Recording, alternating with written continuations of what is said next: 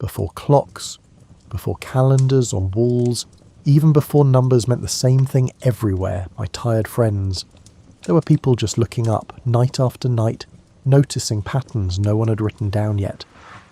I'm glad you're here to slow down with that kind of thinking tonight. This is a curated sleep experience, carefully researched and gently shaped to be as accurate as possible, while still helping you unwind.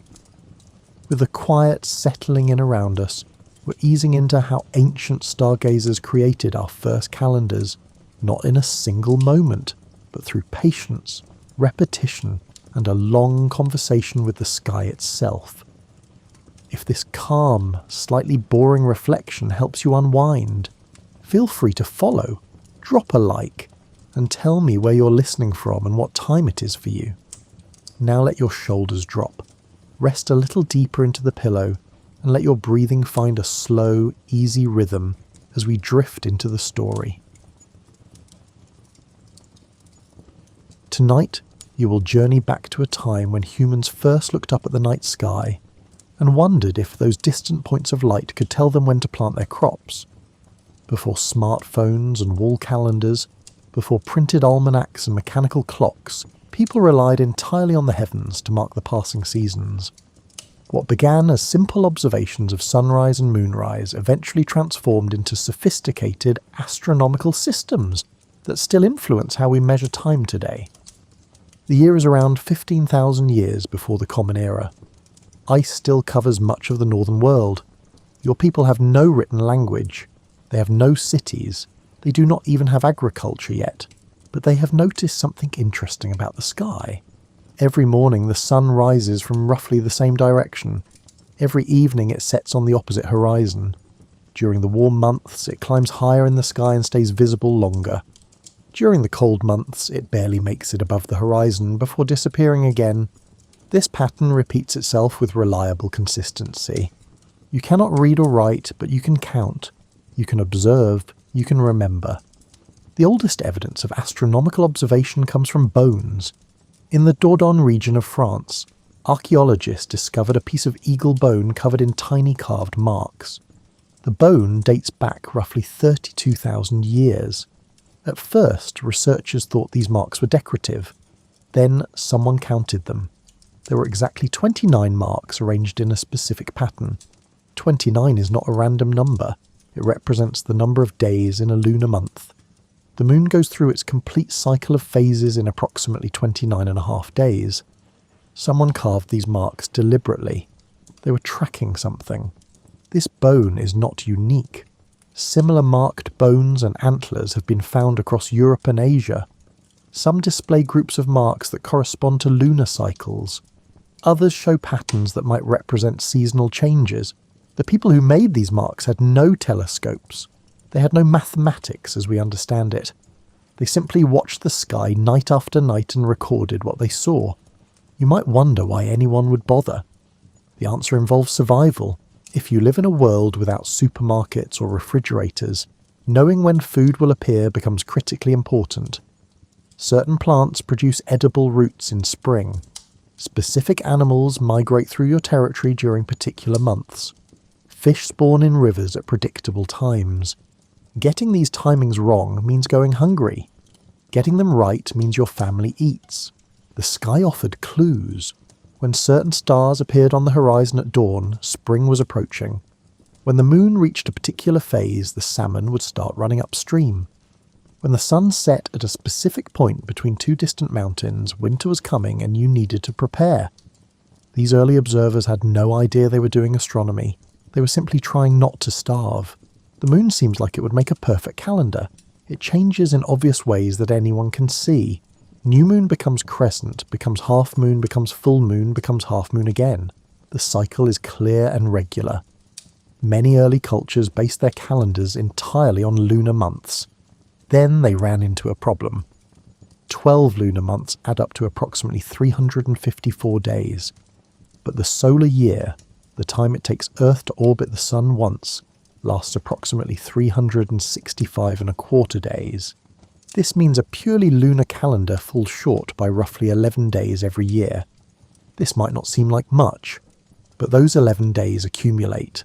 After 3 years, your lunar calendar is off by an entire month. After 10 years, it is out of sync with the seasons by nearly 4 months. If you plant your crops based on the lunar calendar, you will eventually find yourself planting wheat in autumn when you should be harvesting it. Ancient cultures discovered this discrepancy the hard way. They would carefully track the moon, create a calendar based on those observations, and then watch in confusion as their calendar slowly drifted away from reality. The moon said it was planting season, but the weather remained cold. The moon indicated summer, but leaves were falling from the trees. Something else had to be incorporated into the system. They needed to track both the moon and the sun simultaneously. This turned out to be considerably more complicated than it sounds. The Babylonians eventually solved this problem by adding extra months. When their lunar calendar drifted too far from the solar year, they simply inserted an additional month to bring everything back into alignment. This system required careful observation and record keeping. Someone had to track both calendars and determine when they had diverged enough to require correction. The solution worked, but felt inelegant. Adding random months whenever things got too out of sync seemed like admitting defeat. Surely there was a better way. Different cultures approached this puzzle from different angles. Some emphasized lunar months. Others focused primarily on solar years. A few ambitious societies tried to create systems that perfectly balance both. None of them found it easy. Around 5,000 years ago, people in various parts of the world started building permanent structures aligned with celestial events. These were not observatories in the modern sense. They were more like gigantic three-dimensional calendars carved into the landscape itself. The most famous of these structures sits on Salisbury Plain in southern England. You have probably heard of Stonehenge. You might picture it as a mysterious ring of massive stones standing in a field. You're correct, but that description barely captures what the monument actually does. Stonehenge was built in stages over roughly 1,500 years. The earliest version consisted of a circular earthwork ditch and bank. Over subsequent centuries, builders added timber posts, stone monoliths, and elaborate arrangements of massive sarsen stones transported from quarries nearly 20 miles away. The largest stones weigh about 25 tons each. Moving them without wheels, without metal tools, and without modern machinery represented an extraordinary feat of engineering. But why go to all that trouble? If you stand in the centre of Stonehenge on the morning of the summer solstice, something remarkable happens. The sun rises directly over a stone called the heel stone, which sits outside the main circle. From your vantage point, the sun appears to balance perfectly on top of this marker. This alignment is not coincidental. The entire structure was designed to capture this moment. The summer solstice represents the longest day of the year. After this date, days gradually grow shorter until the winter solstice, when the process reverses. For agricultural societies, knowing the exact date of the solstice provided crucial information. It told them where they were in the annual cycle. It helped them plan planting and harvesting. It marked the turning points of the year. Stonehenge also tracks the winter solstice, though this alignment is less famous. On the shortest day of the year, the sun sets between two of the largest trilithons, the paired vertical stones topped with horizontal lintels. Standing inside the circle on this evening, you would watch the sun descend precisely through this stone gateway. Other stone circles and earthworks dot the British and Irish landscape. Newgrange in Ireland features a passage tomb built around 3200 BCE. Once a year, on the morning of the winter solstice, sunlight streams through a specially designed opening above the entrance. This beam of light travels down the 60-foot passage and illuminates the central chamber. For exactly 17 minutes, the otherwise dark interior fills with golden light. Then the sun moves, and the chamber returns to darkness for another year. These structures required immense communal effort. Organising the labour, transporting materials and maintaining construction over decades or centuries demanded sophisticated social organisation. People do not invest that much collective energy into projects unless those projects serve essential purposes. The monuments were not mere art or religious symbolism, though they were probably those things too. They were functional tools for tracking time. Across the Atlantic Ocean, other cultures built their own astronomical monuments, using completely different architectural styles. In the southwestern United States, the ancestral Puebloan people carved spiral petroglyphs into cliff faces. At Chaco Canyon in New Mexico, one such spiral sits behind 3 stone slabs positioned to cast shadows. On the summer solstice, a dagger of sunlight appears vertically through the spiral's centre. On the winter solstice, 2 daggers of light frame the spiral on either side. During the equinoxes, when day and night are equal, one dagger cuts precisely through the spiral's centre, while another illuminates a smaller spiral nearby. These sun daggers demonstrated that people on opposite sides of the planet, with no contact between them, independently recognized the importance of tracking solar cycles. The specific methods varied, but the underlying motivation remained constant. Everyone needed to know what time of year it was. Around 4,000 years ago, in the region between the Tigris and Euphrates rivers, Babylonian astronomers began creating written records of celestial observations. These were not casual notes. They were systematic, detailed, and maintained continuously for centuries. Babylonian scribes tracked everything visible in the night sky. They recorded the positions of planets against background stars. They documented lunar eclipses with precise descriptions of timing and appearance. They noted which constellations rose and set at particular times of year. They measured the movements of Venus, Mars, Jupiter, and Saturn with impressive accuracy. Most importantly, they wrote all this information down. They used cuneiform script pressed into clay tablets. These tablets were then baked hard, which made them essentially indestructible.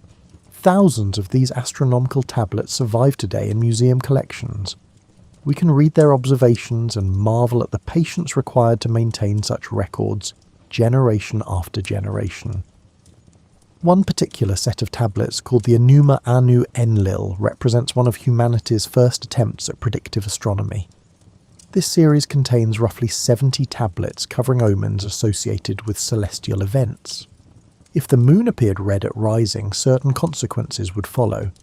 If Venus appeared in a specific position relative to certain stars, other outcomes could be expected.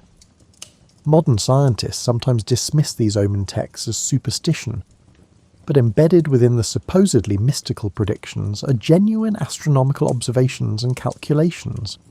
The Babylonians could predict lunar eclipses decades in advance.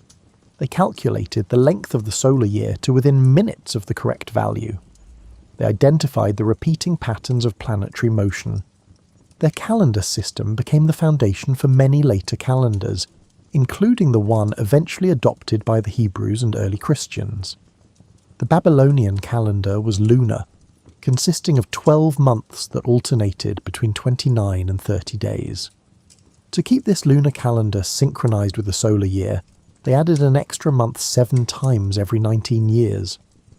This 19-year cycle, called the Metonic cycle, works because 19 solar years almost exactly equal 235 lunar months. The match is not perfect, but it is close enough that the calendar stays reasonably aligned with the seasons. The pattern repeats reliably, which made it useful for long-term planning. You might recognize elements of this system. The Jewish calendar still uses it today. The dates of Easter in the Christian calendar are calculated using a modified version of this same cycle. The Islamic calendar, by contrast, uses a purely lunar system without any solar corrections, which is why Islamic holidays drift through the seasons over time. Babylonian astronomers also divided the sky into sections. They identified 12 constellations arranged along the ecliptic, the apparent path of the sun through the heavens. These became the zodiac. Each constellation corresponded to roughly 1 month of the year. When the sun appeared to pass through Aries, spring was beginning.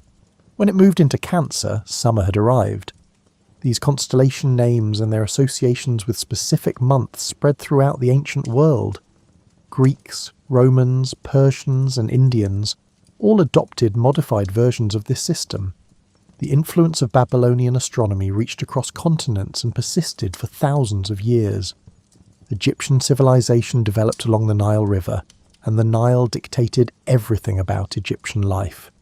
Every year, the river flooded. These floods deposited nutrient-rich silt across the floodplain, creating extraordinarily fertile agricultural land.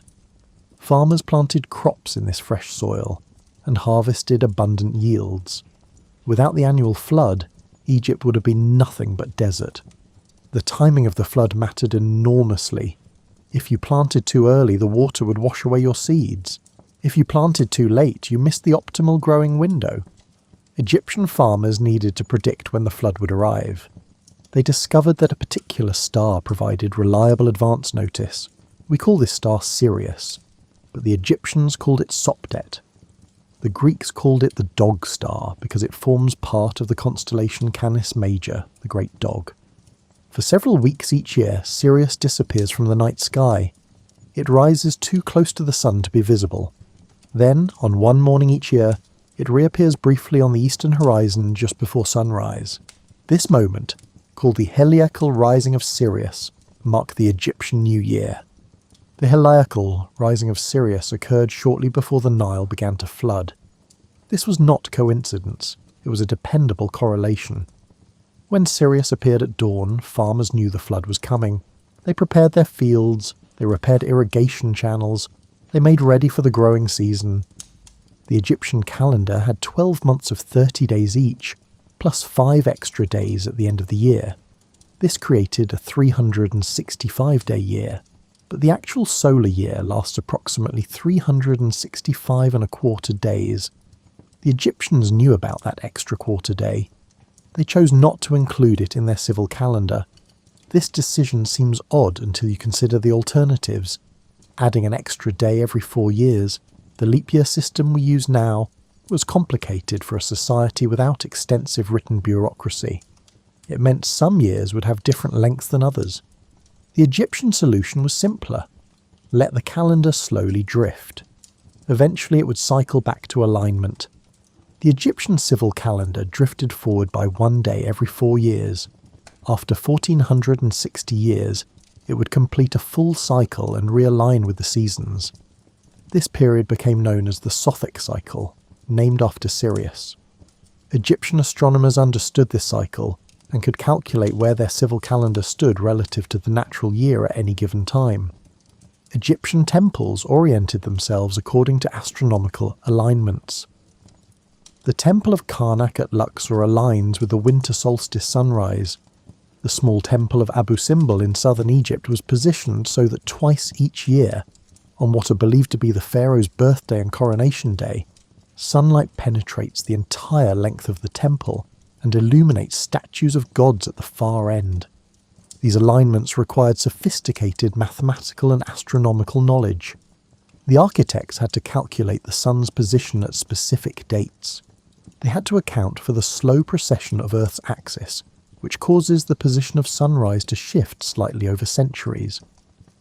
They accomplished all this without computers, without calculators, and without modern astronomical instruments. Egyptian astronomy influenced later Greek and Roman knowledge. When Julius Caesar needed to reform the Roman calendar, he consulted with Alexandrian astronomers who had inherited Egyptian astronomical traditions. The result was the Julian calendar, which introduced the leap year concept and formed the basis for our modern calendar. While Mediterranean and Middle Eastern cultures developed their astronomical systems, Chinese astronomers worked independently on the same fundamental problems. The solutions they found were uniquely Chinese, but the questions were universal. Chinese astronomy began as oracle bone divination during the Shang dynasty, around 3,500 years ago. Priests would inscribe questions on animal bones or turtle shells, apply heat, and interpret the resulting cracks. Many of these inscribed questions concerned astronomical phenomena. When would the next lunar eclipse occur? What did the appearance of a comet portend? Where would Jupiter appear in the sky next month? By the time of the Zhou dynasty, Chinese astronomers were maintaining detailed written records of celestial events. They documented comets, meteors, supernovae, and eclipses. A Chinese text from 1054 CE provides the earliest detailed description of what we now know was a supernova explosion in the Crab Nebula. No European source mentions this event because apparently no one there bothered to write it down. Chinese astronomers not only noticed it but recorded its position, brightness, and duration with careful precision. The Chinese calendar combined lunar months with a solar year in a complex system that required constant adjustment. They used a 19-year cycle similar to the Babylonian Metonic cycle, but they also divided the solar year into 24 solar terms. Each solar term lasted about 15 days and marked specific points in the agricultural cycle.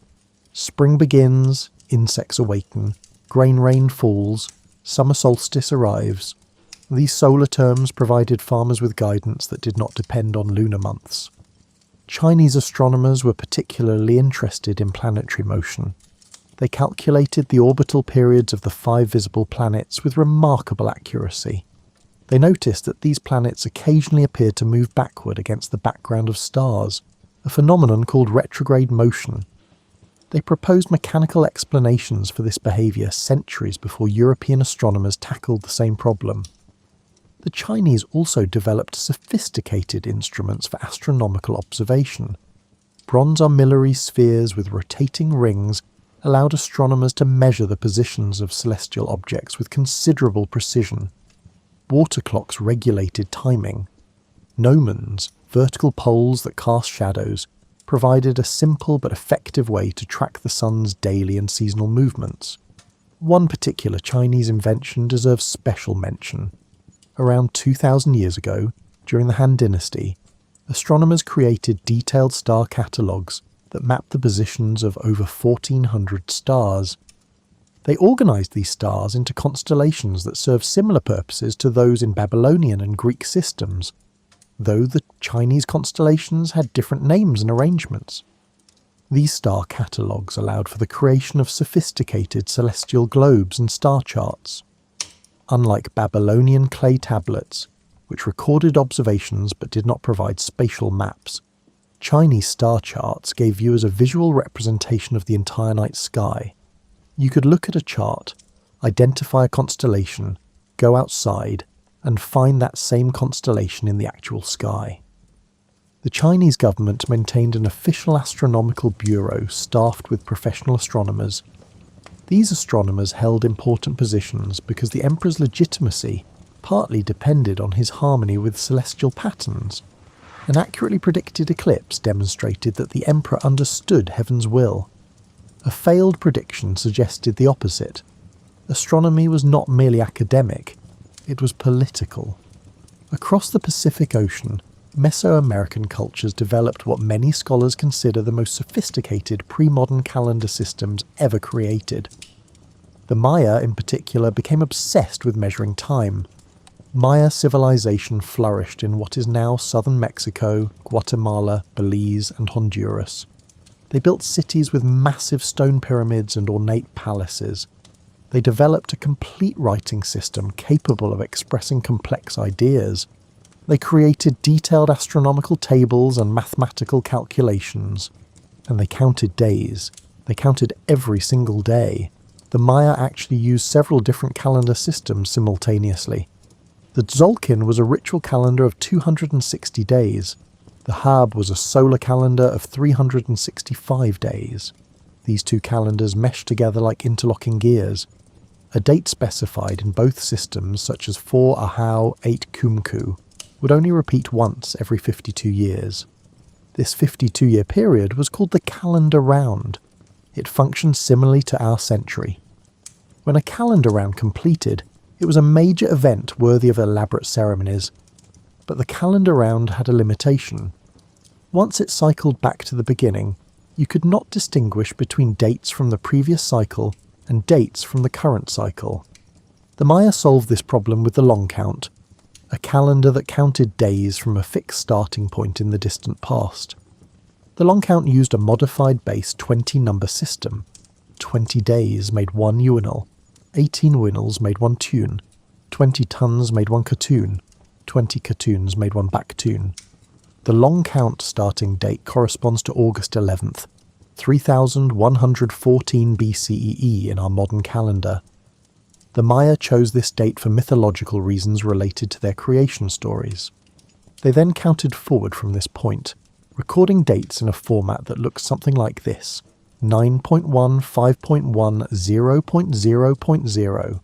This meant 9 Baktuns, 15 Katuns, 10 tons, 0 uinals, and 0 days had elapsed since the starting point. With the long count, Maya scribes could record dates that would not repeat for over 5,000 years. This allowed them to reference historical events unambiguously. A stela erected in 731 CE could mention an event from 200 BCE, and anyone reading that stela would know exactly which date was meant.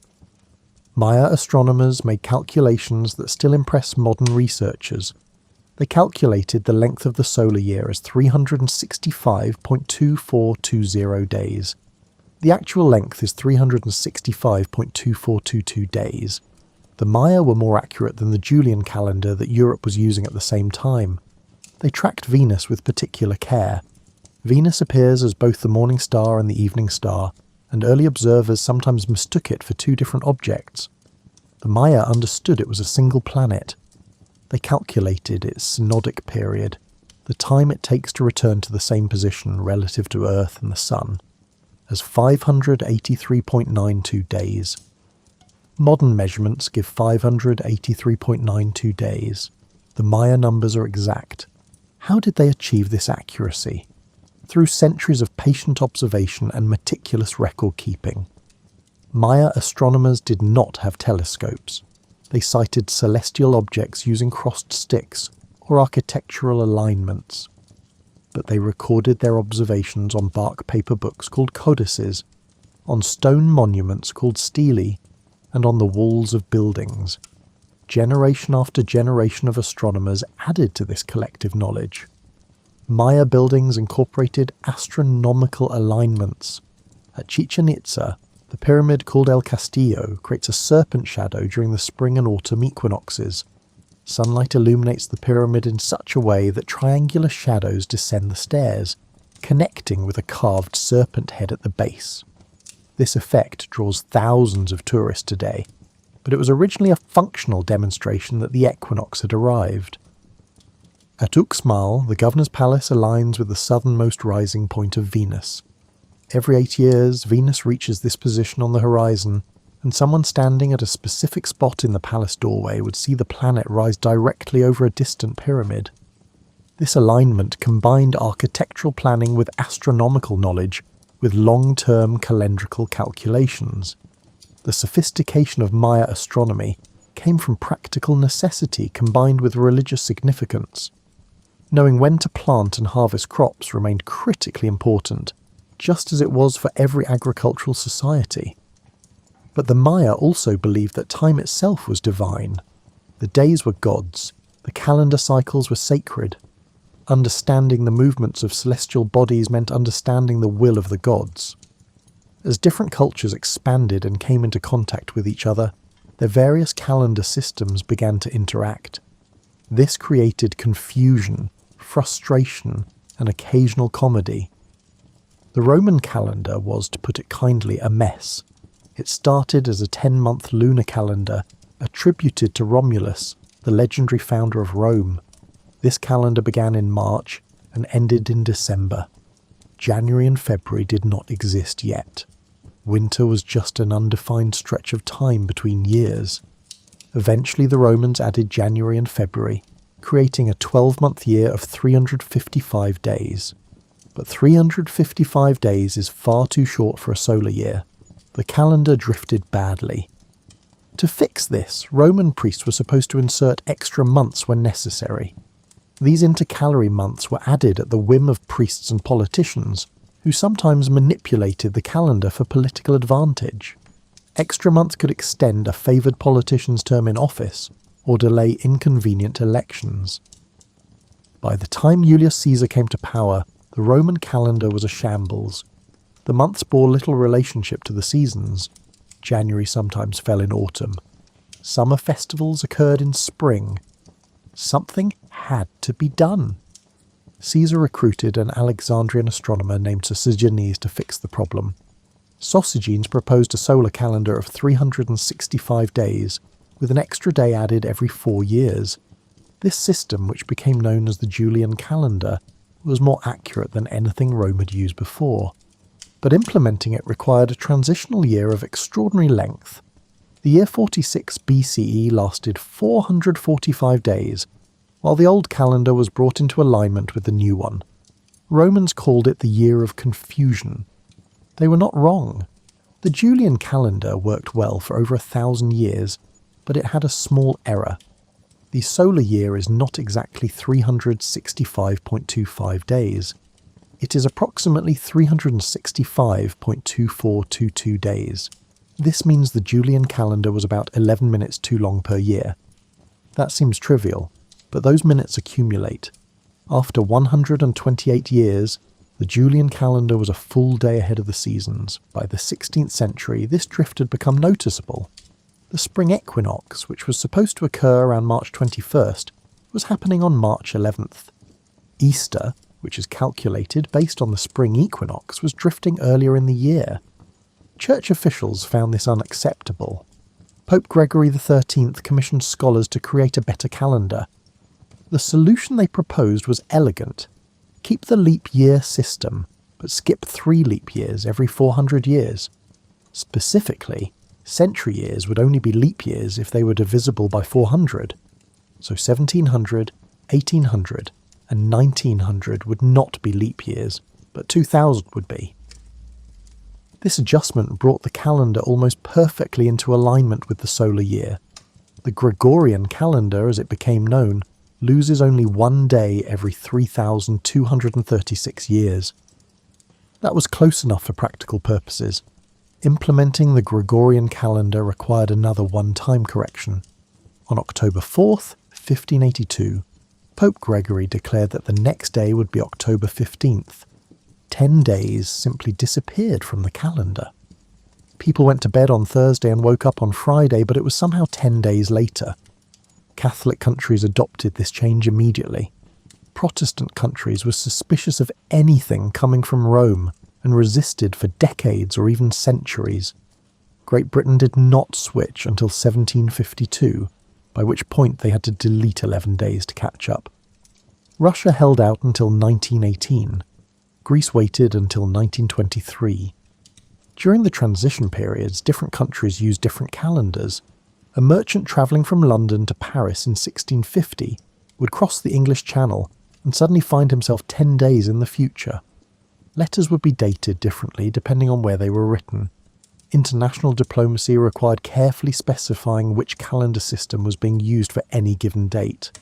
Today, almost the entire world uses the Gregorian calendar for civil purposes, though many cultures maintain traditional calendars for religious or agricultural purposes. The Chinese New Year does not fall on January 1st. Rosh Hashanah, the Jewish New Year, occurs in September or October. Diwali, the Hindu festival of lights, shifts dates each year according to the Hindu lunar calendar.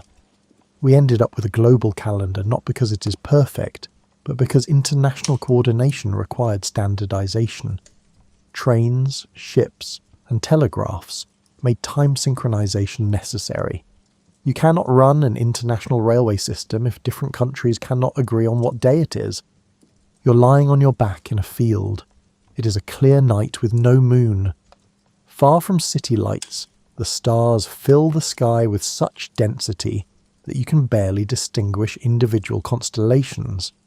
The Milky Way stretches overhead like a river of light. For thousands of years, every human who looked up saw essentially this same view. The stars were constant companions. Children learned constellation names from their parents. Farmers navigated by celestial landmarks.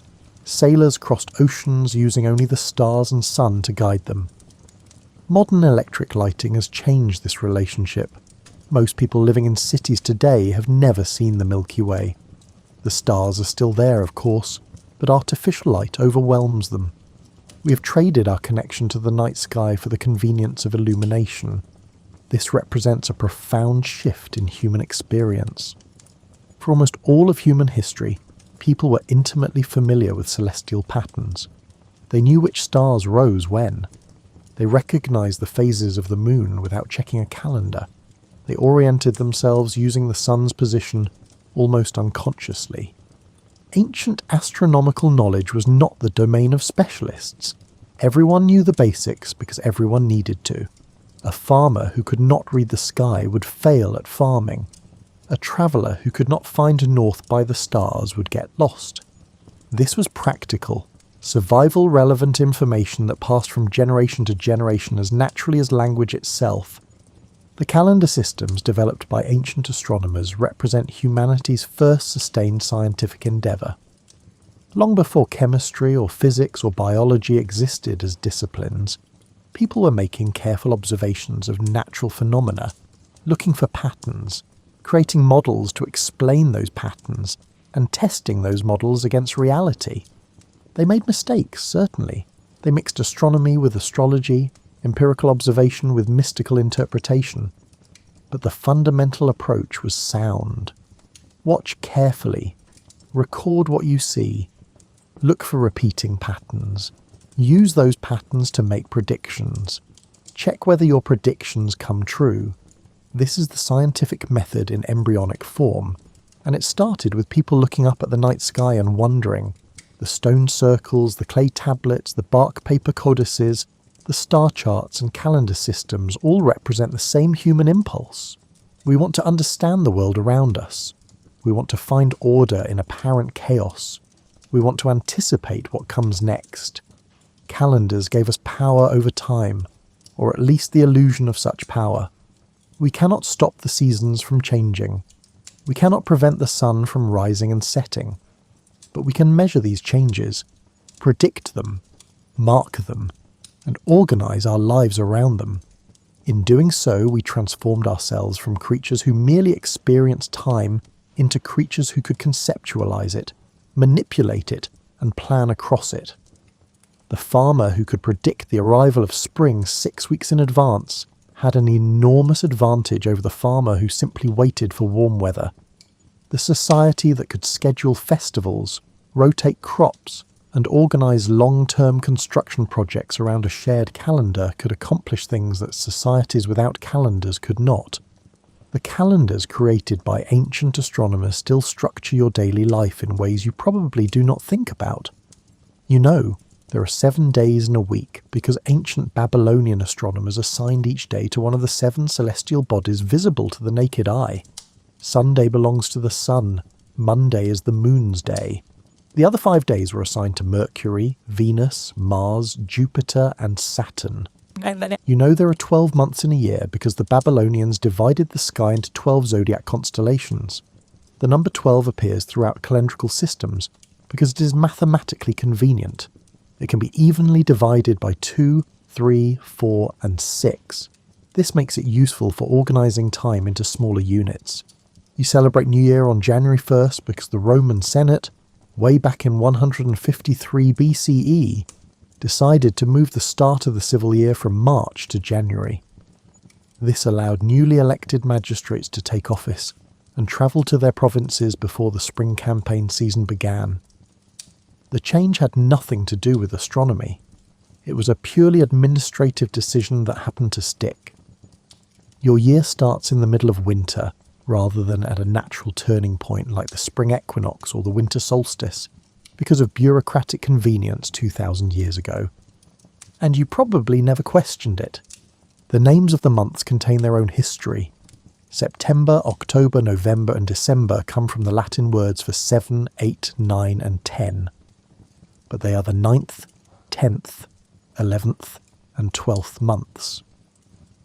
This is because the original Roman calendar began in March. When January and February were added to the beginning of the year, no one bothered to rename the later months. The names no longer match the numbers, and this has caused confusion for over 2 millennia. July and August were named after Julius Caesar and Augustus Caesar. Before that, they were called Quintilis and Sextilis, meaning 5th and 6th. The emperors essentially renamed months after themselves, which is why you're probably familiar with their names even if you have never studied Roman history. February has only 28 days most years, because the Romans considered it an unlucky month and wanted it to be as short as possible. When they added the leap day every 4 years, they stuck it in February because that month was already weird and unlucky, so one more oddity would not matter. None of this is logical. It is historical. Your calendar is not designed. It has accreted over thousands of years, picking up quirks and irregularities from dozens of different cultures. You live with a Roman framework that was adjusted by a Christian pope to fix problems created by a Greek astronomer's imperfect measurements. And yet it works. You can schedule appointments months in advance with confidence that you and the other person will show up on the same day. Airlines can publish flight schedules that travellers in different countries can all interpret correctly. International businesses can coordinate activities across continents. This coordination is possible only because we all agree to use the same, admittedly strange calendar system. The ancient astronomers who first started tracking the sun and moon would be amazed by this. They would recognise some of what we do. They would understand that we still count days and months and years. They would nod approvingly at our continued use of 7-day weeks and 12-month years. But they would be baffled by our indifference to the actual sky. Most modern people could not name a single constellation. Many cannot find north by the stars.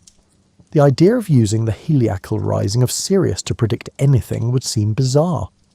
We have inherited their calendar systems while losing the astronomical knowledge that created those systems.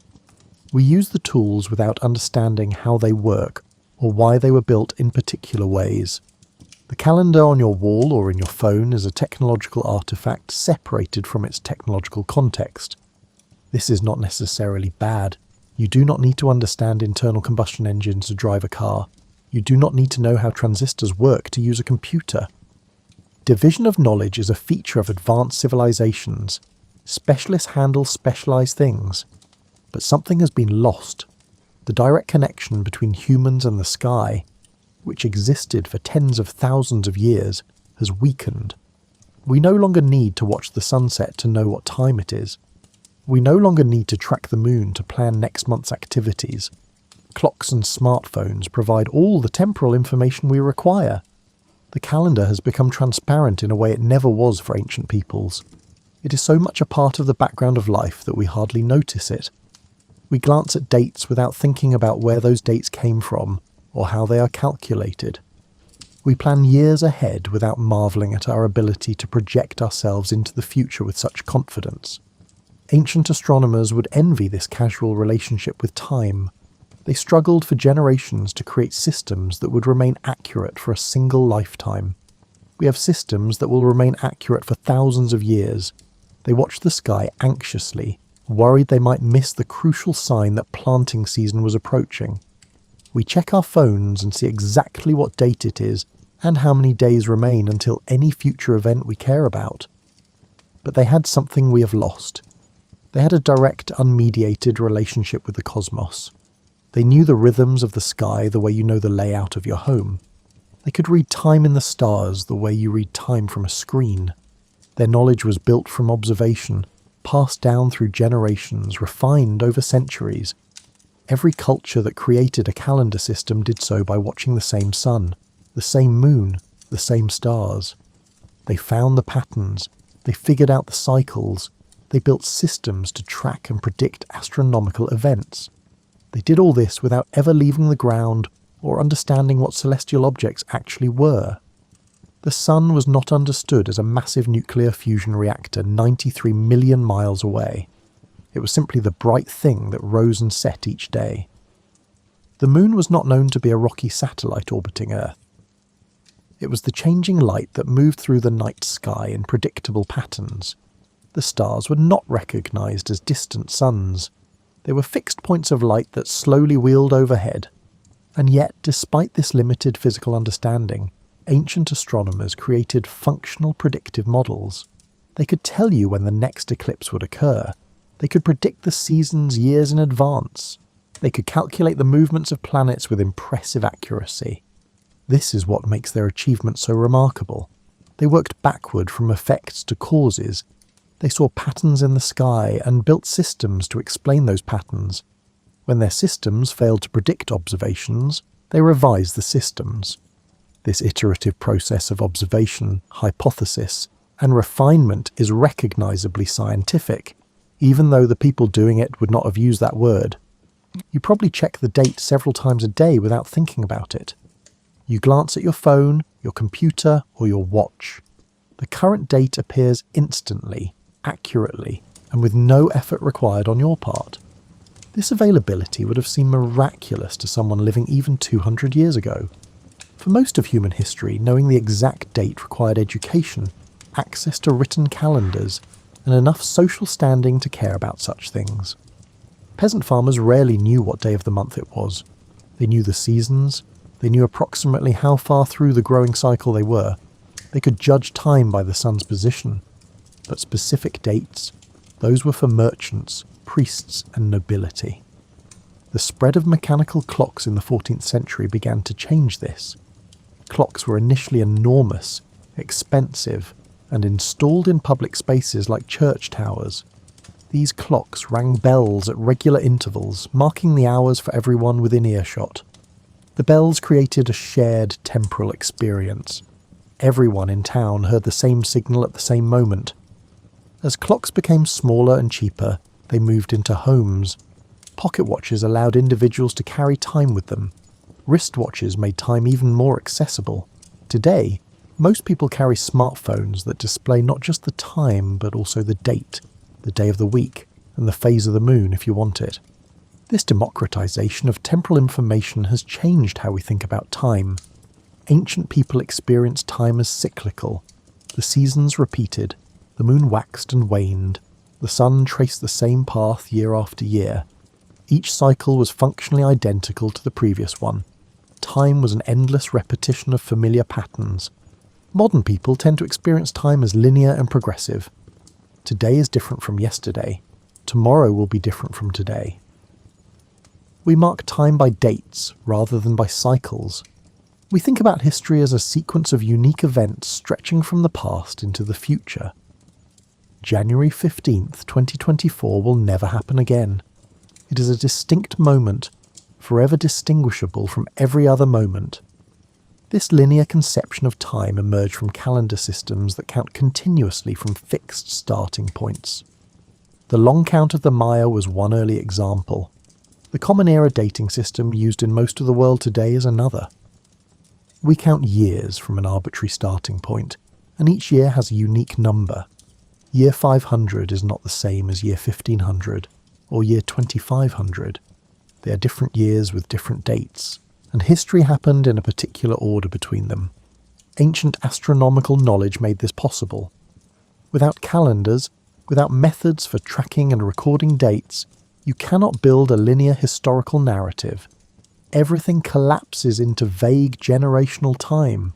Things happened during your grandfather's grandfather's time. Other things happened in the age of the great king.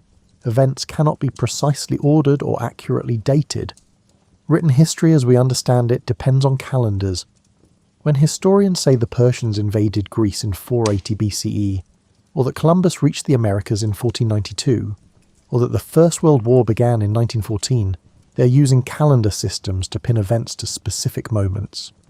These dates are arbitrary, in that we made up the numbering system, but they are also precise and universally interpretable by anyone using the same system. Imagine trying to coordinate a conference call with people in 5 different countries without a shared calendar system. How would you specify when the call would occur? You could reference the sun's position, but that is different depending on where you are on Earth. You could say Tuesday, but when does Tuesday begin in each location?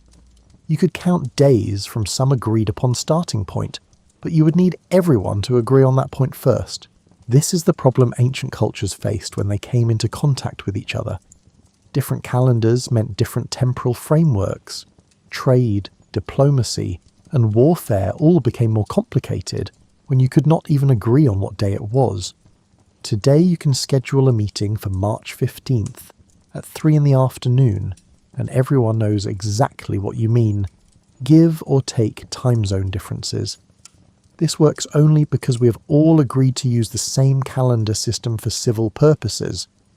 The coordination problem that plagued ancient civilizations has been solved through standardization. But standardization came at a cost. Regional calendars with their local variations and cultural significance have largely been pushed aside. The Chinese calendar is still used for traditional festivals, but official government business follows the Gregorian calendar. The Islamic calendar determines religious holidays, but international flights and business contracts use Western dates. We gained coordination, but lost diversity. The calendar systems developed by different cultures each represented unique solutions to the problem of measuring time. They reflected local conditions, cultural values, and astronomical priorities. Some emphasized lunar cycles, others focused on solar years. A few tried to balance both. Some included ritual cycles alongside astronomical ones. The Gregorian calendar won not because it is objectively superior to all alternatives, but because the cultures that used it became economically and politically dominant. When Europeans colonized much of the world, they brought their calendar with them. Local populations had to adopt European dates for legal, economic, and administrative purposes, even if they maintained traditional calendars for personal and religious use. This is how you ended up checking a Gregorian calendar on your smartphone while sitting in China, Brazil, Egypt, or India. The calendar is functionally Western, but practically universal. It is the temporal equivalent of English as an international language. Not necessarily better than alternatives, but widespread enough to be useful everywhere. Step outside on a clear night. Give your eyes time to adjust to the darkness. Look up. You're seeing almost exactly what people saw 10,000 years ago. The stars have moved slightly due to the precession of Earth's axis, but the overall pattern remains recognizable. The same constellations wheel overhead. The moon waxes and wanes. The planets wander against the background of fixed stars. Every person who has ever lived has looked up at this same sky. The Babylonian astronomer recording observations on clay tablets saw these stars. The Egyptian farmer watching for the heliacal rising of Sirius saw this moon. The Maya astronomer calculating Venus's orbit saw these planets. They did not understand what they were looking at the way you do. They did not know about nuclear fusion or gravitational dynamics or electromagnetic radiation. They did not know that light from distant stars takes years or centuries to reach Earth. They did not understand that they were seeing the past every time they looked at the night sky. But they paid attention. They watched carefully. They noticed patterns. They recorded observations. They developed systems to explain what they saw, and those systems worked well enough to predict future astronomical events with remarkable accuracy. The calendar you use daily is built on their work. The 7-day week, the 12-month year, the concept of leap years, the division of day into 24 hours, all of these structures emerged from ancient astronomical observation. They were refined over millennia, adjusted by countless cultures, and eventually standardized into the system you now take for granted. You're using tools created by people who have been dead for thousands of years. Every time you check the date, you're participating in a tradition that stretches back to the very beginning of civilization. The calendar is one of humanity's oldest collaborative projects, and it is still ongoing. Astronomers continue to refine their measurements. They track slight variations in Earth's rotation. They monitor the precession of the axis. They calculate leap seconds to keep atomic clocks synchronized with Earth's actual rotation. The calendar is not finished. It is not perfect. It will continue to be adjusted as our measurements become more precise. But the fundamental insight remains unchanged. By watching the sky carefully, by recording what we see, by looking for patterns in apparent randomness, we can understand the rhythms of the cosmos. We can predict the future, at least in this limited astronomical sense. We can measure time, organize our lives around that measurement, and coordinate with others using shared temporal frameworks. This is what the ancient stargazers gave us. Not just a calendar, but a way of approaching the unknown. Not just dates and months, but a methodology for finding order in complexity. Not just seasonal markers, but confidence that the universe follows rules we can discover if we are patient and observant enough. The next time you glance at a calendar, remember that you are looking at one of humanity's greatest achievements. Those 12 boxes filled with numbers represent thousands of years of careful observation, mathematical calculation, and collaborative refinement. Every culture that developed astronomical knowledge contributed something to the system you now use without thinking. The ancient astronomers would be pleased perhaps to know their work continues. They would recognize what you are doing even if they would be baffled by how you do it. They would understand that you are still, in your own way, trying to make sense of time and organize your life around celestial cycles. And they might encourage you to occasionally look up, to see the moon with your own eyes rather than as an icon on a screen, to watch the sun set and mark where it touches the horizon, to find a truly dark place and see the Milky Way stretching overhead like it did for them. Because the sky is still there, the patterns still exist, the cycles continue, the calendar works because the cosmos is reliable, the sun will rise tomorrow, the moon will complete its phases, the seasons will turn. These things will happen regardless of whether you notice them. But noticing them, understanding them, tracking them, that is what made us human in a new way. That is what transformed us from creatures who merely experienced time into creatures who could measure it, predict it, and shape our lives around it. The ancient stargazers started something remarkable when they first scratched marks on bones to track the moon. They began a process that has continued unbroken for 30,000 years. You are part of that process now. Every time you make an appointment for next week or plan a vacation for next summer, you're exercising a cognitive capacity that those early observers helped develop. They looked up at the night sky and saw the future, not in a mystical sense, but in the practical realization that celestial patterns could be used to anticipate earthly events. They saw that the cosmos follows rules. They worked out some of those rules. They passed that knowledge forward through generations. And now you carry that knowledge in your pocket, displayed on a screen, reduced to a grid of numbers that tells you exactly where you are in the eternal cycle of days and months and years. The ancient astronomers would call that magic. We call it a calendar. Both descriptions are true. Sleep well. The sun will rise tomorrow just as it always has, right on schedule. We know because someone somewhere is keeping track. Harry Houdini's story begins not with fanfare but with a toddler on a rickety ship bound for America. Born Erich Weiss in Budapest on March 24, 1874, he was the fourth of 7 children to a rabbi father and his wife. The family emigrated to the United States in 1878, landing in Wisconsin. Young Eric, as he was nicknamed, grew up on miracles far less glamorous than grand illusions. His father lost his first pulpit in 1882, and the Weiss family fell into dire poverty.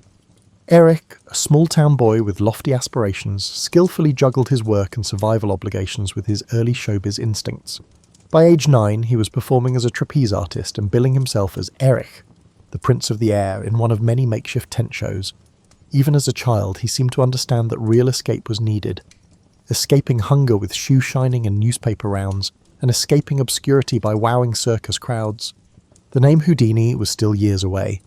Erich Weiss spent his early adolescence running errands for theatres and dabbling in gymnastics. At the age of 13, Erich Weiss and his father relocated to New York City, settling into a drafty boarding house situated on East 79th Street. He took on any odd jobs available, even working as a wild-eyed carnival beast man, simply to help his family make ends meet. A rabbi in Appleton, Wisconsin, had once been his father's proud position. Now the future escape artist was dancing on tightropes for spare change.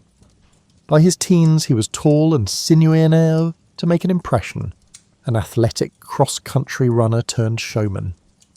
In 1891, Eric tried to turn his mechanical skill for locks and chains into a magic career.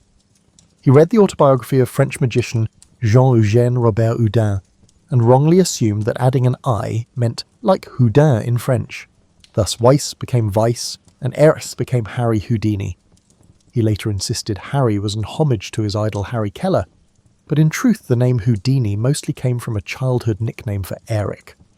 This optimistic renaming did not instantly conjure success. He and his younger brother Theo even formed a vaudeville act called The Brothers Houdini. which flopped so badly they returned to New York near starvation wages. For years, Houdini's career was the opposite of spectacular. He presented himself as the king of cards and performed in the sleazy dime museums. His first magic shows were routine parlour tricks that rarely paid more than a few dollars per night. The couple and their act traversed various theatres, their pockets brimming with talent but depleted by limited funds.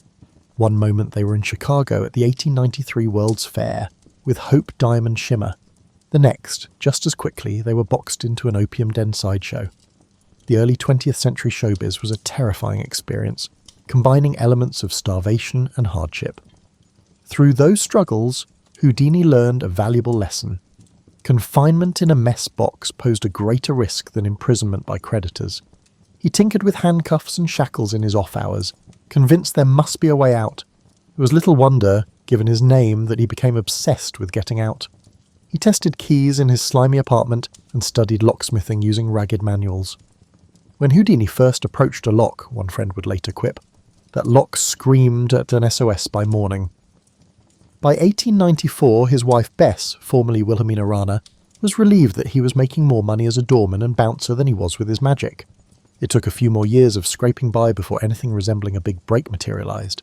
But let's say the stage was set for Houdini to really break out. The year 1889 was Houdini's Houdini moment. He was performing in St. Paul, Minnesota, doing the same card tricks and juggling acts that had entertained Midwestern saloons for a decade. When fate, in the form of vaudeville manager Martin Beck, knocked on his dressing room door. Beck was already booking big novelty acts and needed something new to wow the audience.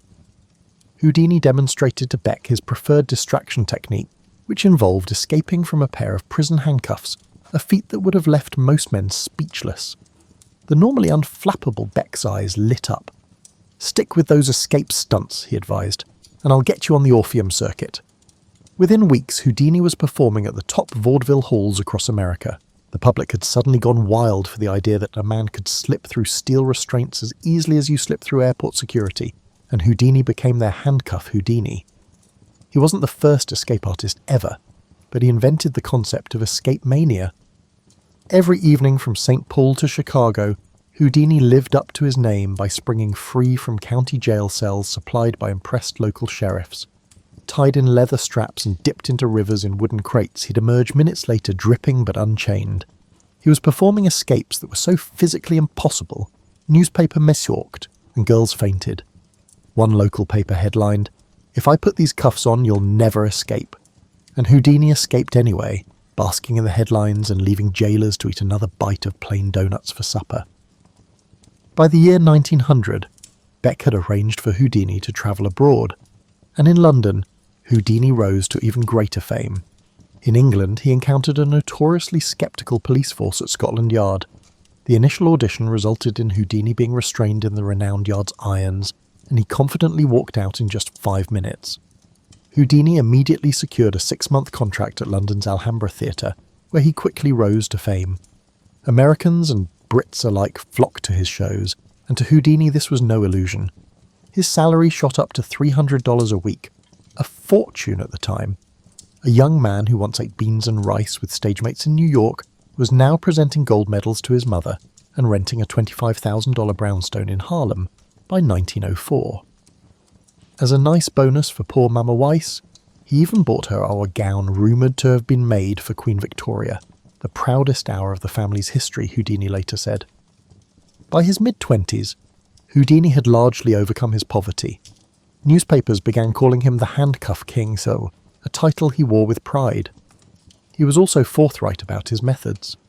Houdini freely admitted to hiding skeleton keys in his pockets, tucking bits of wire into his sleeve, and occasionally using his teeth to pick a lock. He was genuinely risking his life to escape from jail cells. He studied every handcuff made, and had what one locksmith friend termed photographic memory for tricky locking mechanisms. Not that he needed memorization for long. As Houdini dryly noted in his 1910 book, a simple shoelace loop could open old cuffs almost as cleanly as a key. Every newsboy in New York soon knew the name Houdini. He discarded his old card tricks as easily as one would throw away last season's shoe polish. He was now preoccupied with impossible escapes, nail-riveted packing crates, straitjackets, Berlin police cell turnarounds, and yes, even a manacled swim in a Chicago river once. Houdini had invited the very police he was escaping from to hold him down, and watching them fail by midday was the best free publicity imaginable. If Houdini had charged for being locked up, he probably would have paid off his entire contract in stash of cuff keys. By 1905, the world knew him, and its breathless newsmen wanted more danger, more distance, more Houdini. With the handcuff trick safely under his belt, Houdini needed a new way to surprise the world, and when it came to upping the ante, Houdini was a natural risk-taker. Around 1908, he retreated from handcuffs in favour of dramatic water escapes. The milk can escape, his first major liquid act, involved Houdini padlocking himself inside a massive milk can filled with water and challenging an audience member to seal the top. Then, seconds later, he'd pop out like he'd never skipped breakfast.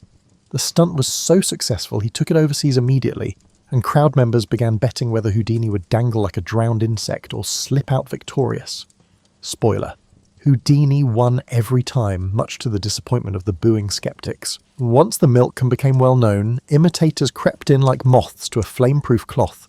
Houdini, never one to be outdone, went around building more elaborate traps. In 1912, he unveiled what would become his most infamous gimmick, the Chinese water torture cell, which Houdini himself preferred to call simply upside down.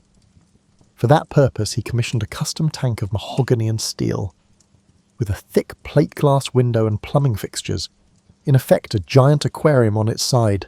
He would be spread-eagled and dropped in head first, feet first, eyes only on the crowd. As water poured in to fill the cell completely, every spectator expected him to drown. Instead, Houdini held his breath, over 3 minutes in fact, and unlocked his way out while completely upside down. The act was so spectacular that audiences believed the illusionist had a fish-like appearance, and it remains one of Houdini's greatest triumphs to this day. Along with water feats, Houdini delighted in airborne escapades. No tall building was safe as long as Houdini was in town. One early stuntman in Leeds, England, showed him bound in a straitjacket and then hoisted by his ankles 200 feet up a crane above the crowd. With thousands watching, he would wiggle free in plain sight, a stunt that drew comparable ticket sales to a Beatles concert or Super Bowl today. In New York, police actually banned him from dangling from high-wire offices, so Houdini chartered a tugboat and performed his packed cabin overboard stunt in the East River on July 7, 1912. They nailed a crate around him, sank it, and then Houdini squeaked himself loose underwater before anyone ran to find the phone book on how to pronounce subpoena. Even death-defying wasn't enough without death itself. Houdini became equally famous for his buried alive acts, although those performances even gave him nightmares. In a 1915 stunt, he consented to bury himself under 6 feet of dirt, using only his arms as excavation tools. The ground compacted around him. Halfway down, he began clawing rapidly, only just managing to break the surface before panic took hold. He emerged in a nearly comical jumble of dirty hair and frantic apologies. It was rumoured afterward that Houdini's emergency call was "One Houdini please, no rush." Reporters frequently questioned whether Houdini was ticklish or had a sidecar attached due to these and other coffin tricks. Typically, Houdini would joke that the obituary column posed the greatest threat to his life. No matter how elaborate the trap, Houdini insisted on transparency. Before some tricks, he'd even strip down and invite the audience to feel his biceps or punch him in the gut, proving he had no hidden keys. For his straitjacket escapes, he sometimes wore nothing but a G-string. In the torture cell, he made sure everyone saw him chained up through glass. One wag quipped that Houdini had nothing to hide. In fact, he practically showed everything off stage. These tactics built his image as a straight shooter, or bare straight shooter more precisely, in a business known for hocus pocus. Journalists lauded him as the only magician who performed without the veil of deceit, not realising Houdini had written that line himself on a poster. In any case, if Houdini had a motto in the trenches of public stunts, it would be, "We may waterboard me, but we won't water skip me." Thus, Houdini consistently elevated the standard and the anxiety of ticket holders until newsboys began promoting the next Houdini spectacle. By 1914, Houdini's signature escapes were polished and timeless. Critics noted that even his old milk can act looked different. He would now sometimes float an iron grill inside it, raising the difficulty. Legend has it Houdini discarded the grill later because the bars looked too helpful, like accidentally giving a ladder to someone who's supposed to be trapped. The torture cell itself underwent refinements. By the end of his career, Houdini travelled with a spare set of locks, chains, and even a second cell in case of emergency. Imagine yourself jammed head first in an iron coffin of water, with no key and a ticking clock, he liked to say on posters. It borders on the supernatural. The public believed him, though naturally no one was ever quite sure how he did it. Houdini's sidekick and wife Bess often co-starred in a minor role during these moments of theatrical faith. She handled the props, managed the timing, and once nearly fainted when an assistant accidentally locked her in a safe on stage. She recovered just long enough to signal Houdini to open it. Afterward, she quipped that if Houdini had failed, she'd have to update his act to the cremation cell. In every incredible stunt, Bess was quietly in the wings. The real Houdini often joked that behind every great escape artist there was an even greater stage manager. So while Harry starred in the Cell of Doom, Bess was the silent secretary of magic, making sure Houdini's solos had a solid encore. Houdini's stunts had become a full-time job of being otherworldly. But the world was certainly watching. Newspapers and fans bellowed "impossible" at every escape. The law enforcement establishment treated him with a mixture of admiration and embarrassment. Los Angeles police insisted he was a humbug, then grudgingly hired him to escape from the LA jail. He turned the entire planet's jail system into his toolbox. To Houdini, these were hard lessons about locks and human nature.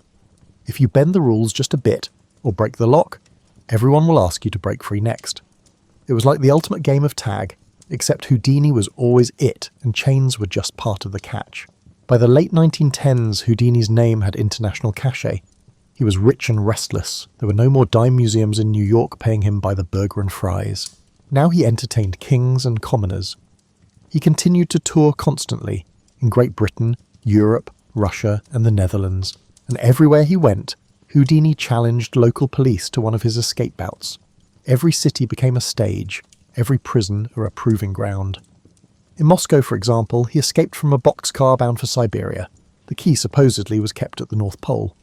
With each new country conquered, he collected souvenirs, orders from ministers, official certificates of escape artistry, and sometimes even a lawsuit or two. He once sued a German officer for claiming Houdini only escaped by bribery. Houdini proved the man wrong by popping open the judge's safe with the court's own keys. Newsreels eventually lured Houdini to the movies. He starred in a couple of early silent pictures in 1918 to 1919, like The Master Mystery, where he beat up a robot and got into a biplane chase. Audiences scratched their heads though. Was this an action film or a really weird magic show? Ultimately, Houdini found film less lucrative than vaudeville. As he told the press, his box office receipts beat Hollywood's silent charisma, so he returned to live audiences. He also had another pioneering gig in the skies. In 1910, he became the first person to pilot a powered airplane in Australia. "He's lifting off more than just our spirits," a reporter punningly wrote. Houdini was always seeking new challenges, whether it was digging through dirt or scaling clouds. Offstage, Houdini's fame brought him a celebrity lifestyle to match. He joined organizations of magicians, became president of the Society of American Magicians in 1917, and insisted on professionalism among his peers. His Harlem brownstone at 278 W to 113th Street became a museum of sorts, filled with rare tricks, mystical oddities, and books on every bit of occult nonsense he wanted to debunk. He bought a snazzy car and a custom-lined suitcase of locks and picks. In a humorous act of generosity, he reportedly spent fistons on a ceremonial gown purportedly tailored for Queen Victoria and threw a grand party to showcase a mitt, all to ensure his impoverished mother could be the centre of attention at the ball. "That day we could kill each other laughing," Houdini later said. For once, he had shown up high society and their jaws had hit the floor at his wildness. Throughout the 1910s, Houdini was touring roughly like a rock star. By 1920, Houdini was earning a salary significantly higher than that of an ordinary stage magician. People literally travelled to his show, even coming on pilgrimage when Houdini arrived in a city. He had realised that by turning every performance into the biggest stunt ever, he could keep the crowds coming back. So he did. And in a way, Houdini had become that rarity among entertainers, a guy who was famous primarily for surviving things. Yet for all the flash, one aspect of Houdini's persona remained personal. Even at the height of fame, he was curious, almost wistful, about the fringes of existence. He himself once admitted that he'd love nothing more than a moment's contact beyond with his beloved mother, who had died in 1913. So as 1920s optimism flourished, Houdini quietly became the moonlighting skeptic. He would attend seances in secret, take on private investigations of mediums, and write articles exposing the machinery behind ghostly tableaus. In short, he was determined to apply his escape artistry to the spiritual realm. But first, one more leap, the biggest one yet, was about to unfold. Even people who thought Houdini's stunts were hokum respected that his battles against phony spirits were remarkably sincere. In contrast to other magicians who casually pretended to be mediums on stage, Houdini had no desire to deceive. By the early 1920s, he had seen too many families ruined by con artists calling out from the void. On one hand, he was the showman who managed to smuggle himself into a floating tank, drowned, and miraculously survived. On the other hand, he was a grieving son, having promised his mother on her deathbed that if anyone in the family could communicate with the dead, he would be the first to test it. What transpired was Houdini's most significant act to date. He transformed into the undead's most terrifying adversary. Along with his wife Bess and a secret cadre, the most famous being a lady named Rose Mackenberg, a real-life ghost detective, Houdini set about exposing human leeches who claimed to talk to the dead. They attended seances undercover, even sabotaging staged levitations and phony knockings. They documented cunning tricks like smoked meat used to spur ectoplasm, sticky bandages smuggled up sleeves, and hidden colluding accomplices. When newspapers of the day ran stories of hoodoo, Houdini often quipped that at least the ghost stories had actual ghostwriters, as he could barely find anyone willing to donate even a dime. Houdini's fire for this crusade came to a symbolic climax in 1926 when he testified before Congress. It was a rare appearance outside the stage, a stiff legislative hearing room instead of a vaudeville theatre. Houdini, accompanied by Senator Arthur Capper, boldly declared that spiritualism was a complete scam. He was not joking, he was a magician who had made a career out of deceiving death, and he boldly declared that these mediums should be ashamed. Society was transfixed. Newspapers called it uproarious and the apex of Houdini's anti-spiritualist crusade.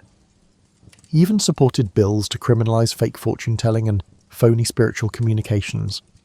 Observers were aware that Houdini had previously performed fake seances on small vaudeville stages solely for financial gain.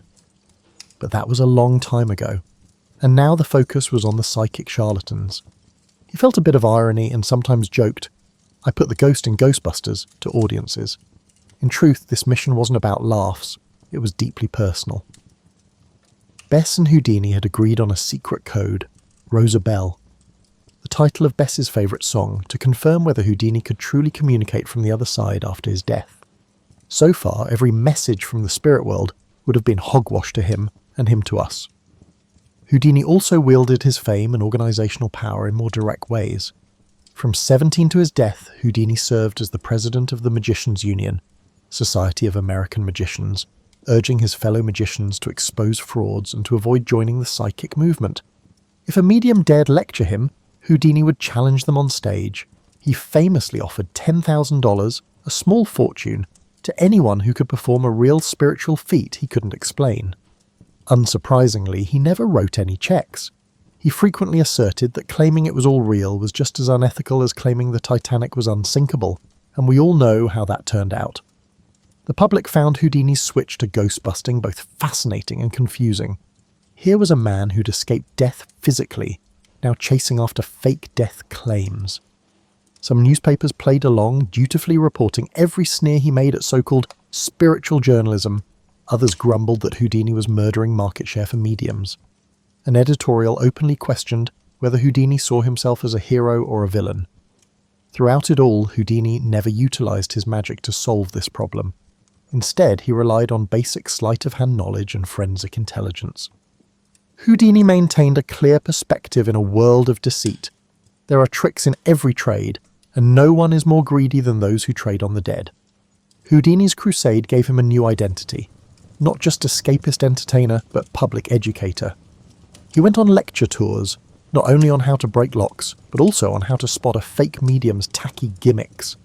For instance, he once walked on stage at a big spiritualist convention in tears, only to yank off his sham crystal ball and show the camera inside.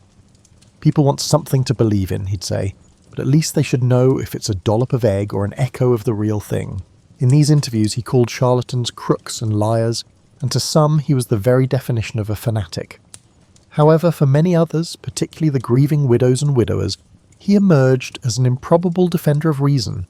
He brought in any expert, psychic or not, who had evidence of the afterlife and tested it under harsh light. He even brought in trained stage hypnotists to test mediums claiming trance states. This all culminated in a congressional hearing in 1926, after which Houdini felt vindicated that at least lawmakers were listening. He would brag years later that he had become history's first professional ghostbuster, decades before Ghostbusters hit the pop charts. Houdini didn't anticipate the intense personal nature of this battle. He unintentionally stirred up controversy by becoming both a celebrity investigator and a subject of tabloid curiosity. Newspapers reported with relish that Houdini was arrogant, unscientific, or just plain superstitious. Some even claimed the devil had cursed him at one séance. Friends from his youth saw a change. The man who once joyfully bowed to his audiences was now hostile toward clothing horses of the occult. He argued openly with old friend Sir Arthur Conan Doyle, the Sherlock Holmes author, who had championed spiritualism. Doyle called Houdini a blasphemer for exposing mediums. Houdini called Doyle a fool for believing them. Their friendship, once built on mutual respect, fractured on fraudulent phantoms.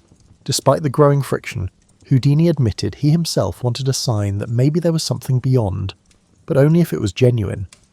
As president of magicians, he asked colleagues to help craft the ultimate sitting. Before his first wife's death, they agreed on that secret code. The early séances Houdini and Bess held on Halloween each year became legend. Year after year, she announced there was no message.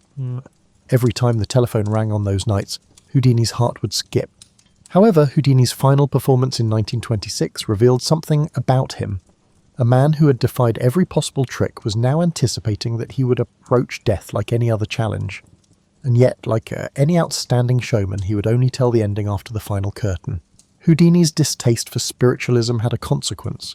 True believers in the movement no longer saw Houdini as the gentle juggler from New York, but rather as a charismatic figure. Certain journalists began printing that Houdini had become a villain, like an official family exterminator at every funeral. Some spiritualist leaders took it personally. After all, Houdini had millions of dollars, fame, and a loyal following. When he exposed their tricks on national radio, many mediums retaliated by attacking his character. Conspiracy-minded gossip columns suggested Houdini only took on mediums because his own psychic powers were weak.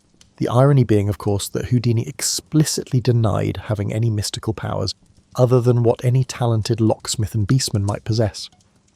Sir Arthur Conan Doyle was perhaps the most enraged public figure among Houdini's upset constituency. The two men had been warm acquaintances.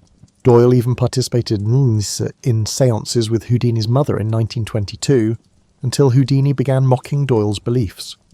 Doyle, who'd risked a claim by publicly endorsing spirits, felt personally insulted when Houdini compared metaphysics to a cheap parlour trick. The rift became bitter and enduring. Doyle persisted in attending spirit gatherings and publicly declared Houdini a heretic, even associating him with supernatural curses. One sensational headline had it, "Evil spirits put curse on Harry Houdini." A joke Houdini himself read with weary amusement. The friendship never recovered, and the image of Doyle as a true believer versus Houdini as the ultimate doubter became a literary trope. Sherlock Holmes versus Houdini had a lovely ring to it, the tabloids noted. The feud burdened Houdini behind the scenes.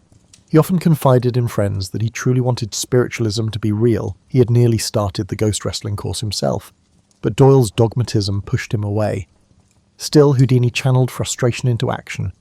He had city newspapers keep publishing the spiritualist victims wanted ads, disguising himself to get invitations, then reported back to the public the silly ways mediums tried to fool them. To Houdini's credit, even when he poked fun at séance theatrics, often with a pun or two, he never got mean-spirited. He liked to say, "We all need a touching word after we lose someone, but let's make sure our touching words aren't glued on by trickery." Not all blowback was public debate, though. Some of it was deeply personal. Bess, Houdini's wife, took the brunt of their shared obsession. Although she supported his crusade, she also desperately yearned for any sign from beyond that would indicate her husband was still with her if he died first. Every Halloween from 1926 onward, Bess sat in darkness holding Houdini's coffin key and singing their secret song, waiting for Rosabelle Believe, their prearranged code. Year after year, there was no response. In 1936, a decade after the promise, Bess publicly declared that Houdini had indeed never reached out. She said, 10 years is long enough to wait for any man. This tearful final séance made headlines. Some people wrote it off as the end of a gimmick, but magicians still hold silent sessions at his grave to this day. However, in 1926, life continued with its usual peculiarities. Houdini continued touring and lecturing. The world still adored the escapist showman on stage. Yet those who knew him could see a seriousness in his eyes that hadn't been there in the old days of card tricks. Every new bill for a séance-critical lecture and every press interview about medium tricks added to an invisible tally he kept in his mind. At night, he was said to have had unsettling dreams about being restrained or drowning, nightmares no one could applaud as they did his on-stage escapades. But still, every morning he put on his costume as a tabloid publicity photographer and lock enthusiast. He joked in private letters. To defeat death is one thing, to defeat those who profit from death's scare tactic is another. The public, for its part, had mixed reactions. Many admired Houdini's honesty and backed his legislative efforts. Some religious newspapers even published his cynical gags. For example, Houdini wrote that if fireflies came out only after someone died, people would buy electric lights instead of hiring mediums. But a portion of fans felt mildly betrayed. After cheering him in applause lines for years, a few older admirers were puzzled at seeing his name on exposés of their favourite mediums. Magician colleagues either applauded his integrity or grumbled that he was attracting too much controversy. Society's magazines began publishing articles such as Houdini Slays Fairy Photos and Holmes Creator Seaver's Ties with Houdini, which gave the public the impression that he was a magician turned cop. Even Houdini's own press agents had to scramble. They shifted headlines from Houdini's Wild Rides to Houdini's Wild Sights, where wild here meant decidedly unimpressive magic without see-through trickery. Some days he waved off the dust-ups by announcing a new escape challenge, like dangling from a plane, and the media happily obliged. On other days, scribblers would ask him if his fight against ghostlies meant he now believed only in himself. Houdini would laugh and say, "If you can survive being locked in a safe and then thrown from a plane, the only thing you're sure of is gravity." Despite everything, Houdini appeared to accept the consequences. It was the nature of a showman to feed on attention after all, and nothing attracted headlines like Houdini versus the unseen world. Still, he knew his legacy was shifting. He wrote later that he wanted to be remembered not for tricks or big muscles, but for fighting. Scams. In his heart, he hoped people would credit him with something deeper than just 1,000 straitjacket escapes. As the critics sneered and the spiritualists hissed, Houdini honed his wit and picklocks, determined to end this act according to his own terms. The final act of Houdini's life unfolded like a scripted nightmare of his own. On October 9th, 1926, performing in Albany, New York, he injured his ankle during a trick, a reminder that even a Superman has the limits.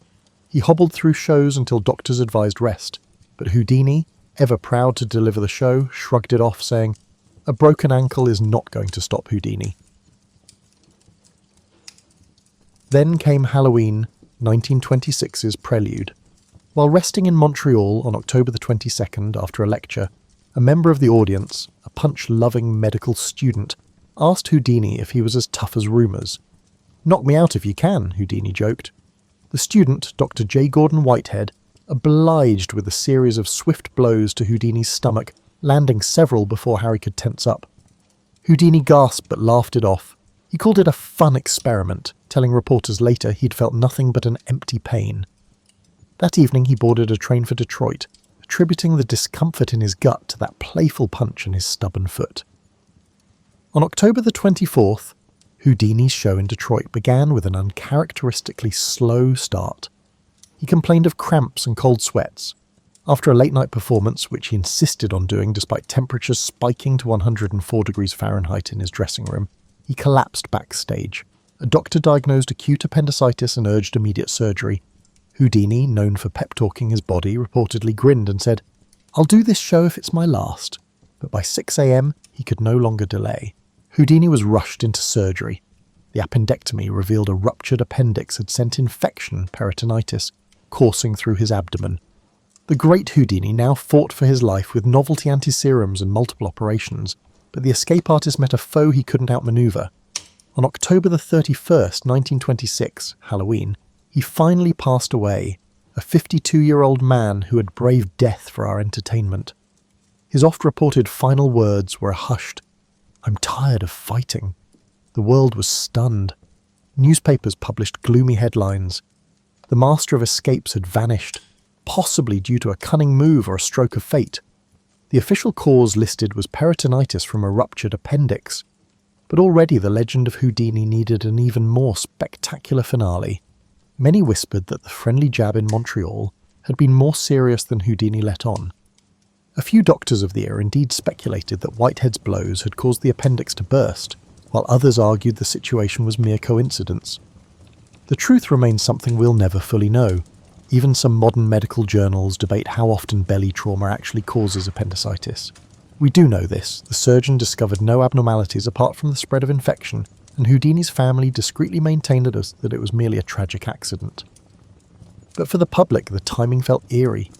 The man who spent his life escaping death had been tricked by our one natural enemy, time. Millions turned out to silently imagine Houdini's version of the last great escape on that dark Halloween.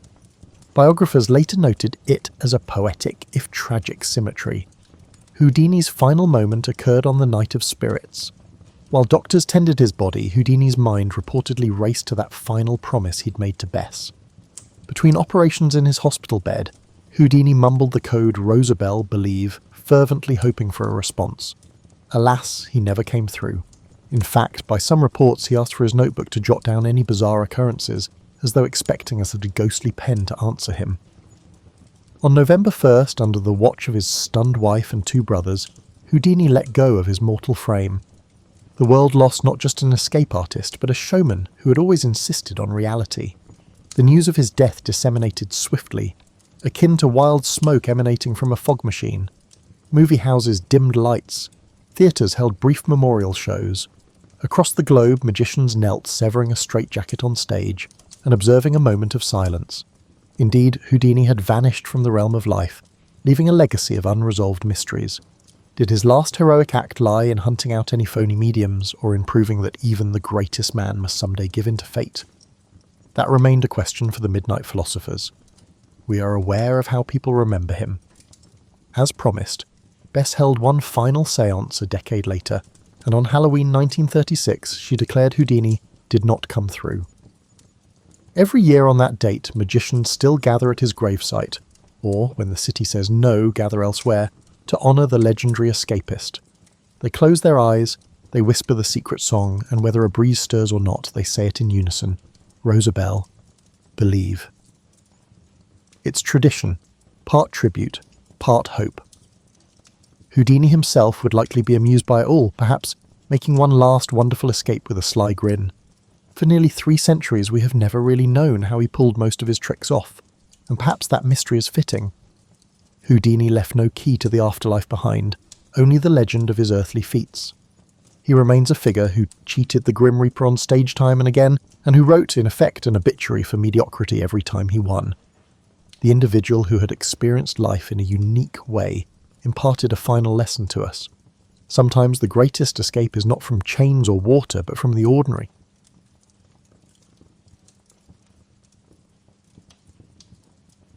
You open your eyes before dawn, and the first thing you notice is how quiet everything is. Not silent. Egypt is never truly silent, but hushed in that particular way that happens when an entire palace is holding its breath, waiting for you to wake up. Somewhere beyond your bedchamber, you can hear the distant sound of water being poured, the soft padding of bare feet on limestone floors, and the gentle rustle of linen as servants prepare for your day. But none of them will enter until you signal that you're ready. Being a god has its perks, and privacy before sunrise is one of them. The bed beneath you is surprisingly comfortable for something that looks like it was designed by someone who'd never actually slept before.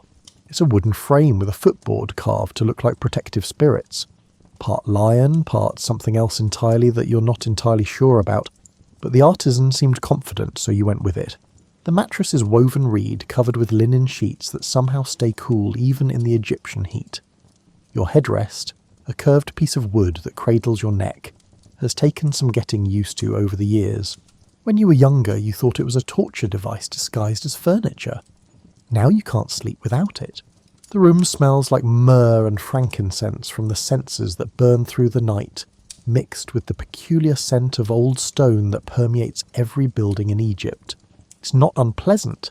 Actually, it's become so familiar that you find it comforting, like the smell of rain to someone who grew up in a wetter climate. Through the high windows, you can see the sky turning from black to deep blue.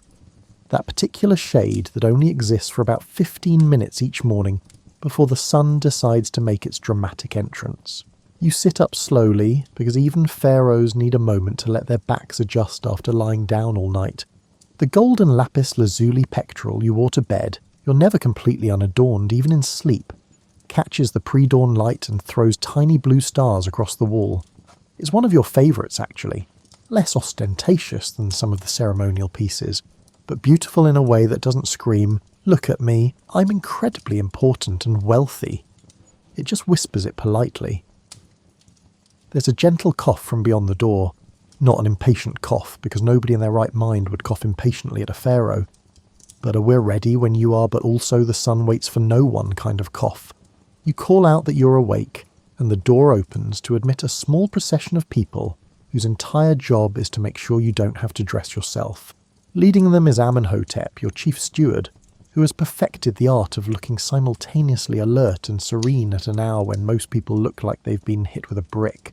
The purification ritual happens first, before you can eat or drink or do anything else, because you can't very well commune with the gods while smelling like you've been asleep for 8 hours. 2 priests enter carrying alabaster jars of water drawn from the Nile at a sacred spot upstream. The water is cool and clean, and they pour it over your hands and feet while reciting prayers that you've heard so many times you could recite them backwards. You probably shouldn't mention that you once tried doing exactly that during a particularly boring ceremony when you were 13. Your high priest wasn't amused. The washing is methodical and strangely peaceful. One priest focuses on your right side, the other on your left, moving in perfect synchronization like they've been practicing this routine for years, which of course they have. Water runs over your skin and collects in a bronze basin beneath your feet, carrying away the night and, symbolically at least, any impurities that might have accumulated while you slept. You watch ripples form in the basin and think about how the Nile itself must be going through its own morning routines downstream, preparing for another day of keeping millions of people alive. Next comes the anointing with oils. These aren't your everyday oils. Nobody's rubbing you down with whatever they use to keep door hinges from squeaking. These are sacred oils, expensive oils, oils that had to be imported from places so far away that the merchants who brought them spent months travelling through deserts and across seas. The chief oil is myrrh mixed with cinnamon and something floral that you can never quite identify, but smells like what you imagine the god's garden would smell like if gods needed gardens. The priest applies the oil to your forehead first, drawing symbols you can't see but can feel in the patterns his fingers make. Then your chest, your arms, and your feet. The oil soaks in slowly, leaving your skin gleaming in the lamplight. You smell like a temple now, which is appropriate, considering you're about to become the primary link between Egypt and every god who's paying attention this morning. The dressing process is its own kind of ritual. First, the linen kilt. Not just any linen, but royal linen, woven so finely you can barely feel it against your skin. It's pleated within an inch of its life, each fold sharp enough to cut papyrus, and it's held in place with a belt that weighs approximately as much as a small cat. The belt is gold, because of course it is, inlaid with semi-precious stones arranged in patterns that tell stories about your divine right to rule, and your ancestors' divine right to rule, and basically everyone in your family's divine right to do whatever they want. Then the collar. This is where things get serious weight-wise. The broad collar is a masterpiece of goldsmithing. Rows upon rows of gold, carnelian, turquoise and lapis lazuli beads strung together to create something that's part jewellery, part armour, and part statement piece that says, "Yes, I could buy your..." entire village with what I'm wearing around my neck. It settles onto your shoulders with a familiar heaviness, and you automatically straighten your posture to compensate. You've been wearing these collars since you were crowned, and you've developed neck muscles that could probably support a small building. The crown comes last. Not the elaborate double crown you'll wear for major ceremonies. That thing requires its own support staff and gives you a headache after about 20 minutes. But the simple Nemes headdress, the striped linen cloth that frames your face and makes you instantly recognisable as Pharaoh, is surprisingly practical actually. Keeps the sun off your head, keeps your hair out of your face, and looks sufficiently impressive that people remember they're in the presence of royalty. Finally, they hand you the crook and flail. These are your symbols of kingship, the tools that mark you as both shepherd and warrior of Egypt. The crook is hooked at the top, symbolising your role in guiding your people. The flail is a kind of whip thing that honestly serves no practical purpose, but looks great in reliefs and reminds everyone that you could theoretically smite them if necessary. You hold them crossed against your chest in the traditional pose and catch sight of yourself in a polished bronze mirror. You look like a pharaoh. You look like power personified. You look like someone who definitely knows what they're doing and has everything under control. It's a good look, even if you know that underneath all the gold and oil and carefully arranged linen, you're just a person who's going to need to visit the privy at some point today and would really like some breakfast. The sun god Ra is making his appearance on the eastern horizon, which means it's time for you to make yours at the temple. This is non-negotiable. You could be dying, and actually one of your predecessors did perform the morning ritual while dying, which everyone agreed was impressively dedicated, but also maybe taking things a bit far, and you'd still need to show up to help the sun rise. Because according to theology, the sun doesn't rise on its own. It rises because you, as the living embodiment of Horus, perform the correct rituals to make it happen. No pressure. The walk to the temple takes you through corridors that are starting to come alive with activity. Servants press themselves against the walls as you pass, heads bowed, because looking directly at you is considered bold at best and sacrilegious at worst. You've tried to tell people they can look at you like a normal person, but apparently that's not how divine kingship works. So you've learned to acknowledge them without requiring eye contact. A small nod here, a gesture there, enough to show you see them without forcing them into an awkward theological situation. The temple is cool and dark, lit only by oil lamps that create pools of golden light in the darkness. The air is thick with incense, so thick you can practically taste it, and you've developed the ability to breathe through your mouth without being obvious about it. The walls are covered in hieroglyphs and images that tell the story of creation, the gods, your divine ancestry, and several of your own accomplishments that may have been slightly exaggerated by the artists. That battle you won. In real life it was messy and terrifying, and you nearly got knocked off your chariot. On the temple wall you're single-handedly defeating thousands of enemies while remaining perfectly coiffed. The high priest is waiting for you at the sanctuary entrance, along with a collection of other priests who form a kind of religious entourage. They're all shaved completely bald, not just their heads, but eyebrows, everything, because body hair is considered impure in sacred spaces. You've always found this a bit extreme, but you're not the one who made the rules. Well, technically you are the one who could change the rules, being Pharaoh and all, but some traditions are so old and so ingrained that even you don't mess with them. The inner sanctuary is where the god actually lives, not metaphorically lives. The statue in their house is the actual essence of the god, making it the most sacred and most dangerous spot in all of Egypt. Only you and the high priest can enter, and even then, only during specific rituals. The door is sealed with the previous day's seal, which you break with a ceremonial knife. The wax cracks with a satisfying snap, and the heavy doors swing open to reveal the god's dwelling. The statue is magnificent, covered in gold leaf and precious stones, wearing its own set of ceremonial garments that get changed daily. It stands in the dim lamplight looking appropriately divine and slightly intimidating.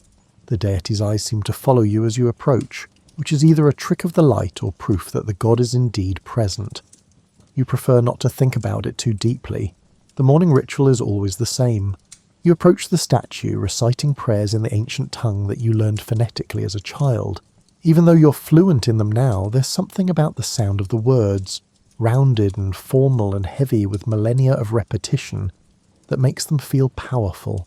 You're not just speaking, you're activating something, connecting to a power that existed before your great-great-great-grandparents were born. You purify the statue with water and natron, carefully washing the god's face and hands. Then you dress it in fresh linen, removing yesterday's garments and replacing them with new ones that have been specially prepared and consecrated. The god gets jewellery too, necklaces and bracelets that you fasten with steady hands, taking care not to let them tangle. You've gotten quite good at this over the years. The first time you did it, you were so nervous you nearly dropped a priceless amulet. The high priest's face went through several shades of pale before you caught it. Food offerings come next. A small feast is laid out before the statue. Bread, beer, roasted duck, fresh fruit and vegetables prepared exactly the way the god prefers. The irony isn't lost on you that the god probably doesn't actually eat the food. But what happens is that the god's essence consumes the spiritual part of the meal, leaving the physical part to be distributed among the priests later. It's an efficient system, really. The gods get fed, the priests get fed, and everyone's happy.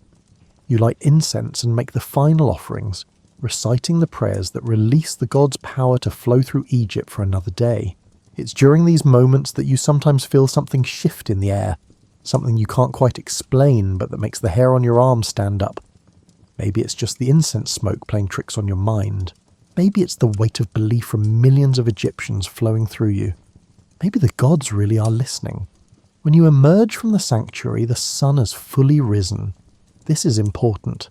If you'd failed in your duties, theoretically the sun wouldn't have risen. Egypt would have fallen into chaos, and it would have been entirely your fault. But the sun is shining, the Nile is flowing, and the world continues to exist, which means you've successfully fulfilled your cosmic responsibilities for another morning. You allow yourself a moment of quiet satisfaction. The rest of the morning involves more temples and more gods. Egypt has a lot of gods, an almost embarrassing number of gods, really. And while you can't personally visit all of them every day, you need to make regular appearances at the major temples. There's the Temple of Amun, the king of gods, whose priests wield almost as much power as you do, and need to be kept happy. There's the Temple of Ptah, patron of craftsmen, whose favour you need if you want your building projects to succeed. There's the Temple of Hathor, goddess of love and joy, whose festivals are significantly more fun than the other gods' festivals. Each temple visit follows a similar pattern. Approach with appropriate reverence, perform the rituals, make the offerings, and listen to the priests' reports about temple business and their requests for more funding. The requests for funding are constant. Every priest believes their god deserves a bigger temple, more offerings, and additional staff. You've become skilled at the political dance of appearing to consider every request seriously while committing to nothing specific. Between temples, you're carried on a litter by bearers who move with synchronized precision, making the journey smooth enough that you could probably balance a cup of wine on your head without spilling a drop. Not that you've tried. That would be undignified. The streets are crowded with people who've come out to see you pass, and you maintain the appropriate expression of benevolent divine authority, while privately wondering if you remembered to have someone check on your favourite hunting dog, who seemed a bit off yesterday. By mid-morning, you're back at the palace for the less spiritual but equally important part of being Pharaoh, actually running the country. The audience hall is already filling with people who need something from you. Officials, nobles, foreign ambassadors, priests, architects, merchants, farmers with disputes, criminals awaiting judgment, and that one persistent inventor who keeps trying to convince you to fund his revolutionary new irrigation system that will definitely work this time. Unlike the last 3 times, you settle onto your throne, which is magnificent and uncomfortable in equal measure. It's designed to make you look powerful, not to provide lumbar support.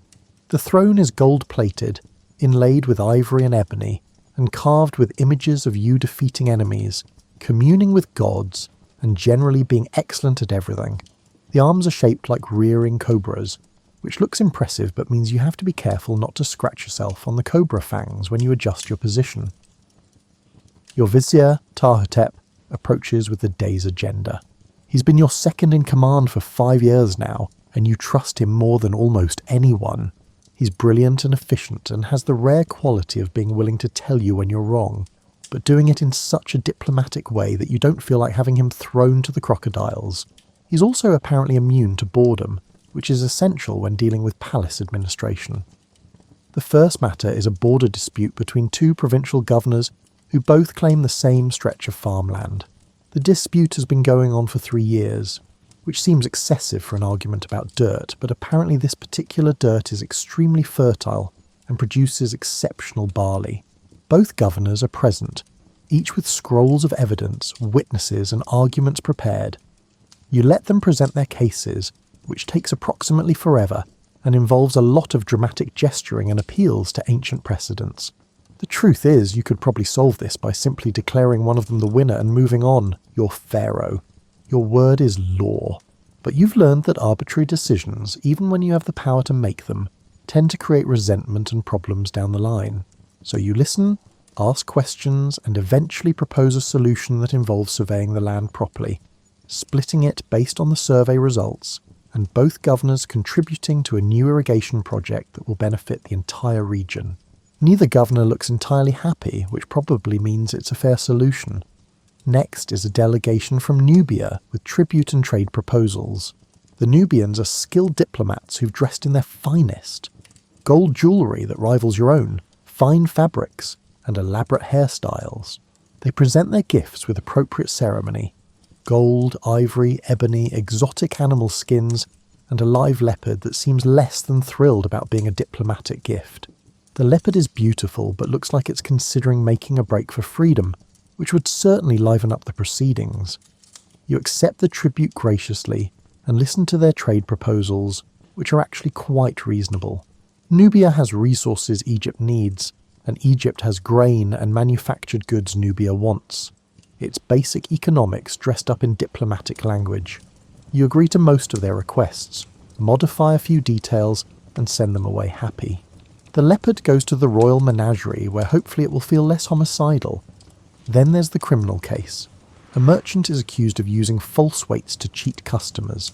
The evidence is presented, the weights in question, testimony from customers, and the merchant's protests of innocence. You examine the weights yourself, comparing them to the standard measures kept in the palace. They're definitely lighter than they should be, which means the merchant was selling people less grain than they paid for. Not the crime of the century, but dishonest nonetheless.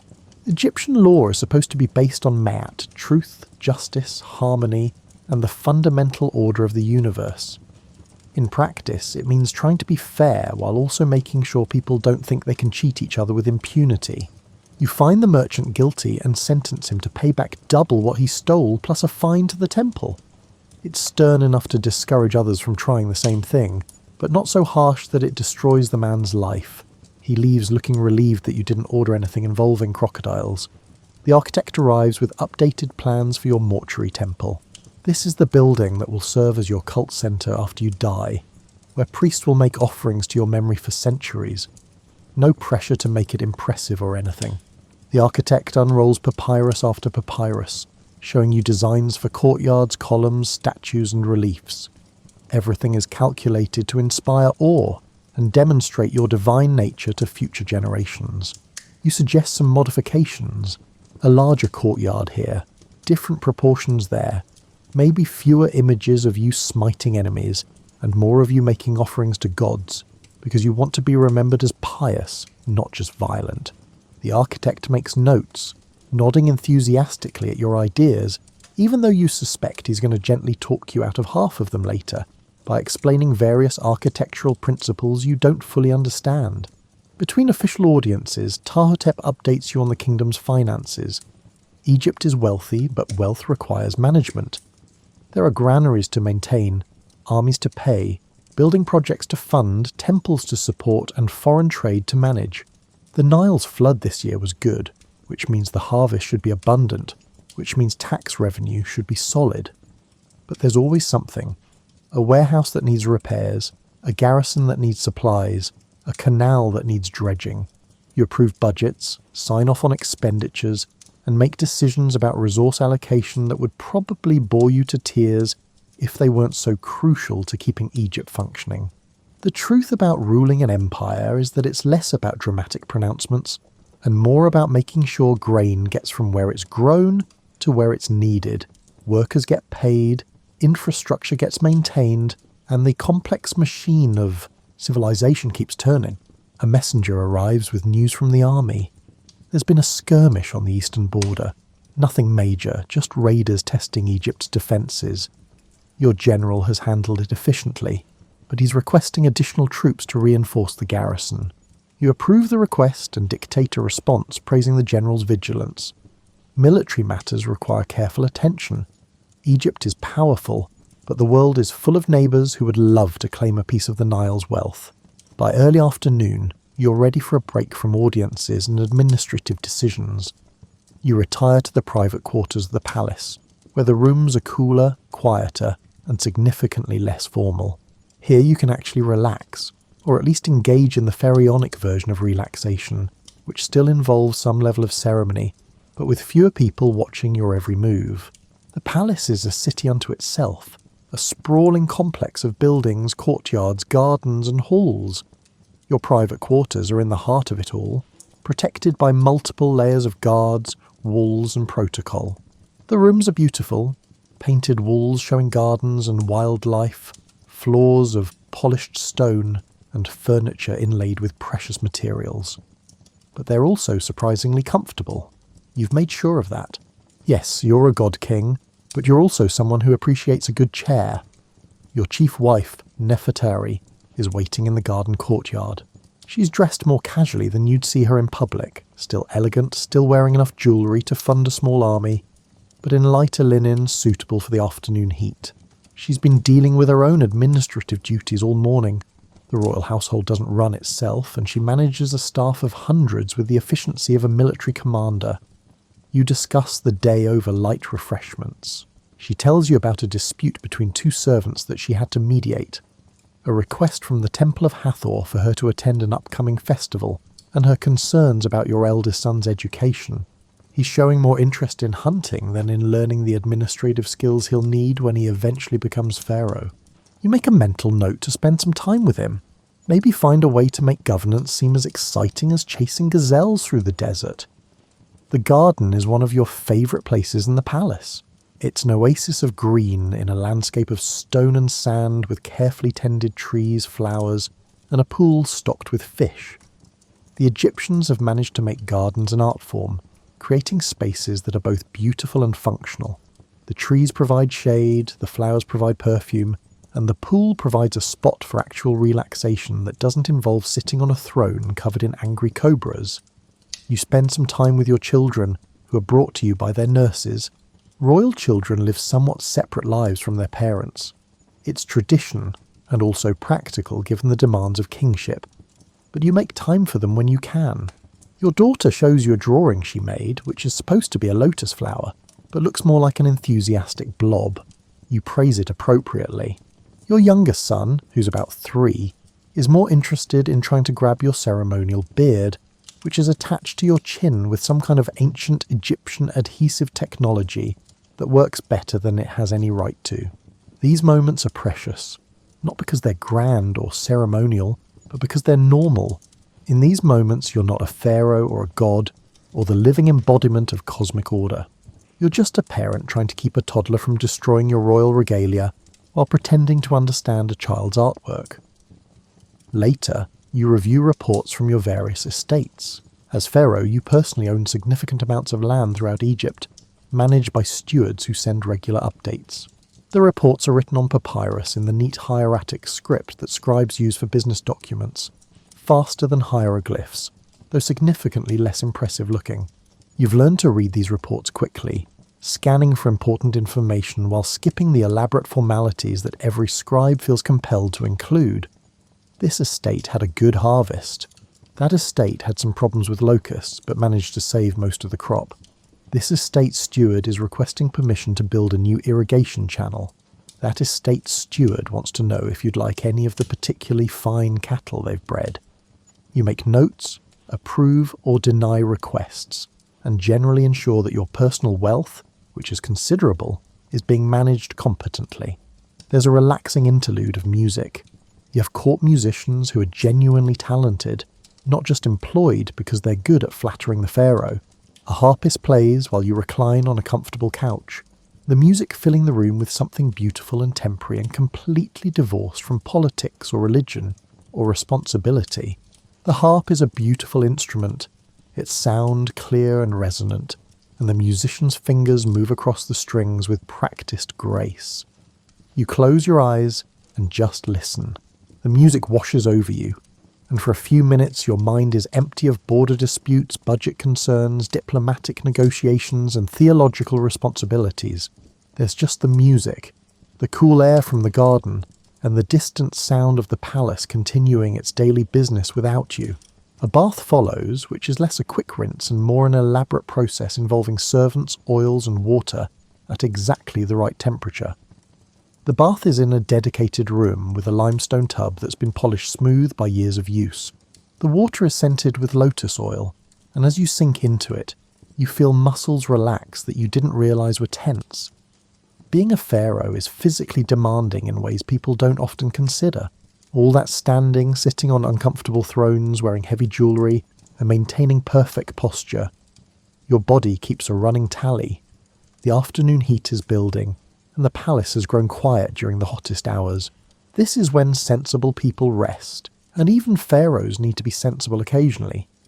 You retire to your sleeping quarters, where the air is cooler thanks to thick stone walls and servants who've been waving fans and sprinkling water on reed mats. You lie down on your bed, the same one you woke up in this morning, and let yourself drift into sleep. The afternoon nap is sacred. Not theologically sacred, just personally sacred. It's one of the few parts of your day that's entirely your own, where nobody needs anything from you and you don't need to make decisions about anything more important than which side to sleep on. The palace knows not to disturb you unless something is literally on fire, and even then, they'd better be sure it's a really important fire. You wake refreshed as the worst heat of the day begins to fade. The Nile is calling, not literally, though in poetry and hymns the Egyptians certainly write about the river like it speaks. And you've decided to take a journey on the royal barge. The Nile is Egypt's lifeline, its source of water, food, transportation, and fertility. Understanding the river means understanding your kingdom, and besides, it's pleasant to be on the water when the air is cooling and the light is turning golden. The royal barge is magnificent, which is practically a requirement for anything associated with royalty, but it's also surprisingly practical. It's large enough to be stable, decorated enough to be impressive, and equipped with a cabin that provides shade and privacy. The boat itself is painted in bright colours, red, blue, green and gold, with the sacred eye of Horus on the prow to ward off evil. The oarsmen are skilled professionals who can navigate the Nile's currents with the kind of precision that comes from years of practice. You board with a small retinue, some guards, a few servants, Tar-Hotep, who apparently never takes time off, and a priest because you're still pharaoh and still connected to the divine, even when you're just taking a boat ride. The barge pushes away from the dock and immediately you feel the difference. On land, you're surrounded by stone and politics. On the water, there's movement, air, and a sense of freedom that's rare when you're responsible for an entire civilization. The Nile flows northward, which confuses foreigners until you explain that in Egypt, north means downstream toward the Mediterranean, and south means upstream toward Nubia. The current carries you gently along, and when the wind is right, the sail can catch it and supplement the oarsman's efforts. Today, the wind is perfect, filling the sail with a satisfying snap of fabric, and the boat glides along with minimal effort. From the water, you see Egypt differently. The riverbanks are lined with green, the fertile strip of land where everything grows, where life is possible, and where your people farm and build and live. Beyond the green is the desert, the red land stretching away to distant horizons. The contrast is stark. Green means life, red means death. The Nile creates the green by flooding every year, depositing rich silt that makes Egypt's soil some of the most fertile on earth. You pass villages and towns, their mud brick buildings clustered near the water. People working in the fields look up and see the royal barge, recognizing it by its decoration and size. Some wave, some bow, some simply stare. You're a distant figure to most Egyptians, more symbol than person, and moments like this, where they can actually see you even from a distance, matter more than you might think. Fishermen in small papyrus boats are working their nets. The ancient dance of casting and pulling that's been performed on the Nile since before the pyramids were built. Fish are plentiful in the river, perch, catfish and tilapia, and fishing provides food for millions. You watch one fisherman make a perfect cast, the weighted net spreading into a circle before dropping into the water. It's a simple act, but there's grace in it, skill in it, and the kind of practical mastery that keeps civilization fed. Fields stretch away from the river, green with growing grain. This is barley and emmer wheat, the crops that make bread and beer, the staples of the Egyptian diet. Farmers are working the irrigation channels, directing water from the river to their fields through a network of canals and basins that represent centuries of engineering knowledge. The system works because people understand the Nile's rhythms and know when to flood the fields, when to plant, and when to harvest. You pass a temple under construction, its limestone walls gleaming white in the afternoon sun. Workers are everywhere, hauling stones, mixing mortar and carving decorations. Building a temple is a massive undertaking that can last years or even decades, employing hundreds of workers and consuming resources on a scale that would bankrupt smaller kingdoms. But temples are investments in the divine, in Ma'at, and in the cosmic order that keeps Egypt prosperous. They're also, admittedly, very effective ways to demonstrate pharaonic power to anyone who needs reminding. The barge stops at a landing where local officials are waiting. This is part of the purpose of the journey, being seen, hearing concerns and maintaining the connection between Pharaoh and people. The officials present themselves with appropriate ceremony, and you listen to their reports about the harvest, local disputes that have been resolved, and requests for assistance with various projects. It's kingship on a smaller scale, more personal than the audiences at the palace, but just as important. A farmer approaches, nervous but determined. He's been granted an audience because his farm produces exceptional wine, and he's brought a sample for your consideration. You try the wine, it's actually quite good, with a complexity that surprises you, and compliment him on his work. His face lights up with pride, and you make a note to have the palace acquire more of his vintage. Supporting excellent craftsmen is part of your role, and besides, you enjoy good wine. Back on the barge, you continue downstream. The sun is getting lower now, painting the sky in shades of orange and pink. The Nile reflects the colours, turning the water into something magical, and you understand why the ancient Egyptians saw divinity in everything. How could you not when the world produces beauty like this on a daily basis? You think about the river's cycle, how it floods every year with reliable precision, and how the ancient Egyptians built their entire calendar around this rhythm. Akhet, the inundation season, is when the river rises and covers the fields. Peret is the growing season, when crops are planted and tended. Shemu, the harvest season, is when all that work turns into food. 3 seasons, each essential, each dependent on the Nile doing what it's done for thousands of years. It strikes you sometimes how much depends on this river. If the flood is too small, there's famine. If it's too large, there's destruction. The Nile has to be just right year after year, or Egypt suffers. Your ancestors claim they could control the flood through their divine power, and you maintain that claim because pharaohs are supposed to control everything. But privately you know the truth. The Nile does what it will, and humans just try to adapt. You're grateful that in your reign so far the river has been kind. As the barge returns to the palace dock, the sun is setting and the evening meal awaits. Egyptian feasts are elaborate affairs, especially royal ones. And tonight is a formal dinner with high-ranking officials, foreign ambassadors, and nobles who've been angling for an invitation for months. You've changed from your day clothes into evening regalia, a fresh kilt, a different collar, and the kind of jewellery that catches lamplight and makes everything sparkle. The banquet hall is spectacular. Columns painted with lotus designs rise to a ceiling decorated with stars and sacred symbols. Oil lamps in elaborate bronze stands light the room with warm, flickering light. The floor is scattered with fresh lotus flowers, their scent mixing with frankincense from the censers. Tables are arranged in a U shape with your seat at the head. elevated slightly so everyone can see you, because even at dinner you're on display. Guests arrive in their finest clothes, which in Egypt means lots of pleated linen, lots of jewellery, elaborate wigs and enough eye makeup to supply a modern cosmetics counter for a year.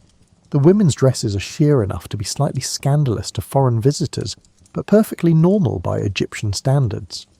The men's kilts are crisp and white, their collars glittering with gold and semi-precious stones. Everyone has gone to considerable effort to look impressive, and the overall effect is dazzling. You take your seat and servants immediately begin bringing food. Egyptian feasts are not subtle affairs. There's roasted duck, goose, beef and fish prepared a dozen different ways. There's bread in various forms, flatbread, raised bread, and bread flavoured with honey or dates or coriander. There are vegetables, lettuce, onions, garlic, cucumbers and beans. There are fruits, figs, dates, pomegranates and melons. There are sweets made from honey and nuts. There's enough food to feed everyone twice over, which is the point. Abundance demonstrates prosperity. Wine flows freely, served in elegant cups by servants who glide through the crowd with practised grace. The wine is good, some from your own estates, some imported from abroad. Egyptians love wine, though beer is more common for everyday drinking. Tonight is not an everyday occasion, though, so wine it is. You sip from a golden cup while watching the room, observing the social dynamics, the alliances forming and shifting, and the careful dance of court politics. Musicians play harps, lutes, drums, and a sistrum whose metallic rattle is supposed to please the goddess Hathor. The music is lively, meant to encourage celebration rather than contemplation. Dancers perform, their movements graceful and athletic, their costumes designed more for visual impact than coverage. Egyptian dancing involves a lot of acrobatic moves that look impossible, but that these performers make seem effortless. Between courses there's conversation. The ambassador from Hatti, Egypt's sometimes ally, sometimes rival to the north, discusses trade agreements and mutual defence. The high priest of Amun mentions, very casually, that the god's temple could benefit from some renovations. A provincial governor compliments your wisdom in resolving that border dispute earlier. Everyone is charming, polite, and carefully advancing their own interests while pretending they're just here for the pleasure of your company. You make conversation with practised ease, asking questions, listening to responses, and making the kind of small talk that oils the wheels of diplomacy. You compliment the ambassador's wife on her jewellery, Egyptian gold you notice, which is either a genuine preference or strategic flattery. You discuss architecture with a nobleman who's building a new villa. You listen to a merchant describe his recent trading expedition to Punt, a mysterious land to the south that produces frankincense, myrrh and exotic goods. The food keeps coming. There's a whole roasted ox that required most of the afternoon to prepare. There are delicate pastries that dissolve on your tongue. There are dates stuffed with nuts and honey that are probably too sweet but taste amazing anyway. You eat moderately, aware that overeating in public is undignified, but also aware that completely ignoring the food might offend the cooks who've spent days preparing this feast. Entertainment continues between courses. There are acrobats who form human pyramids and tumble across the floor with alarming precision. There are singers whose voices rise above the ambient noise, telling stories of gods and heroes and romantic adventures. There's a magician who performs illusions that you can't quite figure out but that delight the audience. Court entertainment is supposed to be impressive, and tonight's performers have clearly received that memo. As the evening progresses, the formality relaxes slightly. People are well fed, well watered with wine, and in the kind of good mood that comes from being warm, comfortable, and surrounded by abundance. Conversation grows louder, laughter more frequent. You allow yourself to relax too, to enjoy the moment rather than constantly analysing it. These gatherings serve political purposes, but they're also genuinely pleasant when you stop treating them as work. Nefertari is at your side, managing the social dynamics with her usual skill. She notices when someone feels ignored and draws them into conversation. She smooths over a potential argument between two nobles who've had too much wine. She signals servants to refill cups, clear plates, and adjust lighting. She makes it all look effortless. which is how you know she's working hard. Running a royal feast is its own kind of governance. Eventually the feast winds down. Guests begin to leave, offering elaborate thanks and compliments. You accept their gratitude with appropriate royal graciousness, privately relieved that you can soon retire to quarters where you won't have to be on anymore. The servants will spend hours cleaning up, but that's not your concern. Your concern is saying goodnight to the last few stragglers without being rude or appearing too eager to get rid of them. The next morning brings you to your greatest obsession and most enduring legacy, your building projects. Every pharaoh builds is practically a job requirement, but you've taken it to new levels. You're not just maintaining existing structures, you're creating monuments that will outlast you by millennia. Your mortuary temple, your additions to the great temple complexes, and the statues bearing your face. These will tell future generations that you were here, that you mattered, and that you did things worth remembering. You're at the construction site of your mortuary temple, accompanied by the chief architect, the project overseer, and approximately 1,000 workers who are currently moving stone blocks that weigh more than several people combined. The sound of construction fills the air, chisels on stone, wooden sledges scraping across sand, foremen shouting instructions and workers chanting rhythmic work songs to coordinate their efforts. The scale of the project is staggering. The temple complex will cover acres, with massive pylons at the entrance, courtyards surrounded by columns, hyper-style halls where forest-sized stone pillars create artificial shade, sanctuaries for the gods, and chambers for the rituals that will maintain your cult after death. Right now, it's a construction site, chaotic and dusty, but the architect's plans show you what it will become, and the vision is magnificent.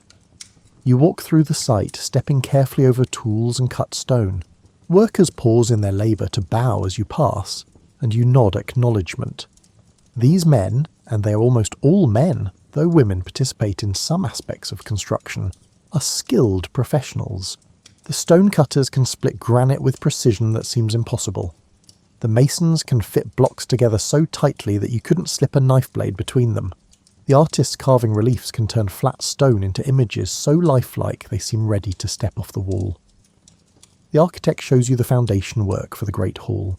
Limestone blocks have been laid with mathematical precision, creating a level platform for the columns that will support the roof. Each block has been cut to exact specifications, its surfaces smoothed to near-perfect flatness. The ancient Egyptians don't have the tools future civilizations will develop, but they've mastered the art of working stone with copper tools, abrasives, and an apparently infinite capacity for patient, precise labour. You examine the columns being carved nearby. These will be papyrus-form columns, shaped like bundles of papyrus stems, topped with capitals that look like opened papyrus flowers. The symbolism is deliberate. Papyrus grows in the marshes of Lower Egypt, representing the northern part of your kingdom. The craftsmen are working on the decorative elements now, carving hieroglyphs that will describe your victories, your devotion to the gods, and your legitimate right to rule. The reliefs on the walls are taking shape under the artist's chisels. These aren't just decorative, they're narrative, theological, and political statements. Here you're shown making offerings to the gods, maintaining the cosmic order. There you're defeating enemies, protecting Egypt from chaos. In another scene, you're receiving the symbols of kingship from the gods themselves, visual proof of your divine mandate. The artists are working from approved designs, but within those parameters, they're creating art that will last for ages. A master sculptor is working on a colossal statue of you in the traditional pharaonic pose, standing, left leg forward, arms at your sides, wearing the Nemes headdress and holding royal insignia. The statue is carved from red granite quarried hundreds of miles south and transported here by boat and sledge at enormous effort and expense. It's not finished yet, the face needs more refining and details need to be added, but already it's impressive. The statue is 3 times your actual height, because subtlety is not the point here. The point is to inspire awe. You discuss proportions with the sculptor, who's been working on royal statues for decades. He explains the mathematical ratios that govern Egyptian art, the relationships between different body parts, the angles that create the ideal form, and the conventions that make a statue unmistakably pharaonic. Egyptian art isn't realistic in the way later cultures will define realism. It's idealized, formalized, and designed to represent truth rather than mere appearance. Your statue doesn't need to look exactly like you. It needs to look like the eternal, perfect idea of you. The overseer shows you the work schedule. Thousands of workers are employed on this project alone, organised into teams with specialised skills. There are quarrymen, haulers, masons, carvers, painters, plasterers, toolmakers, cooks to feed everyone, scribes to track supplies and wages, and foremen to coordinate efforts. It's a massive logistical undertaking that requires careful planning, consistent resources, and competent management. You ask about the workers' conditions because, despite what future people will believe, these aren't slaves. They're paid labourers, some working full-time, others fulfilling their annual labour obligation to the state. They receive rations of grain, beer, vegetables, and occasionally meat. They have off days for festivals. They live in purpose-built worker villages with houses, medical care, and even a kind of a labour dispute resolution system. It's not luxury, but it's also not the brutal oppression that pyramids and slavery myths would suggest. The project is on schedule, the overseer assures you, though on schedule for ancient Egyptian construction means years or decades. You won't see this temple completed. Your successor might not see it completed, but it will be completed, and when it is, it will stand as a testament to your reign, your devotion to the gods, and your determination to be remembered. You visit the workshops where artisans are creating the smaller but still important elements. The gold leaf that will cover certain surfaces, the precious stone inlays, the bronze doors, and the elaborate furniture for the temple's various chambers. Each item is being made by hand by craftsmen who learn their skills from masters who learned from their masters, maintaining traditions that stretch back generations. There's something profound about watching these works take shape. Every chisel strike, every careful measurement, and every artistic decision is an act of creation that will outlast everyone involved. The workers will die, you will die, even the gods might change, but these stones will remain, these images will endure, and these hieroglyphs will continue telling your story to people who haven't been born yet. It's as close to immortality as humans get. As evening approaches, you find yourself on the palace roof, watching the sun descend toward the western desert. This has become something of a ritual for you, a quiet moment at the end of the day to think, to process, to simply exist without the weight of performance. Up here, with the city spreading out below and the desert beyond, you can see your kingdom in microcosm. The Nile cuts through the landscape like a dark ribbon, reflecting the sunset colours. Along its banks, fields are darkening from green to black as the light fades. Towns and villages are coming alive with lamplight, tiny golden points appearing as families settle in for the evening. Smoke rises from cooking fires, carrying the smell of bread and grilled fish. Somewhere in the distance you can hear singing, probably from a tavern, where workers are relaxing after the day's labour. You think about the enormity of your responsibility. Those lights represent people, millions of them, who depend on you to maintain Ma'at, to keep the Nile flowing, the harvest coming, the border secure, and the gods satisfied. You didn't ask for this responsibility. You were born into it, trained for it from childhood, had it placed on your head with a crown, and declared inevitable by every priest and official in Egypt. But you've accepted it, and most days you believe you're doing an adequate job. The concept of Ma'at occupies your thoughts often. It's more than just law or justice. It's cosmic order, the way things should be, the balance between chaos and civilization. Your entire reign is judged by how well you maintain Ma'at. Do you speak truth? Do you ensure fair judgment? Do you support the gods' temples? Do you keep Egypt prosperous and secure? Every decision you make is supposed to reinforce order and push back against chaos. Is Fet, the force that wants to unmake everything.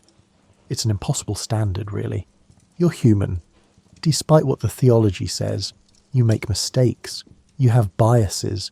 You get tired and cranky and occasionally make decisions because they're easier, rather than because they're right. But you try. Every morning you wake up and try to be the Pharaoh Egypt needs, the living Horus, the son of Ra, the shepherd of the people. You think about mortality, which is ironic considering you're supposed to be divine. But divinity doesn't make you immune to death. It just means you're expected to continue being important after death. Your tomb is being prepared in the Valley of the Kings, cut deep into the mountain rock, its walls covered with religious texts and images to guide you through the afterlife. Your burial goods are accumulating: furniture, clothes, jewellery, food, everything you might need in the next world. The ancient Egyptians have made an art form of dealing with death. You don't just die, you transform, journey through the underworld, face judgment before the gods. And if you pass, join the blessed dead who live forever. The Book of the Dead, which isn't actually a book but a collection of spells and instructions, will be placed in your tomb to help you navigate the dangers of the afterlife. You've read it, of course. It's comforting in a way. All those detailed instructions about what to say and do, as if death is just another journey that can be planned for. Your accomplishments run through your mind like a scroll unrolling. Treaties negotiated, temples built, enemies defeated, laws enacted, canals dug, and justice administered. Some of it was significant, some of it will be forgotten by next year. But you've tried to make Egypt better than you found it, to leave something lasting. Those buildings rising from the desert floor, those inscriptions on temple walls, those legal precedents, they're your legacy, the proof that you existed and mattered. But there are failures too, things you regret, hasty decisions that caused problems later, people you trusted who betrayed that trust, projects that consumed resources but delivered little, moments when you chose political expediency over justice because the alternative seemed too costly. The weight of rule includes carrying those failures, learning from them if possible, and accepting them when learning isn't enough. The sun touches the horizon, and the sky erupts in reds and oranges and purples. The Egyptians believe the sun god Ra travels through the underworld each night, fighting the serpent of chaos, ensuring the sun rises again each morning. You've helped that process through your rituals. But watching the sunset, you wonder if Ra needs the help, or if the sun would rise anyway. Theology says one thing. Your secret thoughts sometimes suggest another. You think about your children and what kind of Egypt they'll inherit. Your eldest son will likely be the next pharaoh. The royal succession in Egypt isn't always straightforward. He's young still, more interested in the glory of kingship than its tedious reality. You hope he'll learn and hope he'll understand that being pharaoh means more responsibility than power. You hope he'll be wise enough to listen to good advisors and strong enough to ignore bad ones. The stars are appearing now, familiar constellations the Egyptians have named and mapped and incorporated into their religious beliefs. Those stars will be there long after you're gone, looking down on future pharaohs, future Egypts, and future worlds you can't imagine. It's humbling in a way to think about the vastness of time and your tiny place in it. But it's also comforting. You're part of something larger than yourself, part of a chain of kings stretching back to Nama, who first united Egypt, and forward to rulers you'll never meet. The evening call to prayer rises from the temples, priests singing hymns to the gods, thanking them for the day, asking for their protection through the night. The sound carries across the city, and you find yourself humming along with the familiar melodies. You may be a pharaoh, but you're also a worshipper, someone who acknowledges powers greater than yourself.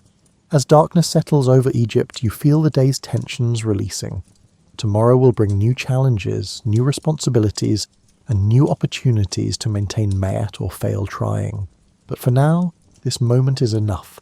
Standing on your palace roof, watching your kingdom settle into night, being simply yourself before you have to be pharaoh again. You turn away from the view and head back inside, ready for the evening meal, for the rituals that will prepare you for sleep, and for another night's rest before another day's reign. The palace swallows you back into its routines, but you carry the peace of that rooftop moment with you, a reminder that underneath all the ceremony and responsibility, you're human, living a life measured in sunsets and decisions, trying to do right. In a world that rarely makes rightness easy, you lie in bed again, the day's circuit complete. Tomorrow you'll wake and do it all again. The rituals, the governance, the building, the responsibility.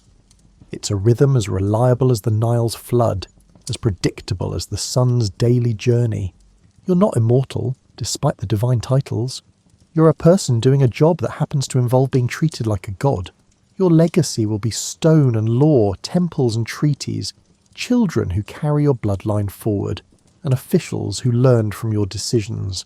Some of it will last millennia, some will be forgotten within a generation. Such is the nature of human endeavour. But for now, you sleep, knowing the sun will rise again because Ra travels through the night, or because the earth rotates, or because that's simply what suns do. Your job is to be there when it rises, to perform the rituals, to govern justly, and to maintain Maat for another day. The weight of the crown rests on a stand nearby, silent and patient, waiting for morning. Outside, the Nile flows northward as it always has, carrying Egypt's life toward the sea. And in the eternal cycle of rising and setting, of flooding and planting and harvesting, of life and death and life again, you are Pharaoh, divine, mortal, powerful, vulnerable, responsible for everything, master of nothing but your intentions. Sleep comes gently, carrying you toward dreams of the perfect Egypt you build each night and wake to approximate each day. Long before laboratories hummed with microscopes and databases clicked through millions of fingerprint matches, detectives solved crimes using nothing more than sharp eyes, patient ears, and detailed notebooks. You're about to discover how these early investigators pieced together mysteries in an era when forensic science barely existed. You stand in a London street on a foggy November morning in 1863. The gas lamps still flicker along the cobblestones even though dawn has arrived. Somewhere in the distance, a church bell marks 7 o'clock. The fog tastes of coal smoke and dampness. You can feel it settling on your coat like a cold, wet blanket. A constable rushes past you. His boots splash through a puddle. He carries a wooden rattle that police officers use to call for help. The sound cuts through the morning quiet. You follow him around the corner to where a small crowd has gathered outside a jewellery shop. The front window has been smashed. Glass fragments catch the dim light like scattered stars on the pavement. This is how detective work begins in the age before fingerprints. Someone notices something wrong. People gather. A constable arrives. And then the real work starts. The constable takes out a small notebook. His pencil moves slowly across the page as he writes down every detail he can see. The broken window, the empty display case, the muddy footprints leading away down the alley. He does not have photographs. He does not have fingerprint powder. He has his eyes and his ability to describe what he sees. You watch him sketch the scene in rough lines. His drawing shows the position of the broken glass. Some pieces fell inside the shop, others scattered onto the street. This tells him something important. The glass broke from outside to inside. The thief stood on the street and struck the window with force. He kneels down to examine the footprints more closely. The mud is fresh. It rained last night and the ground is still soft. He can see the pattern on the sole. It shows a distinctive wear pattern on the left heel. One boot clearly has a crack running across it. He copies this pattern into his notebook with careful attention to every line and curve. This is observation. This is the foundation of all detective work before modern forensics. You learn to look at everything. You learn to see what others miss. You learn that every criminal leaves traces of themselves behind, whether they mean to or not. The constable asks the shopkeeper about what happened. The shopkeeper arrived at his usual time of 6:30 in the morning. He found the window broken and 3 gold watches missing from the display. Nothing else was taken. The till remained untouched in the back room. This strikes the constable as unusual. Most thieves would take whatever they could grab. You follow the constable as he walks the street asking questions. An old woman who lives above the bakery heard glass breaking around 3 in the morning. She looked out her window but saw only shadows moving in the fog. A night watchman patrolled this street at 2 o'clock and saw nothing suspicious. Between 2 and 3 in the morning, someone broke the window and took those watches. The constable writes down every statement in his notebook. He records who said what and at what time. These written records become the backbone of the investigation.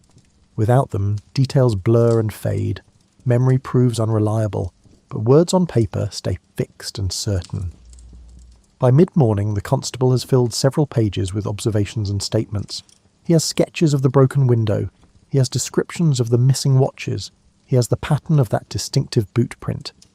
Now comes the next phase of early detective work. He must take all this information and figure out what it means. You watch as he reviews his notes. The broken glass pattern shows force from outside. The selective theft of only watches suggests someone who knew what they wanted. The timing between the night watchman's rounds and the neighbour's observation gives a narrow window. The boot print provides a physical detail that might identify the thief. In this era, police work relies heavily on local knowledge. The constable knows the people who live on his beat. He knows which residents work honest jobs and which ones have questionable reputations. He knows where stolen goods typically get sold. He knows the ways of crime in his district. He walks to a nearby public house where he knows certain individuals gather.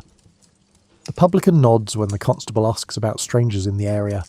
A man with a noticeable limp came in last night asking about buying pocket watches. He wore muddy boots and seemed nervous. He left before the publican could engage him in much conversation. This information matters. The constable adds it to his growing collection of facts. A man with a limp, muddy boots, interest in pocket watches, looking for buyers. The picture starts to take shape. You accompany the constable to the local pawn shop. The pawnbroker keeps detailed records of everything brought to him. The law requires this. He must write down who pawns what and when. The constable flips through the ledger looking for recent entries involving watches. Nothing from this morning yet. But he asks the pawnbroker to send word if anyone tries to sell 3 gold watches matching the stolen descriptions. This network of informants and cooperating businesses forms another crucial part of early detective work. Detectives cannot be everywhere at once.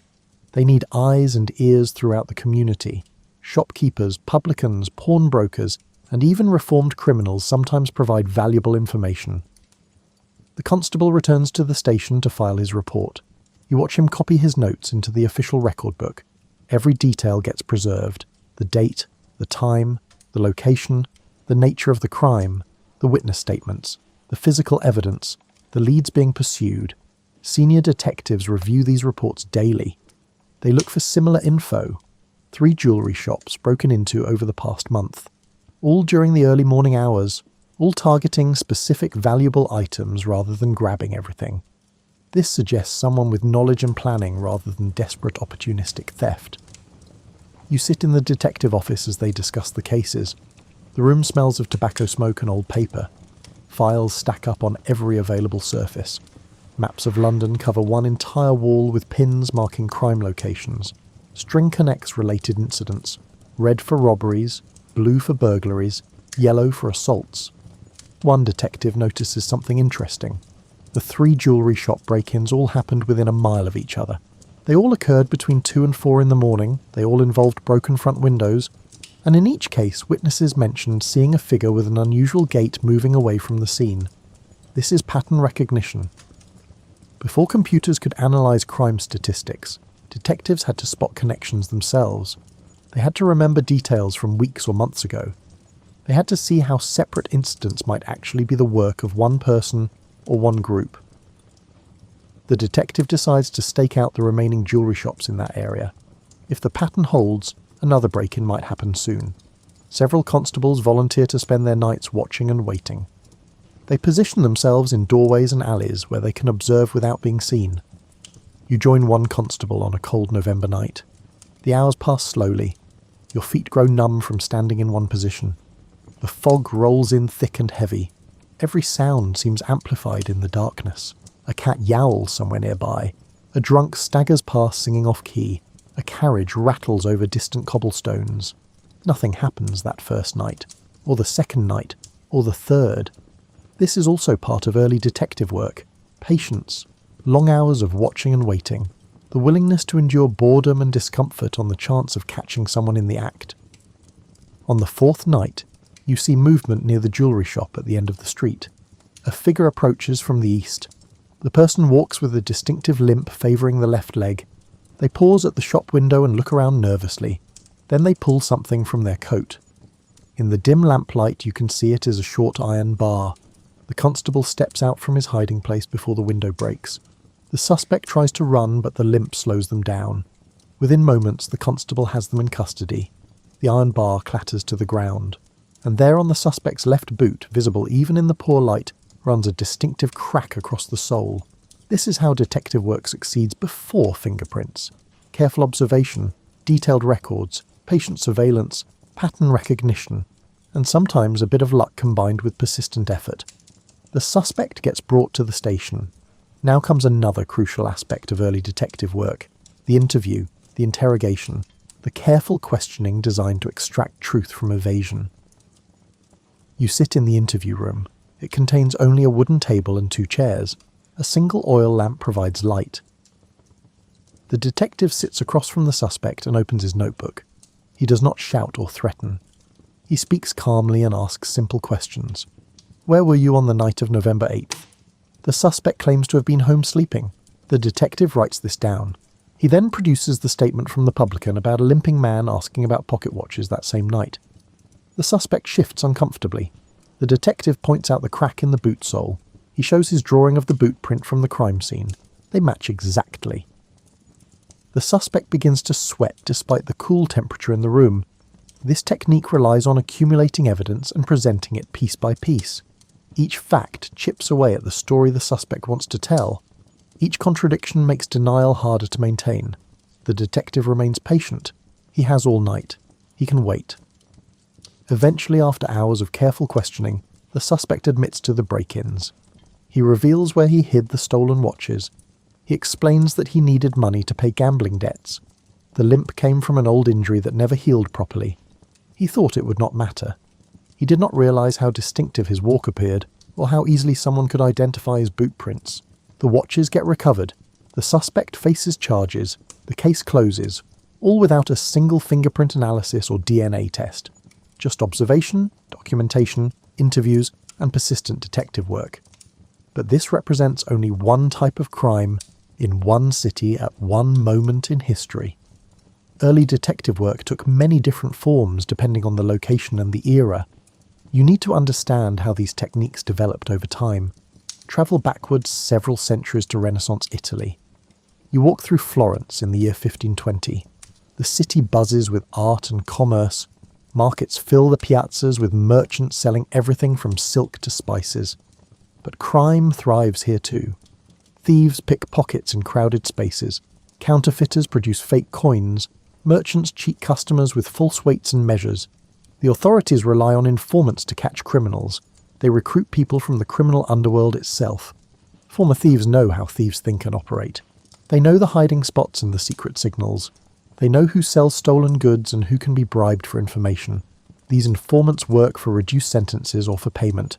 They move through the criminal world gathering intelligence. Then they report back to the authorities. This system has obvious flaws. Informants sometimes lie to settle personal scores. They might fabricate information to earn their fee.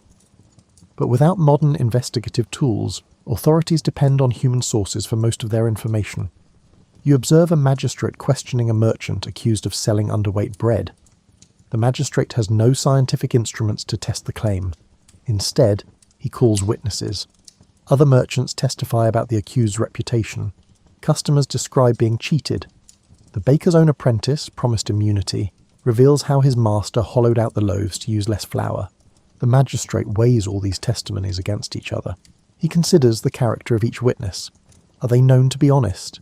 Do they have reasons to lie? Do their stories align with each other? This process of evaluating human testimony forms a crucial skill for early investigators. Written records also play an increasingly important role as societies become more literate. Merchants keep ledgers. Ships maintain logs. Governments record births, deaths, marriages, and property transfers. All these documents can provide evidence in criminal cases.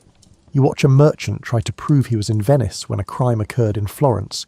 He produces receipts from Venetian merchants. He shows the log from the ship that carried him.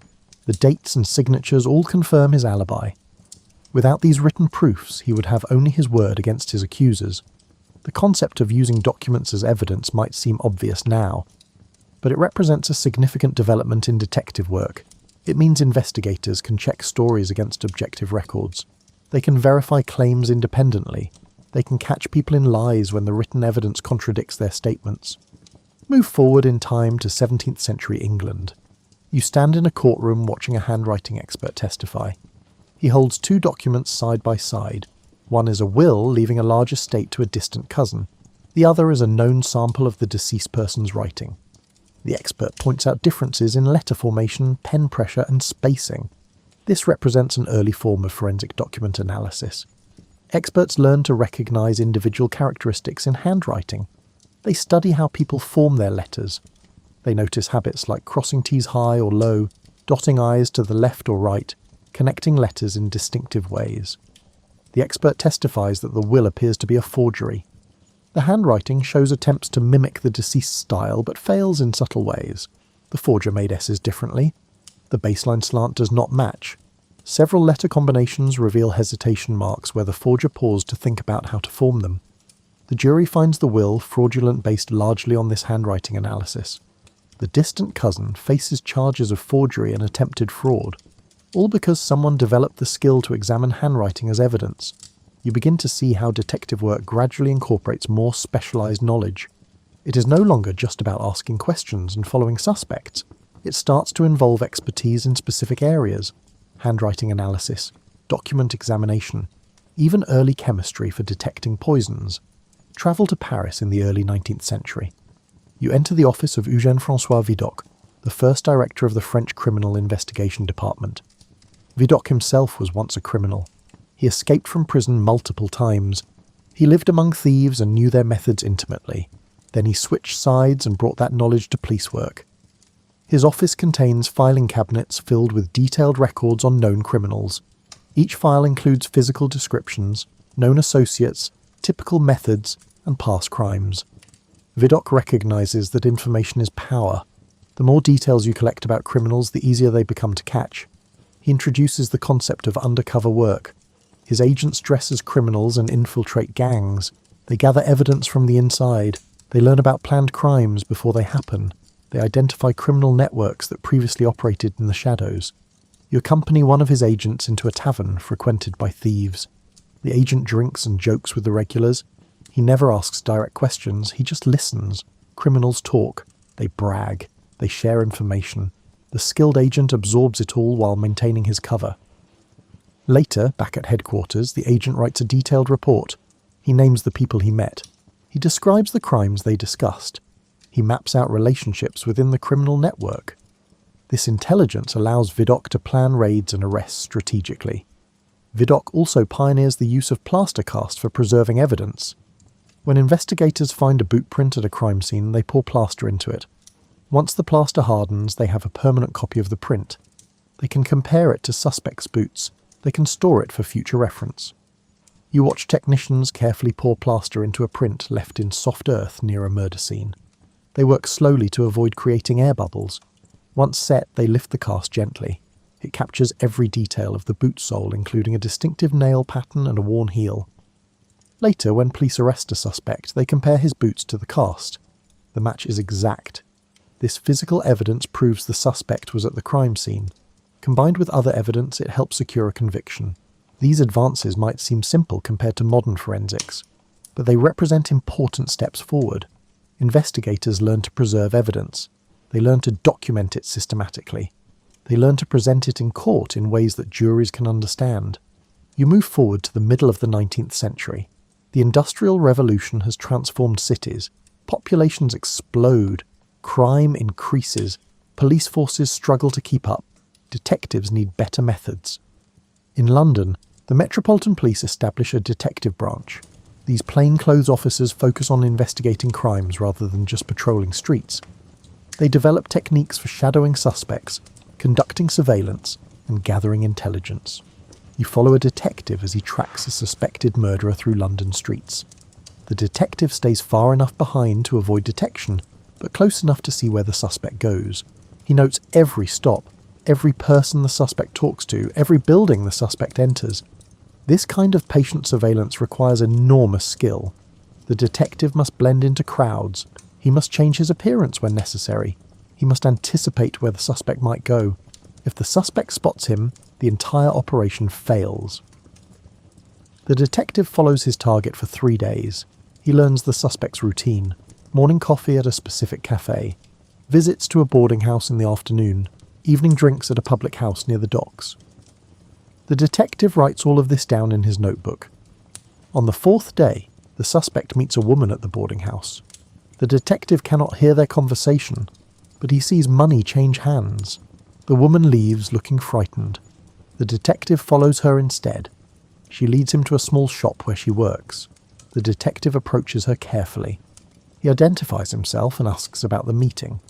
At first she refuses to talk. Then, when he assures her of protection, she reveals that the suspect has been blackmailing her. She witnessed him near the scene of a murder.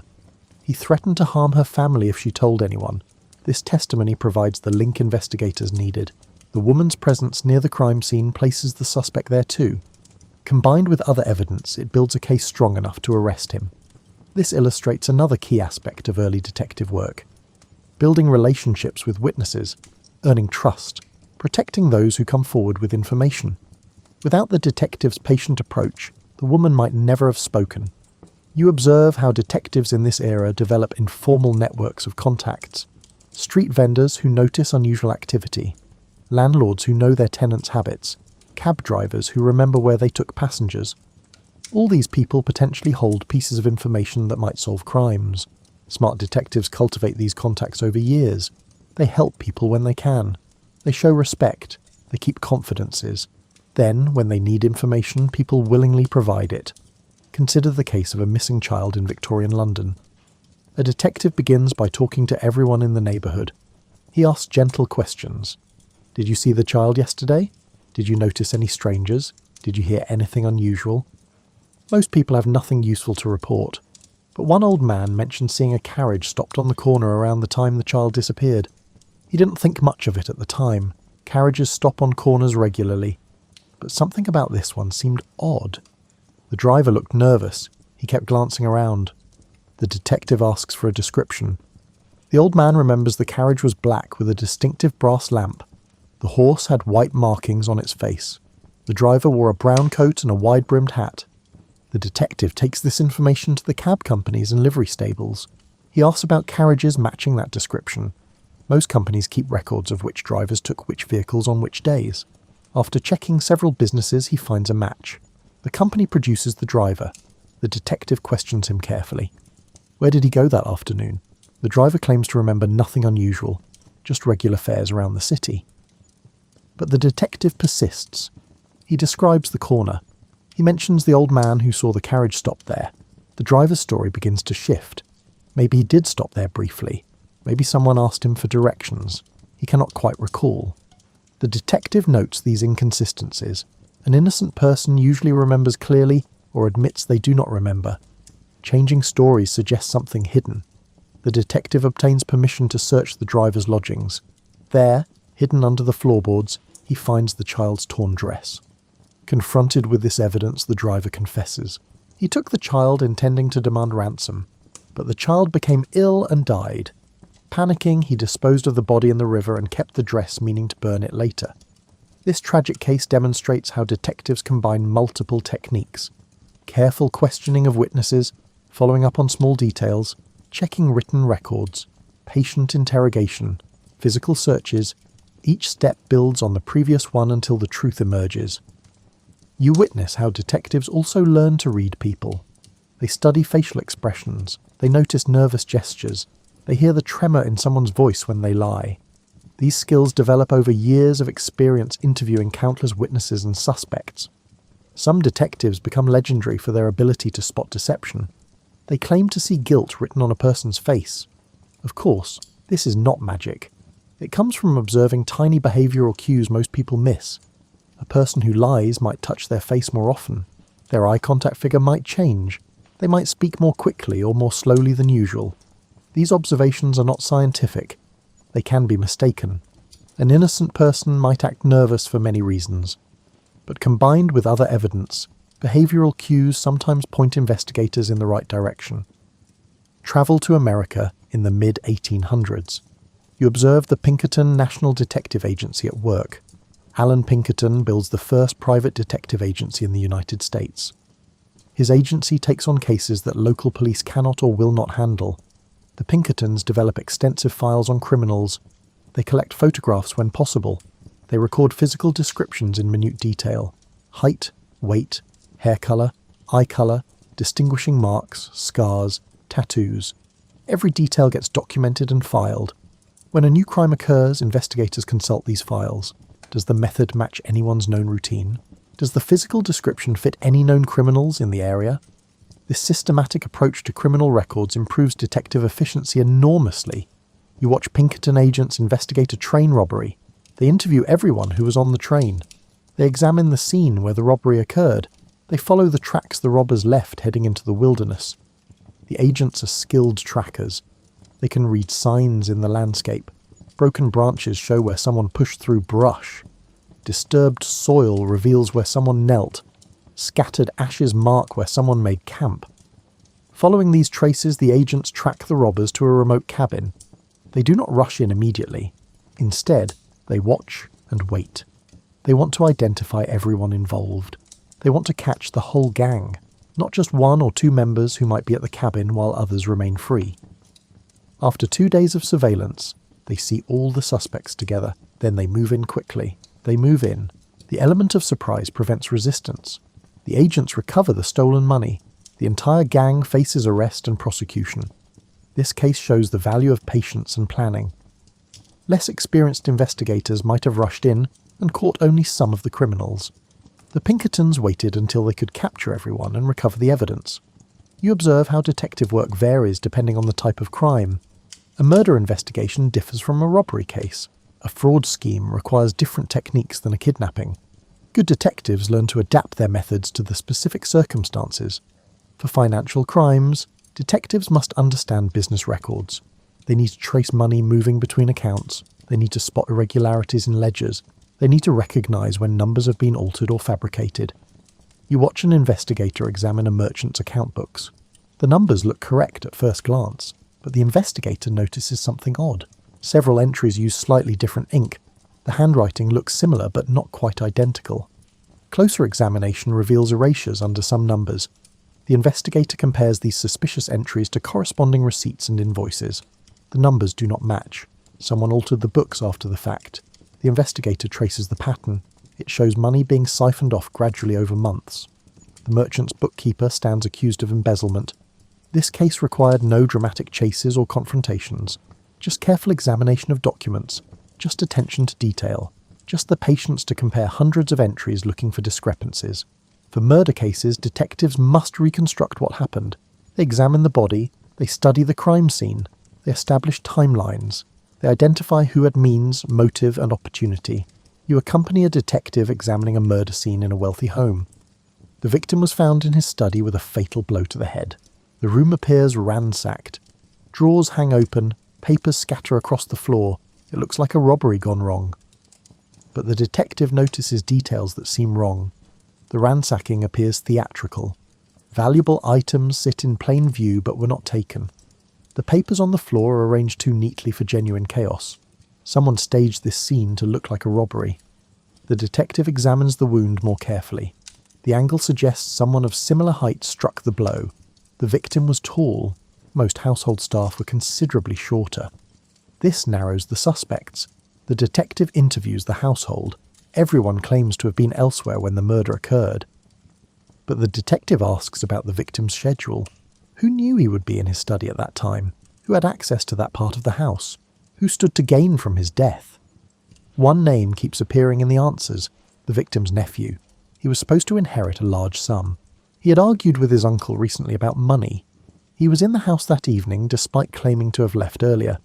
Confronted with these facts, the nephew's alibi falls apart. He admits to the argument but denies the murder. The detective presses harder. He describes the staged robbery. He explains how the evidence contradicts a random burglar scenario. Finally, the nephew breaks. He confesses. The argument turned violent. He struck his uncle in anger. Then, panicking, he tried to make it look like a robbery. He never expected anyone to see through the deception. This case illustrates how detectives use logic and reasoning to see past obvious interpretations. They question appearances. They look for what does not fit. They build their case on inconsistencies and impossibilities. You see how the best detectives develop almost encyclopedic knowledge of crime patterns. They know how burglars typically operate. They know how poisoners usually act. They know the habits of forgers and fraudsters and violent criminals. This knowledge lets them recognise when something does not match the expected pattern. By the late 1800s, detective work begins to incorporate more scientific approaches. A French police officer named Alphonse Bertillon develops a system he calls anthropometry. He proposes that if you measure enough parts of a person's body, you can create a unique identification. You watch Bertillon's assistants measure a suspect. They record the length of the head from front to back, the width of the head side to side, the length of the left foot, the length of the left forearm, the length of fingers, the distance between outstretched arms, 11 measurements in total. Bertillon argues that the odds of two people having exactly the same measurements for all 11 dimensions are astronomically small. Each measurement gets recorded on a card along with a photograph and physical description. These cards get filed systematically so investigators can search them. This system gains widespread adoption in France and then in other countries. For the first time, police have a supposedly scientific method for identifying repeat offenders. When someone gets arrested, their measurements can be compared to existing records to see if they have been arrested before under a different name. You observe the process of searching the files. A clerk takes the new measurements and uses them to narrow down the cards to check. Cards are organised by ranges of measurements. If the head length is 180 millimeters, you only check cards in that range. Then you narrow further by head width, and so on. The system works reasonably well for several years. Police identify repeat offenders who had been using false names. They solve cases by linking crimes through suspect identification. Bertillon becomes famous. His method spreads worldwide. But the system has significant flaws. Measurements depend on the skill of the person taking them. Small errors accumulate. People's measurements change slightly over time. The cards become increasingly difficult to search as files grow larger, and most fundamentally, the system cannot handle two people with very similar measurements. You witness the critical failure that undermines Bertillon's system. In 1903, a man named Will West arrives at Leavenworth Prison in Kansas. His measurements get taken. The records clerk searches the files and finds a card for William West with nearly identical measurements and a very similar appearance. The two men even have the same name, but they are not the same person. William West is already in prison serving a life sentence. Will West is a new arrival. The two men are not related. They just happen to have remarkably similar measurements and appearances. Bertillon's system cannot reliably distinguish between them. This discovery reveals the fundamental weakness of anthropometry. No matter how many measurements you take, coincidental matches can occur. The system is not as unique as Bertillon claimed. Meanwhile, another approach to identification has been developing quietly. Fingerprints. For centuries, people noticed that the ridge on fingertips varied between individuals, but no one had systematically studied whether these layouts were truly unique or whether they could be used for identification. You observe early fingerprint research in British India. A colonial administrator named William Herschel uses fingerprints on contracts to prevent fraud. He notices that fingerprints do not change over time. The same person always has the same ridge layout. In Argentina, a police official named Juan Vucetich develops a classification system for fingerprints. He identifies basic pattern types and creates a method for filing and searching fingerprint records. In 1892, a bloody fingerprint left at a murder scene provides the evidence to convict the killer. This represents one of the first times fingerprint evidence successfully solves a major crime. Back in Britain, Francis Galton publishes detailed studies of fingerprints. He calculates the mathematical probability of two people having identical fingerprints. The number is so large it essentially proves fingerprints are unique. He develops methods for comparing prints and identifying matching points.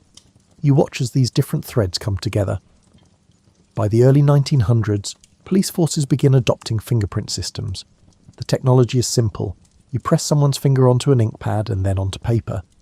The resulting print shows all the ridge details. These prints can be filed and searched. Scotland Yard establishes a fingerprint bureau. Detectives learn to dust crime scenes for latent prints. They use fine powder that adheres to the oils and sweat left by fingers touching surfaces. Brushes reveal the same layout. Photography preserves them. You observe detectives processing a burglary scene. They dust the windowsill where the burglar entered. Several clear prints appear. They photograph these prints carefully. Back at the bureau, an expert compares them to prints in the files. The expert examines the ridge layout point by point.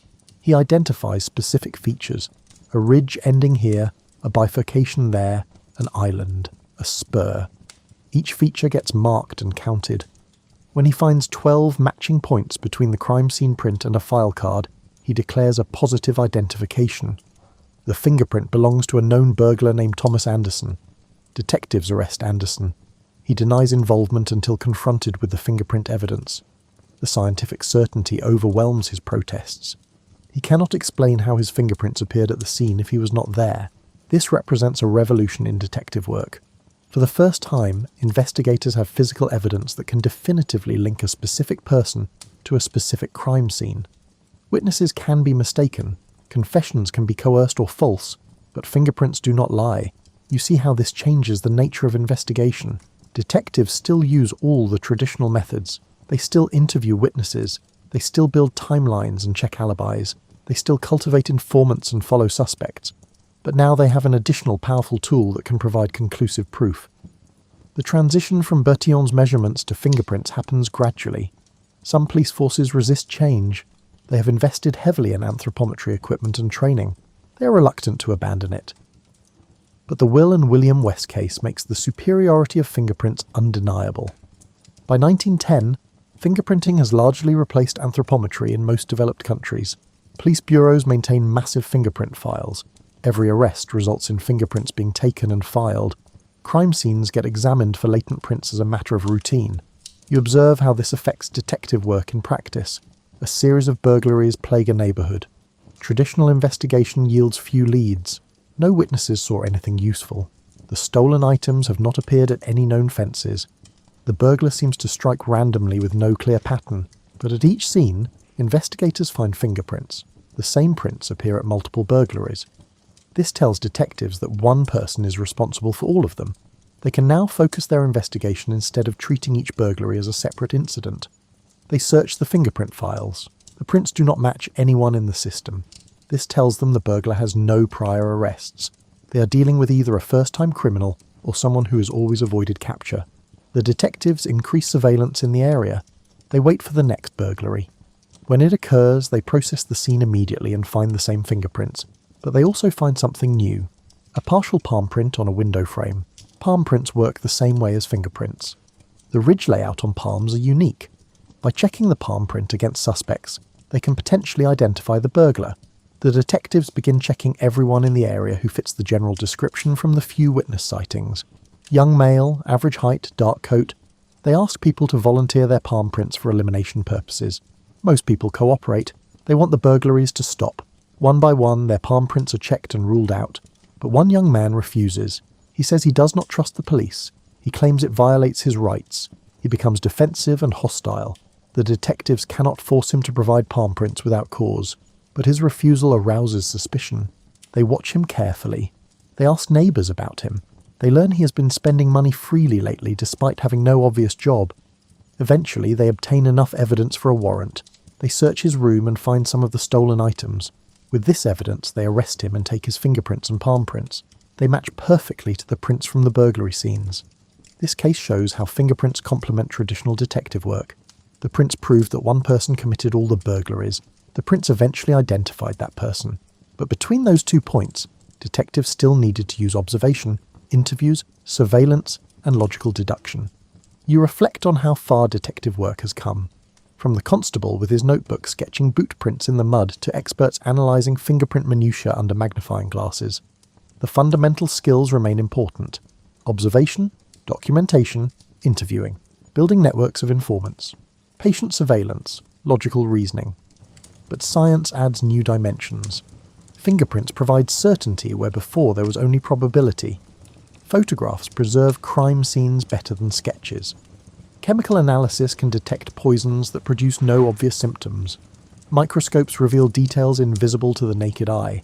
You consider what has been lost in this transition.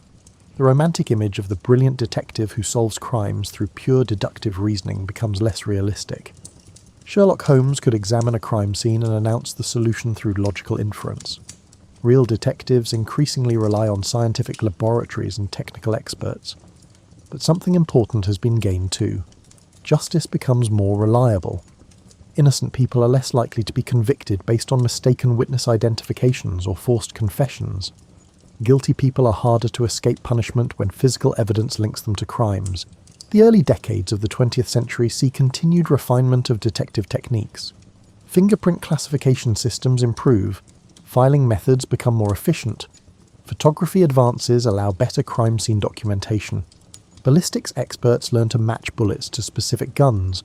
Blood typing can sometimes exclude or include suspects. You watch detectives in the 1920s working a murder case. They photograph the scene from multiple angles. They dust for fingerprints on every surface. They collect the bullets for ballistics analysis. They take blood samples for typing. They interview witnesses and write detailed reports. They build a comprehensive case file that includes scientific evidence, witness testimony, and logical deduction. This represents the synthesis of old and new methods. The detectives still use the fundamental techniques developed over centuries, but they enhance those techniques with modern science. The combination proves more powerful than either approach alone. The transition from pre-fingerprint detective work to modern forensics happens gradually across decades. Different jurisdictions adopt new methods at different rates. Rural areas lag behind cities. Some countries lead while others follow, but the overall direction remains clear. Detective work becomes increasingly scientific and systematic. Yet the human element never disappears entirely. Machines cannot interview witnesses. Laboratories cannot cultivate informants. Computers cannot earn a community's trust. The best detectives combine technical knowledge with interpersonal skills. They understand both science and human nature. You stand again in that foggy London street where this journey began. But now you see it differently. You understand that the constable with his notebook was not primitive or backwards. He was using the best methods available to him. He was building a foundation that would support all future developments in detective work. His careful observations taught later generations the importance of documenting everything. His patient interviews demonstrated the value of listening. His cultivation of local knowledge showed the power of community connections. His willingness to stake out cold alleys night after night exemplified the dedication required. Fingerprints made detective work more scientific, but they did not make it automatic. Detectives still need to know where to look for prints. They still need to interpret what the evidence means. They still need to connect physical traces to human behavior. As you prepare for sleep, you can appreciate how mystery solving evolved. Each generation of detectives built on the work of those who came before. Each new technique supplemented rather than replaced older methods. The progression from boot prints in mud to fingerprints in databases took decades of patient development. The detectives who worked before fingerprints were not less intelligent than modern investigators. They simply had fewer tools available. Within those limitations, they developed remarkable skills. They learned to read people and situations. They learned to see the same thing where others saw only chaos. They learned to persist when leads went cold and cases seemed hopeless. Their legacy continues in modern detective work. The notebooks are now digital. The surveillance happens through cameras and electronic tracking. The informant networks extend across computer systems. But the fundamental principles remain. Observe carefully. Document thoroughly. Interview skillfully. Think logically. Never give up.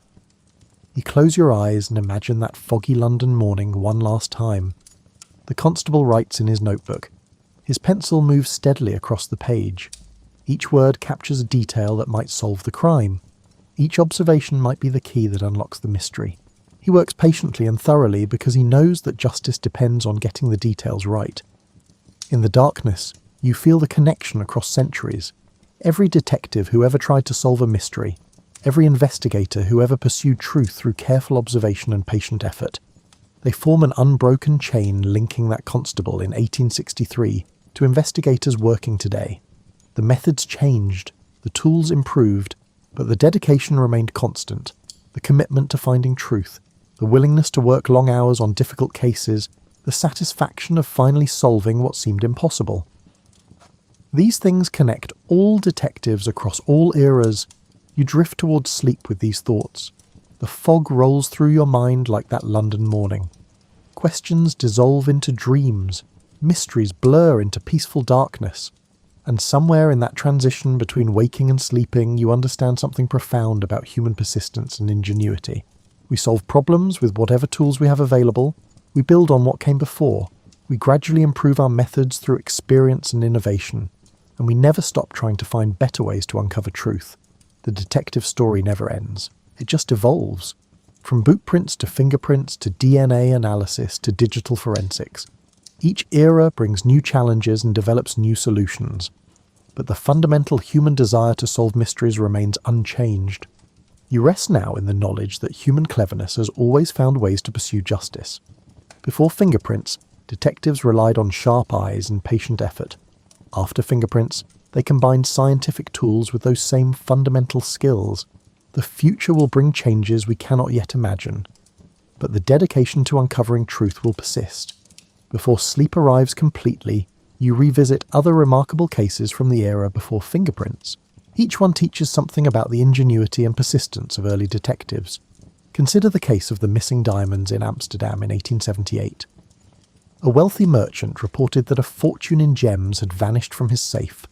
The safe showed no signs of forced entry.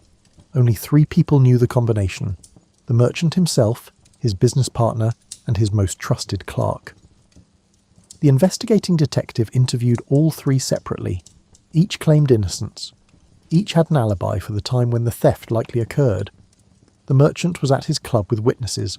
The partner was visiting family in Rotterdam. The clerk was at church for evening services. The detective could have stopped there. No evidence pointed to any suspect. But something bothered him about the clerk's demeanour. The young man seemed too calm. Most people faced with accusations of major theft show some emotional reaction even when innocent. This clerk remained perfectly composed. The detective decided to verify the church alibi thoroughly. He visited the church and spoke to the pastor. Yes, the clerk attended services that evening. The pastor remembered seeing him. But when pressed for details, the pastor admitted he only saw the clerk at the beginning of the service. The church was crowded. He could not say with certainty that the clerk remained for the entire time. This opened a possibility. The clerk could have arrived at church to be seen, slipped out during the service, committed the theft, and returned before the service ended.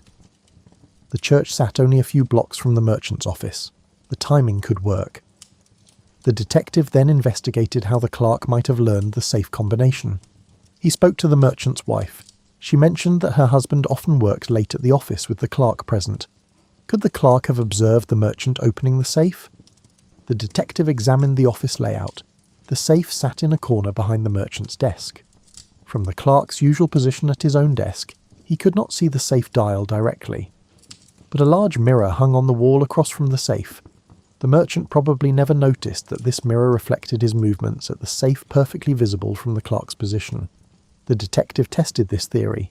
He stood where the clerk usually sat and asked someone to open the safe.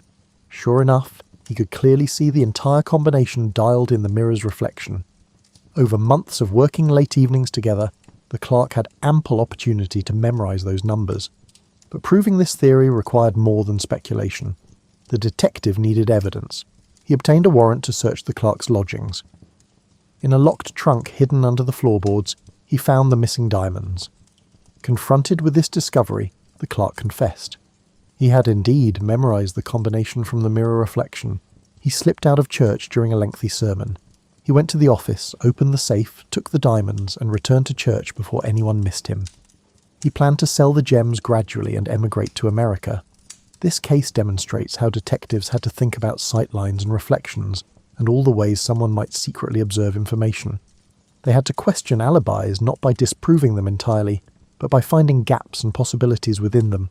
They had to trust their instincts about human behaviour while backing those instincts with solid evidence. You travel to New York City in 1885. A series of arsenic poisonings has the city frightened. 3 people have died over the past 6 months. All were wealthy.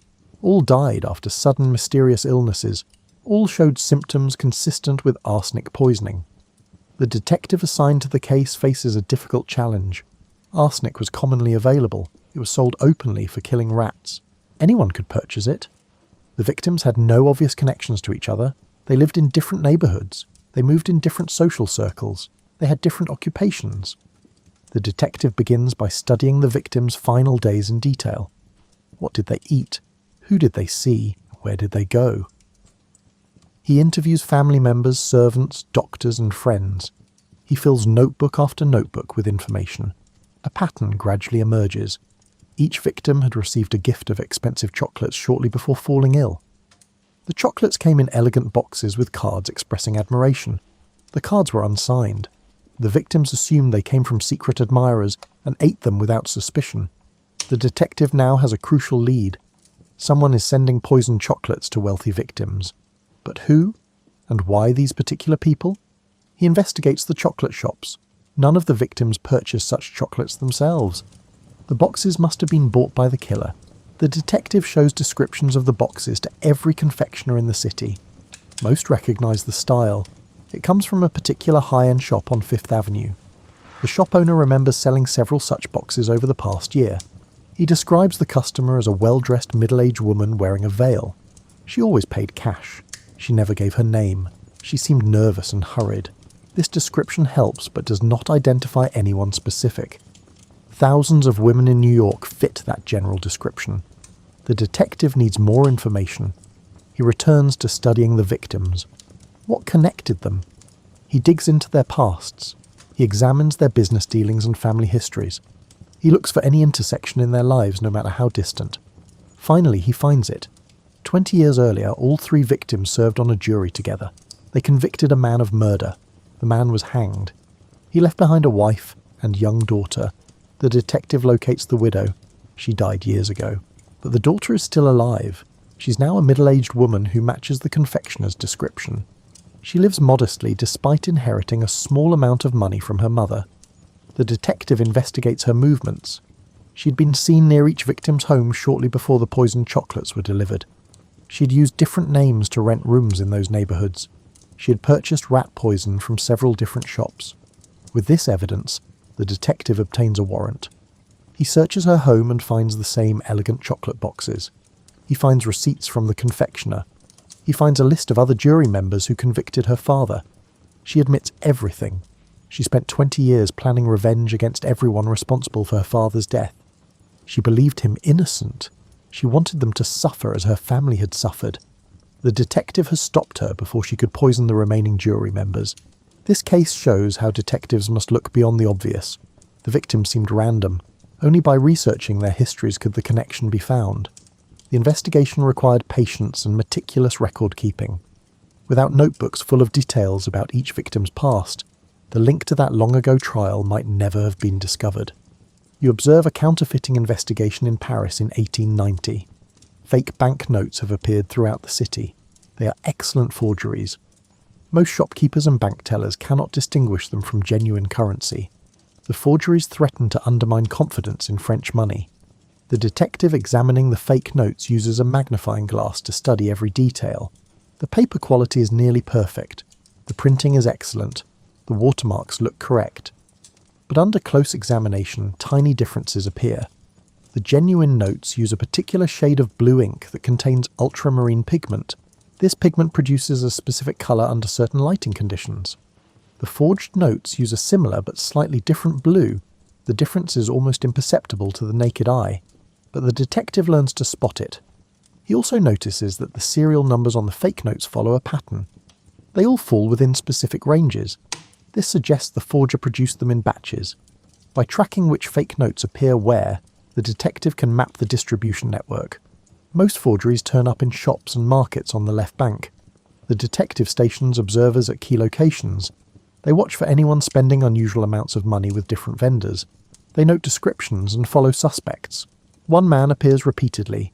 He visits multiple shops each day making small purchases with large bills. He always receives change in genuine currency. He seems to have an endless supply of bills to spend. The detective follows this man to a warehouse near the river. Over several days of surveillance, he observes people entering with bags and leaving empty-handed. Something is being distributed from this location. The detective organizes a raid.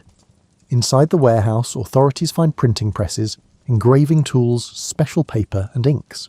They find thousands of counterfeit notes ready for distribution. They arrest a dozen people, including the master engraver who created the plates. The engraver had worked for the official mint years earlier. He knew exactly how genuine currency was produced. He had acquired the skills and knowledge to replicate the process. Only the most careful examination could detect his forgeries. This case demonstrates how detective work sometimes requires specialized knowledge. The detective needed to understand printing techniques, paper quality, and ink composition. He needed to recognize similarities in serial numbers. He needed to organize surveillance and coordinate raids. Multiple skills combined to solve a complex crime. You move to a rural English village in 1895. A farmer has been found dead in his field. At first, it appears to be a tragic accident. Perhaps his heart failed while working. But the local constable notices details that seem wrong. The body lies face down in freshly ploughed earth, but the farmer's hands are clean. If he'd been working, his hands would be dirty. His boots show no mud despite the wet field. His plough stands unused at the field's edge. The horse is still hitched to it, looking restless. The constable examines the body more carefully. He finds a wound on the back of the head hidden by the farmer's hat. This was no accident. Someone struck the farmer from behind. The constable questions everyone who knew the farmer. Most villagers liked him. He had few enemies. He owed no debts. He had no known disputes with neighbours. Why would anyone want him dead? The constable learns that the farmer recently discovered something on his land. He had been digging a drainage ditch and unearthed an old metal box. Inside were gold coins from the previous century. The farmer told several people about his discovery. He planned to report it to authorities as the law required. But not everyone thought the treasure should go to the government. One neighbour believed the gold should belong to whoever found it. This neighbour had argued with the farmer about it. The argument ended badly with the neighbour threatening to take what he felt was rightfully his. The constable questions this neighbour. The man claims he was home all morning. His wife confirms this. But the constable notices mud on the man's boots that matches the field where the farmer died. The man's knuckles show fresh bruising consistent with striking someone. The constable searches the neighbour's property and finds the box of gold coins hidden in the barn. Confronted with this evidence, the neighbour confesses. He killed the farmer intending to steal the treasure. He tried to make it look like the farmer simply collapsed while working. This case shows how even small details matter. Clean hands in a dirty field, mud on boots, bruised knuckles, each observation added to the picture. The constable's knowledge of his community helped him identify who might have motive. His careful examination of the scene revealed the truth. You witness a kidnapping case in Chicago in 1900. A wealthy industrialist's young son vanishes while walking home from school. A ransom note arrives demanding $50,000. The note warns against involving police. The family contacts authorities anyway. The detective assigned to the case examines the ransom note carefully. The handwriting appears deliberately disguised. Letters are formed awkwardly as if written with the wrong hand. But some habits reveal themselves despite the disguise. The writer consistently crosses T's slightly to the left. The letter S always curves more at the bottom than the top. These might help identify the writer if investigators can compare the note to samples from suspects. The note itself provides clues about the writer. The paper is common stock available at any stationer, but the envelope shows a partial postmark from a specific postal station on the north side of the city. This narrows the search area. The detective also analyses the language in the note. Certain phrases suggest the writer has education. The grammar is correct. The vocabulary is sophisticated. This is not a desperate criminal from the slums. This is someone with schooling and perhaps social standing. The detective investigates who knew about the boy's routine, who knew which route he took home from school. The list is surprisingly small. The family employed few servants. The boy had few friends outside his immediate social circle. One name appears that seems unlikely but cannot be eliminated: the boy's tutor. A young man hired to teach Latin and mathematics. He was well educated but always seemed to need money. He gambled frequently and had debts. The detective obtained samples of the tutor's handwriting from lesson plans and correspondence. Despite the disguise in the ransom note, those characteristic T-crosses and S-curves appear in the tutor's writing. That means there's a match. The detective arrests the tutor and searches his rooms. He finds the boy unharmed but locked in a closet. The tutor had convinced the boy that this was a game they were playing. He planned to collect the ransom and flee to Europe. This case shows how analysing handwriting can identify criminals even when they try to disguise their writing. It shows how knowledge of a victim's routine helps identify who had opportunity. It shows how detectives must consider even unlikely suspects when the evidence points in that direction. You observe a case of art theft in Rome in 1905. A valuable Renaissance painting disappears from a private collection. The owner's palazzo has extensive security. Guards patrol the grounds. Doors remain locked. Windows have bars, yet somehow the painting vanished without any signs of forced entry. The detective examines the empty frame still hanging on the wall. The painting was cut from it with a sharp blade.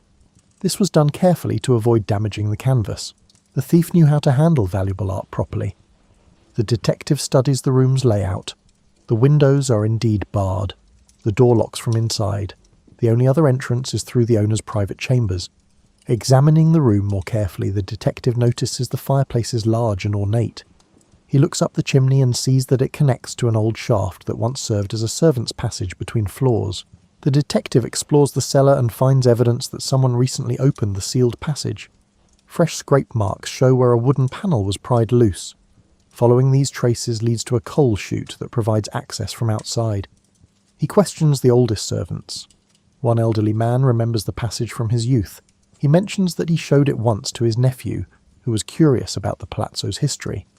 That nephew works as a restorer of old paintings. The detective investigates the nephew and discovers he recently paid off large gambling debts.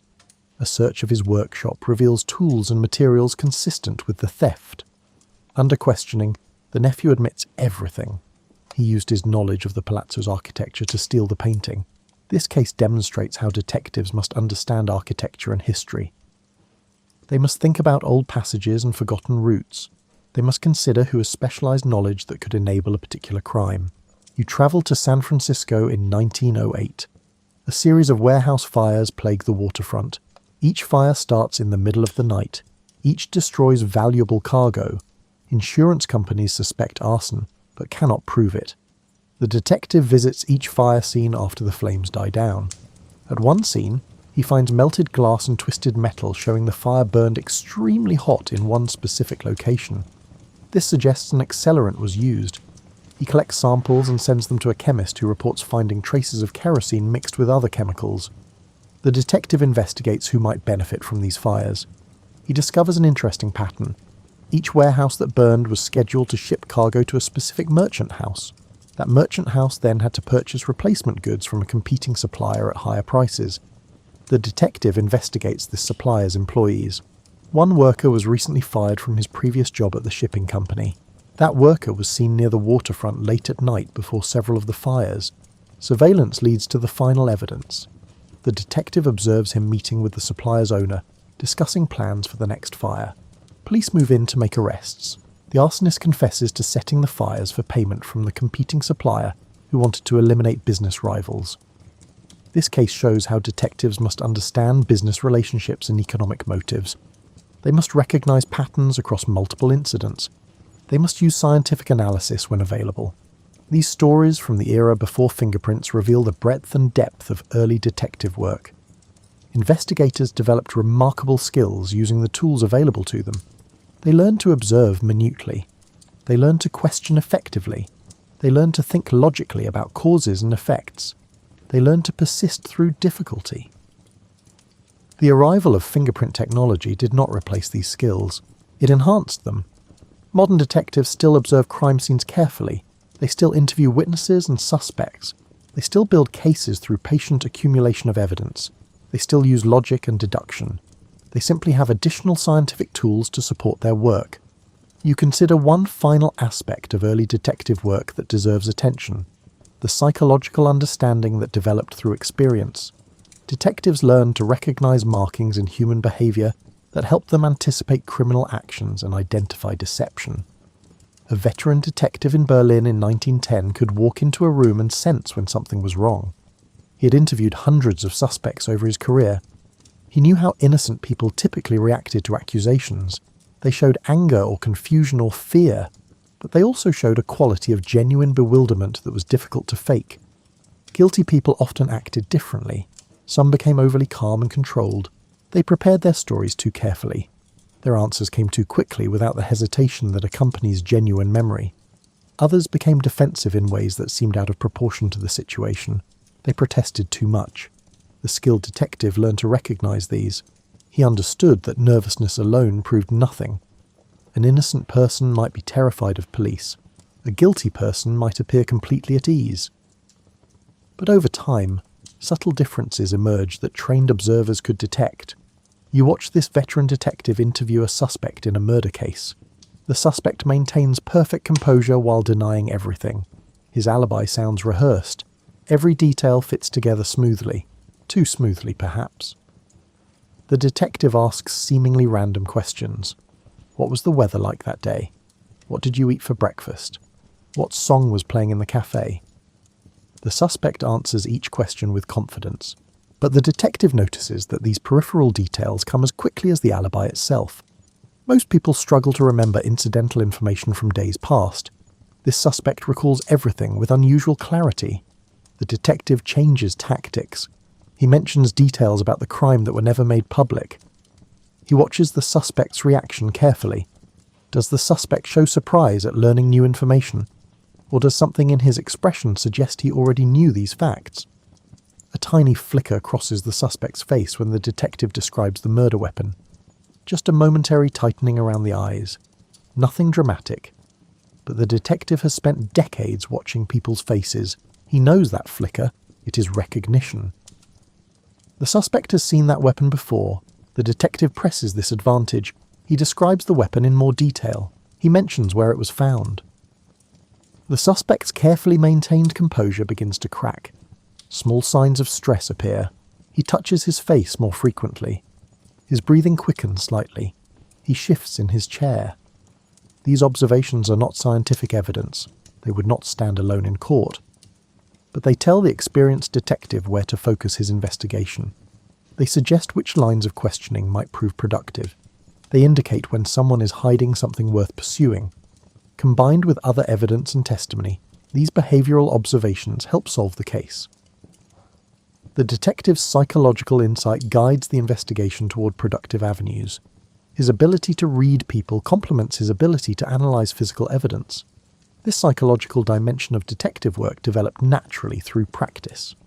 The most successful investigators were often those who combined sharp observational skills with deep understanding of human nature. They could spot a liar.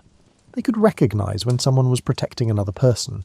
They could sense when a witness held back crucial information out of fear rather than malice. These skills proved especially valuable in the era before fingerprints. Without scientific certainty, detectives relied heavily on their judgment about people. They had to decide which witnesses seemed credible. They had to determine which suspects deserved further investigation. They had to build cases on foundations of human testimony and behavioral observation. The best detectives approached this responsibility with humility. They knew their intuitions could be wrong. They knew that innocent people sometimes acted suspicious, while guilty people sometimes seemed honest. They did not rely on psychological insights alone. They always sought corroborating evidence and multiple sources of confirmation. Yet within these limitations, their psychological understanding proved remarkably effective. Many guilty people confessed when confronted by detectives who clearly understood their motives and methods. Many investigations succeeded because detectives correctly identified who was lying and who was telling the truth. As you drift towards sleep, you reflect on the complete picture of detective work before fingerprints. It was patient observation of physical details. It was careful documentation in notebooks and files. It was skillful interviewing and interrogation. It was cultivation of informant networks. It was understanding of chemistry and handwriting and document analysis. It was surveillance and stakeouts. It was logical deduction from available evidence, and it was psychological insight into human behavior. All these elements combined to create a profession that solved crimes through intelligence and persistence, rather than through technology. The detectives of that era proved that human cleverness could overcome limited tools. They showed that dedication and skill matter more than equipment. Their legacy continues today. Every modern investigator builds on foundations laid by those early detectives. The notebooks are digital now. The surveillance uses cameras and computers. The scientific tools are sophisticated beyond imagination. But the fundamental approach remains the same. Observe carefully, think clearly, never give up on finding truth. Sleep comes gently now. Your breathing slows. The modern world fades. And in that peaceful space between thought and dream, you carry with you the stories of detectives past. Their careful observations, their patient interviews, their detailed records, their persistent efforts to solve mysteries one clue at a time. The foggy London street dissolves. The constable puts away his notebook. The case closes, and you rest.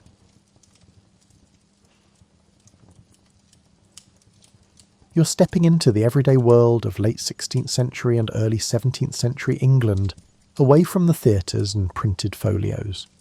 Here, in the regular rhythms of streets, lodgings and households, William Shakespeare lived a life shaped by work, travel and quiet observation. This is the story of his ordinary days. You wake in a room where light filters through small windows. The air smells of wood and wool. Whether you're in Stratford-upon-Avon or in London, mornings begin with simple tasks. You pull on clothes that have been worn before and will be worn again. Shoes are practical. The floor is cool beneath your feet. In Stratford, the house on Henley Street holds the familiar sounds of family. Doors open and close, voices carry from room to room. Your wife, Anne, manages the household. Your children move through their own routines. You spend time here between stretches of work in London, returning to a place where the streets are known and the faces are constant. The house itself is substantial. Timber frames support the walls. The rooms are divided by function. There is a hall for gathering, chambers for sleeping, and a kitchen for cooking.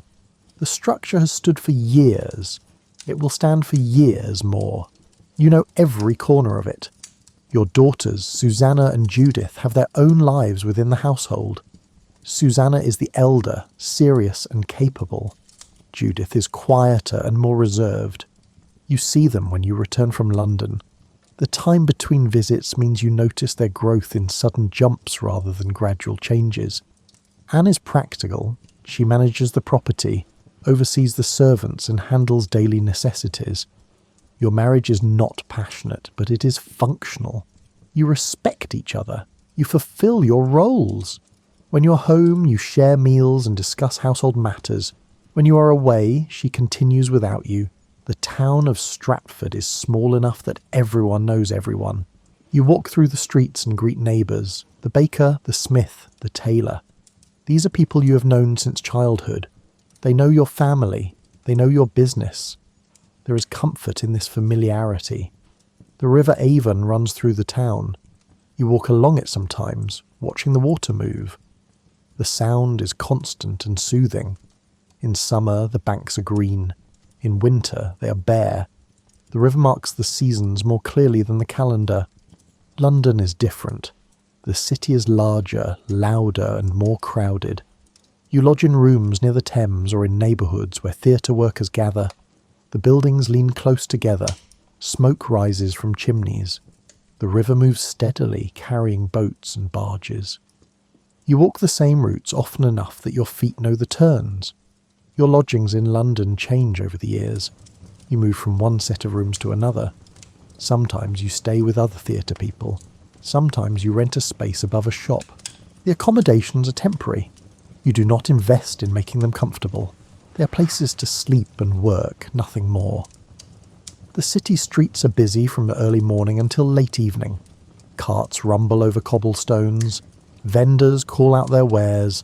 Apprentices hurry to complete errands. You navigate through the crowd without much thought. The motion is automatic. You pass the same landmarks daily. Certain churches, certain bridges, certain corners where streets meet. These markers help you orient yourself.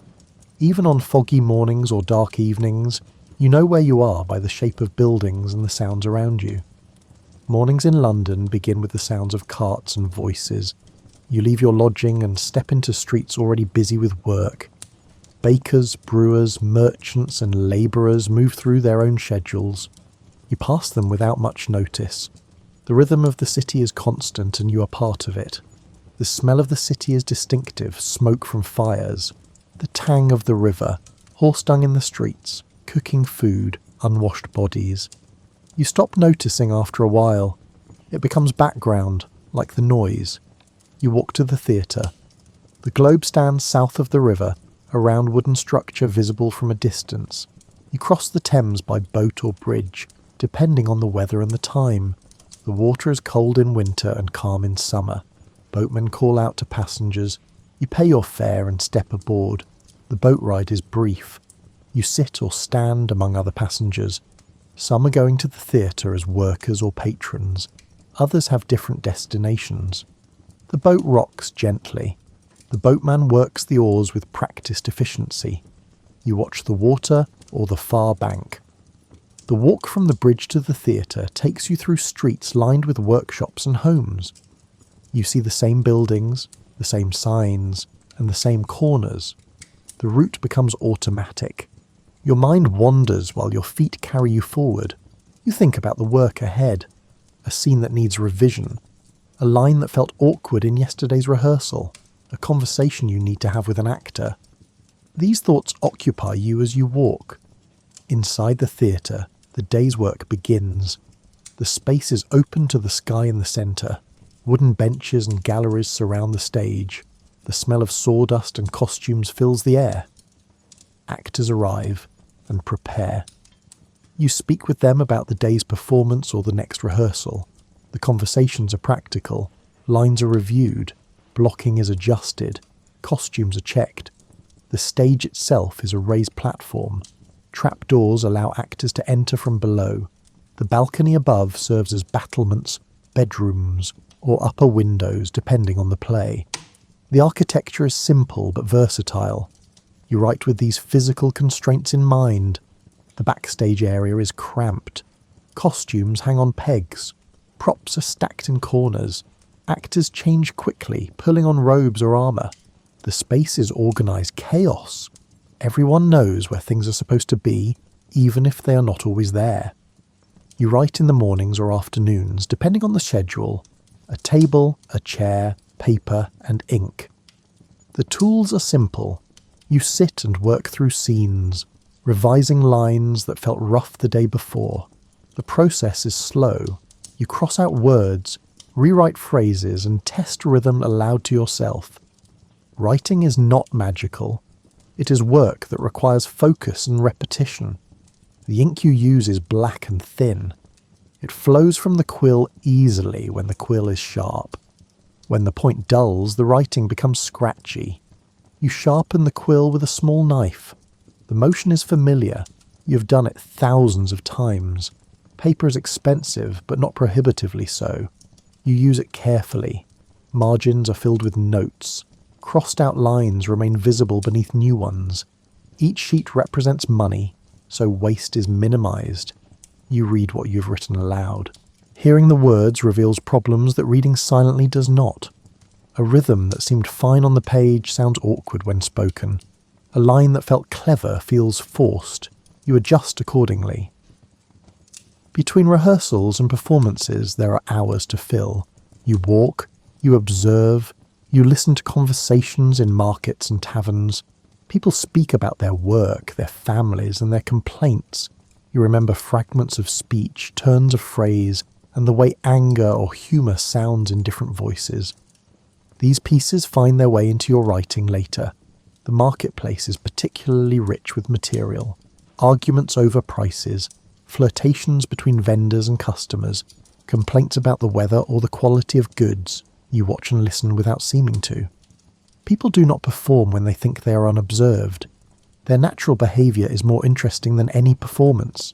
You notice physical details, how a merchant shifts his weight when lying, how a woman adjusts her shawl when cold, how a child tugs at a parent's sleeve for attention. These small gestures reveal character. You file them away. In Stratford, the pace is slower. You walk through the town and into the countryside. Fields stretch out in all directions. The air is quieter. You visit family, handle business matters, and attend to property. There are documents to sign, rents to collect, and agreements to make. These tasks are necessary and unremarkable. You own property in and around Stratford. Some of it produces income. Some of it is for your family's use. You check on these properties when you are home. You speak with tenants. You inspect buildings for needed repairs. The work is mundane but important. The countryside around Stratford offers space and silence. You walk along paths you have known since childhood. The landscape changes with the seasons but remains fundamentally the same. Hills in the distance, fields divided by hedgerows, sheep grazing. The occasional farmhouse. You think while walking, not focused thoughts but a kind of mental wandering. Ideas for scenes, memories. observations about people you have seen. The walking itself helps the thinking. Movement and thought are connected. You eat midday meals wherever you happen to be. In London, this might mean a tavern near the theatre or a stall selling bread and cheese. In Stratford, meals are taken at home. The food is plain and filling. Bread, meat, vegetables and ale. You eat without ceremony and return to your work. Taverns in London vary in quality. Some are clean and well kept. Others are dark and smell of old beer. You choose based on location and familiarity rather than quality. As long as the food is edible and the ale is drinkable, the tavern serves its purpose. You sit at communal tables. Strangers sit beside you. Sometimes conversation starts. Sometimes everyone eats in silence. You are comfortable with both. You can be social when it serves you. You can be invisible when you prefer. The bread is coarse and dense. It fills your stomach. The meat is whatever is available that day. Beef, mutton, pork and chicken. It is cooked simply, roasted or boiled. Vegetables are mostly roots. Turnips, carrots and onions. They are soft from long cooking. Afternoons bring performances or more writing. If a play is being staged, you watch from the side or assist with last-minute changes. The actors perform the same lines you wrote, but they add their own interpretations. You notice what works and what does not. You make mental notes for future revisions. The audience is varied. Groundlings stand in the yard, close to the stage. They are loud and active. They heckle, laugh, and gasp. Their reactions are immediate. The wealthier patrons sit in the galleries. They are quieter but no less engaged. You gauge the audience's response. When do they lean forward? When do they shift restlessly? When do they laugh? When do they fall silent? These reactions tell you what is working. A joke that lands in rehearsal might fall flat in performance. A serious moment might get an unexpected laugh. You adjust future performances based on what you learn. If a scene drags, you tighten it. If a joke misses, you replace it. The plays are not fixed. They evolve with each performance. When there is no performance, the afternoon is open. You might read, walk, or visit someone. Time is not scarce, but it is not wasted. You move through the hours with purpose, even when the purpose is simply rest. Reading offers its own pleasures. You read histories, classical texts, and poetry by other writers. The reading informs your writing without direct imitation. You absorb styles, ideas, and structures. Later they emerge transformed in your own work. You read in your lodging or in quiet corners of the theatre. The light needs to be good. You cannot read by candlelight for long without your eyes tiring. Daylight is better. You position yourself near a window when possible. Some books are borrowed, some are purchased. Books are valuable. You treat them carefully. You do not mark the pages or bend the covers. When you finish, you return borrowed books promptly. Evenings approach gradually. The light changes. Shadows lengthen. The city begins to settle. In London, you return to your lodging or meet colleagues at a tavern. In Stratford, you remain at home. The transition from day to night is gentle. The quality of light in late afternoon is soft. The harsh brightness of midday fades. Colours become richer. Shadows are longer and more dramatic. You notice these changes. They affect your mood without you thinking about it consciously. In summer, the days are long. Evening seems delayed. You work later because the light permits it. In winter, darkness comes early. You adjust your schedule accordingly. The seasons dictate rhythms. You do not live a life of constant excitement. The days are built from routine. You walk the same streets, see the same faces, and perform the same tasks. This repetition is not dull. It provides structure. It allows you to notice small changes, to refine your observations, and to build a life that supports your work. The routine is comforting. You know what each day will bring. There are variations, but the overall pattern remains consistent. This predictability allows you to focus on the work rather than on logistics. You develop habits. You wake at the same time. You eat at the same times. You work during the same hours. These habits create efficiency. You do not waste energy deciding what to do next. You simply follow the pattern. Your relationship with both cities is practical. London offers work, income, and connection to the theatre world. Stratford offers family, property, and a slower pace. You move between them regularly, adjusting to each place as needed. Neither feels more real than the other. Both are part of your life. The journey between the cities takes 2 or 3 days depending on conditions. You travel on horseback or by coach. The roads are rough in places, smooth in others. Rain makes them muddy. Dry weather makes them dusty. You stop at the same inns along the way. The innkeepers recognise you. They know your preferences. A room that is quiet. A meal that is simple. Ale that is fresh. These small familiarities make travel easier. You carry very little with you when you travel. A few clothes, papers, and money. The journey between Stratford and London takes time, but it is familiar. You know the roads, the inns along the way, and the rhythms of travel. You do not rush. You arrive when you arrive. The landscape changes as you travel. Flat fields give way to rolling hills. Villages appear and disappear. You watch the scenery without much interest. It is pleasant, but not captivating. The real interest is in arriving, not in the journey itself. Other travellers share the roads. Merchants, messengers, and farmers bringing goods to market. You exchange greetings or nods. Sometimes you ride alongside someone for a stretch. Sometimes you travel alone. At night, you settle into whichever space you occupy. The room is dark or lit by a single candle. You prepare for sleep by setting aside the day's concerns. Tomorrow will bring more of the same work, the same streets, and the same routines. This predictability is comforting. You know what to expect. The transition from waking to sleeping is gradual. You do not fight it. You let tiredness overtake you. The day ends. The night begins. Sleep will restore you for whatever tomorrow brings. You earn your living by writing. This is not a romantic pursuit. It is a job that requires discipline, skill, and attention to deadlines. The theatre company depends on new material. Audiences expect variety. You provide both. Your writing process is methodical. You sit with paper and ink. You begin with an idea, a character, or a situation. The first draft is rough. Words come quickly, but they are not always the right words. You write through scenes, testing dialogue, building conflicts, and moving characters from one moment to the next. The initial inspiration for a play can come from anywhere. A story you heard, a historical event, an old play you want to improve, a character type you want to explore. The source matters less than what you do with it. You often work from existing stories.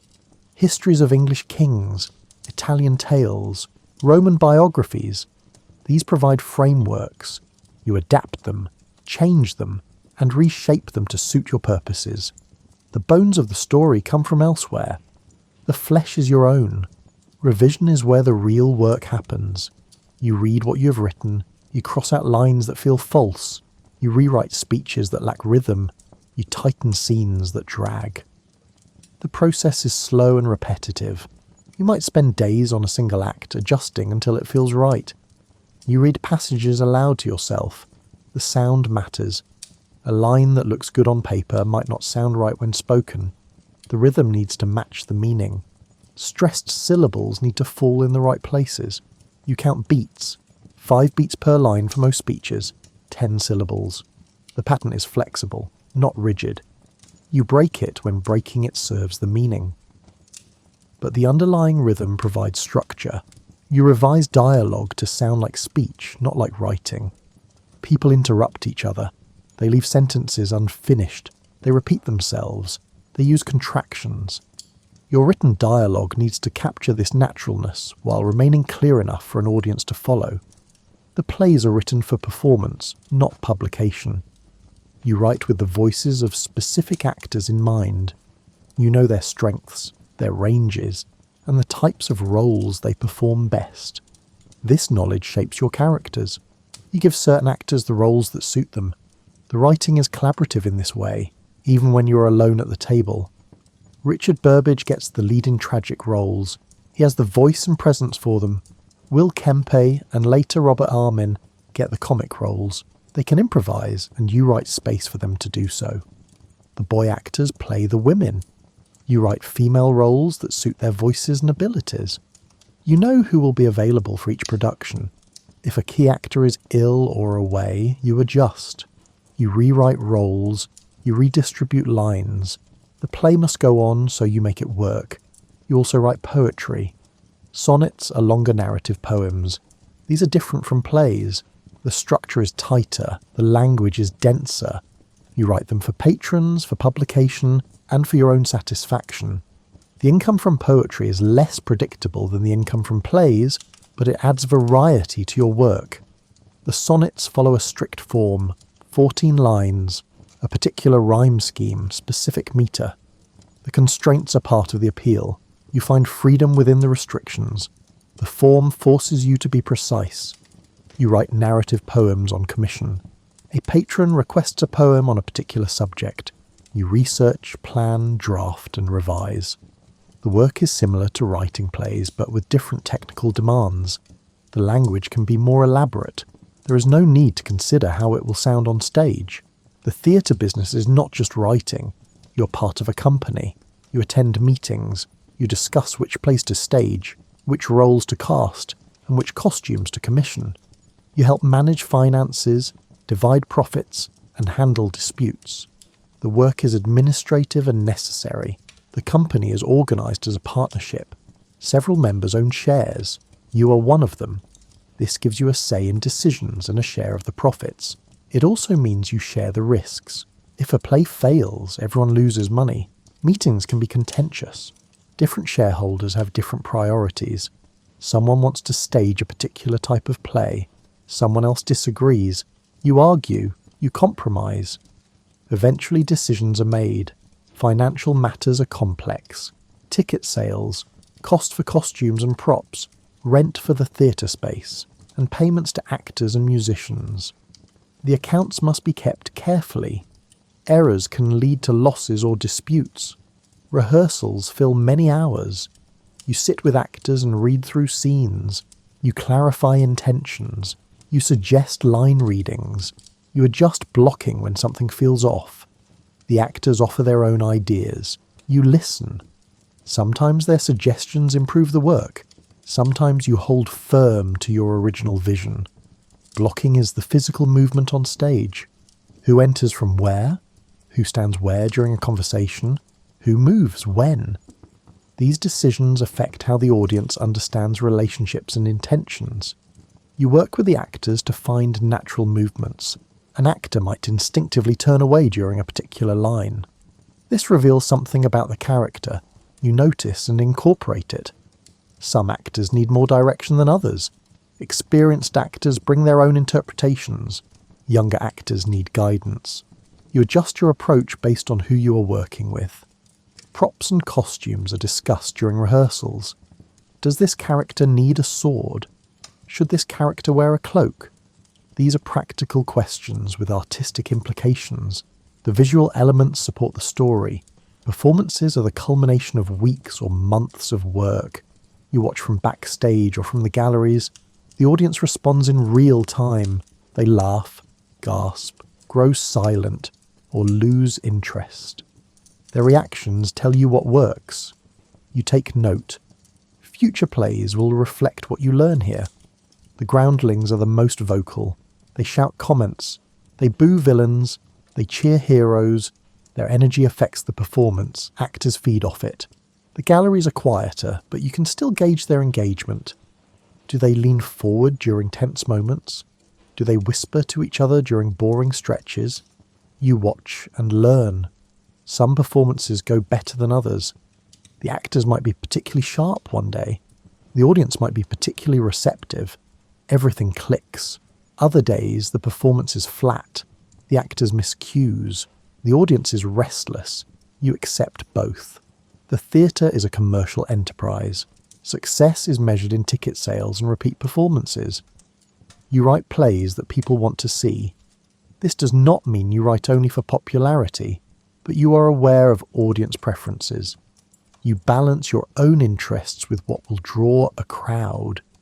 Comedies generally draw larger crowds than tragedies. People want to laugh. They want entertainment. But tragedies have their audience too. The key is variety. You write different types of plays to appeal to different moods. Historical plays are popular. English audiences want to see stories about their own kings and battles. You give them these stories, shaped to emphasise themes you find interesting. You write quickly when needed. A play can be completed in weeks if the company requires it. Other times, you take longer. You revise old plays for new productions. You adapt stories from history, from Italian sources and from English legends. The source material is a starting point. The finished play is your own. Speed does not necessarily mean lower quality. Some of your best work comes quickly. The ideas are clear. The execution is smooth. Other plays labour along, requiring extensive revision. You keep old drafts. Sometimes you return to a play you wrote years ago and see ways to improve it. You revise, and the company stages the new version. The play is renewed. Your income comes from several streams. The theatre company pays you for new plays. You receive a share of profits from performances. Patrons commission poems. You invest in property. The combination provides stability. You're not wealthy, but you are secure. The share of profits varies depending on how well the play performs and how many performances are staged. A popular play brings in significant money. A play that closes after a few performances brings in little. Patronage is less reliable, but potentially more lucrative. A wealthy patron might pay handsomely for a poem, but patrons are unpredictable. Their favour can shift. You do not depend on patronage alone. Property investment is your long-term security. You buy land and buildings in Stratford. These provide rental income. They will support your family after you stop working. The investments are practical, not speculative. Writing is solitary, but it exists within a social structure. You rely on actors, stagehands, musicians, and managers. They rely on you. The work is interdependent. A play is not complete until it is performed, and it cannot be performed without all these parts working together. The musicians provide interludes and accompaniment. They play before the performance, during scene changes, and sometimes during scenes. Their music sets the mood. You consult with them about what is needed. Stagehands manage the physical elements. They move props. They operate the trapdoors. They handle the curtains. Their work is invisible to the audience but essential to the performance. The theatre manager handles business matters, scheduling, ticket sales, negotiations with authorities. You work with him to ensure the company operates smoothly. You keep notebooks, small observations, fragments of dialogue and ideas for scenes. You write things down when they occur to you. Later you return to these notes. Some become plays. Others remain notes. The process of collecting and refining is ongoing. The notebooks are small enough to carry with you. You pull them out when something strikes you. A phrase overheard in the market, an interesting face in the crowd, a situation that could become a scene. You do not organise the notebook systematically. Ideas are recorded as they come. When you need something, you page through until you find it. The disorder does not bother you. The notes are for you alone. The work has its frustrations. Lines you laboured over fall flat in performance. Actors forget cues. Audiences are distracted. Weather affects attendance. The roof leaks during rain. These are practical problems with practical solutions. You adjust and continue. Rain drives away the groundlings. They will not stand in the yard getting soaked. The galleries stay fuller, but the energy is different. You might cut the performance short or cancel entirely. Actors forget lines. It happens. They improvise. They get back on track. If the problem is severe, you add extra rehearsals. You work with the actor individually. You also experience moments of satisfaction. A scene lands exactly as you hoped. An actor delivers a line with perfect timing. The audience is silent during a tense moment, then erupts in laughter or applause. These moments are gratifying, but they do not change the nature of the work. Tomorrow you will return to the table and write again. The satisfaction is brief. You enjoy it in the moment, then move on. There is always more work to do. The next play is already forming in your mind. You do not think of yourself as exceptional. You're a working playwright in a city full of working playwrights. Some are more successful, some are less. You're somewhere in the middle, producing work that is reliable and occasionally excellent.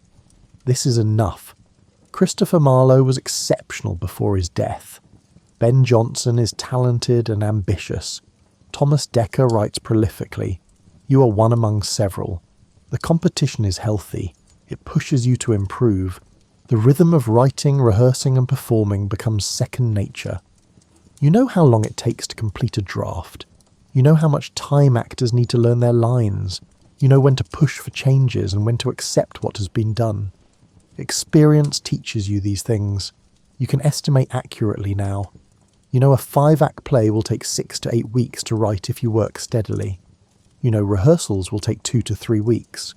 You know a successful play will run for a dozen performances or more. You write in different moods. Sometimes the work flows easily. Other times it is slow and difficult. You do not wait for inspiration. You sit down and write regardless of how you feel. Discipline is more important than mood. On difficult days you produce fewer pages. The words do not come easily. You force them anyway. The forced work can be revised later. The important thing is to keep moving forward. On good days you write more than you expected. The ideas flow. The dialogue sounds right on the first try. You ride the momentum as long as it lasts. Your relationship with your own work is practical. You do not romanticize the process. You do not agonize over every word. You do what is required and move forward. This approach allows you to produce a large body of work over many years. You're proud of some plays more than others. Some represent your best thinking and your finest language.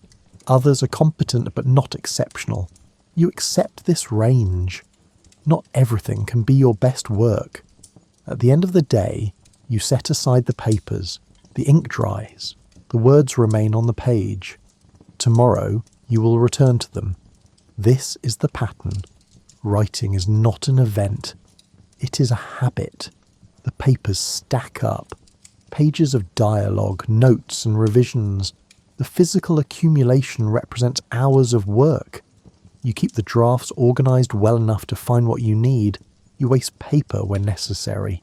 If a page is so heavily revised that it is illegible, you copy it fresh. The time spent copying is worth the clarity. The work continues. There is always another play to write, another performance to attend, and another revision to make. The cycle repeats. This repetition is not tedious. It is the structure of your life. You spend time with other people. The theatre world is small, and the same faces appear regularly. Actors, playwrights, managers, and musicians. You know them by name. You know their habits, their skills, and their temperaments. Richard Burbage is serious about his craft. He prepares thoroughly for roles. He thinks deeply about character. Conversations with him are focused on the work. You respect his dedication. Will Kempe is boisterous. He jokes constantly. His energy fills a room. He can also be difficult. His improvisations sometimes go too far. You have learned to write roles that channel his energy productively.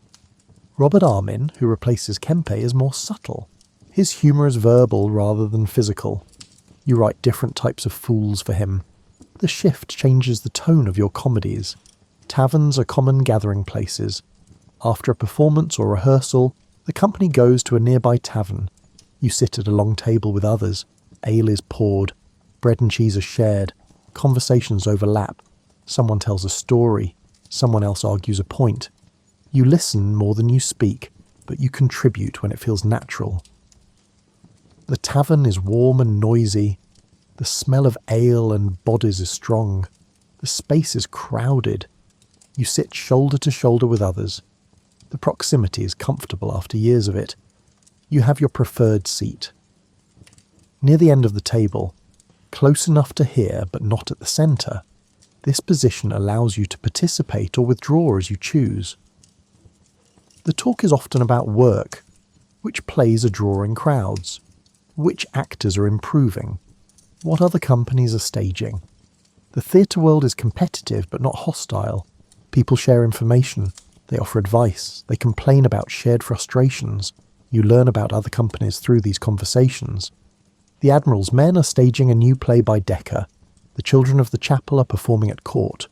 This information helps you understand the landscape. It informs your own decisions. You also talk about other things.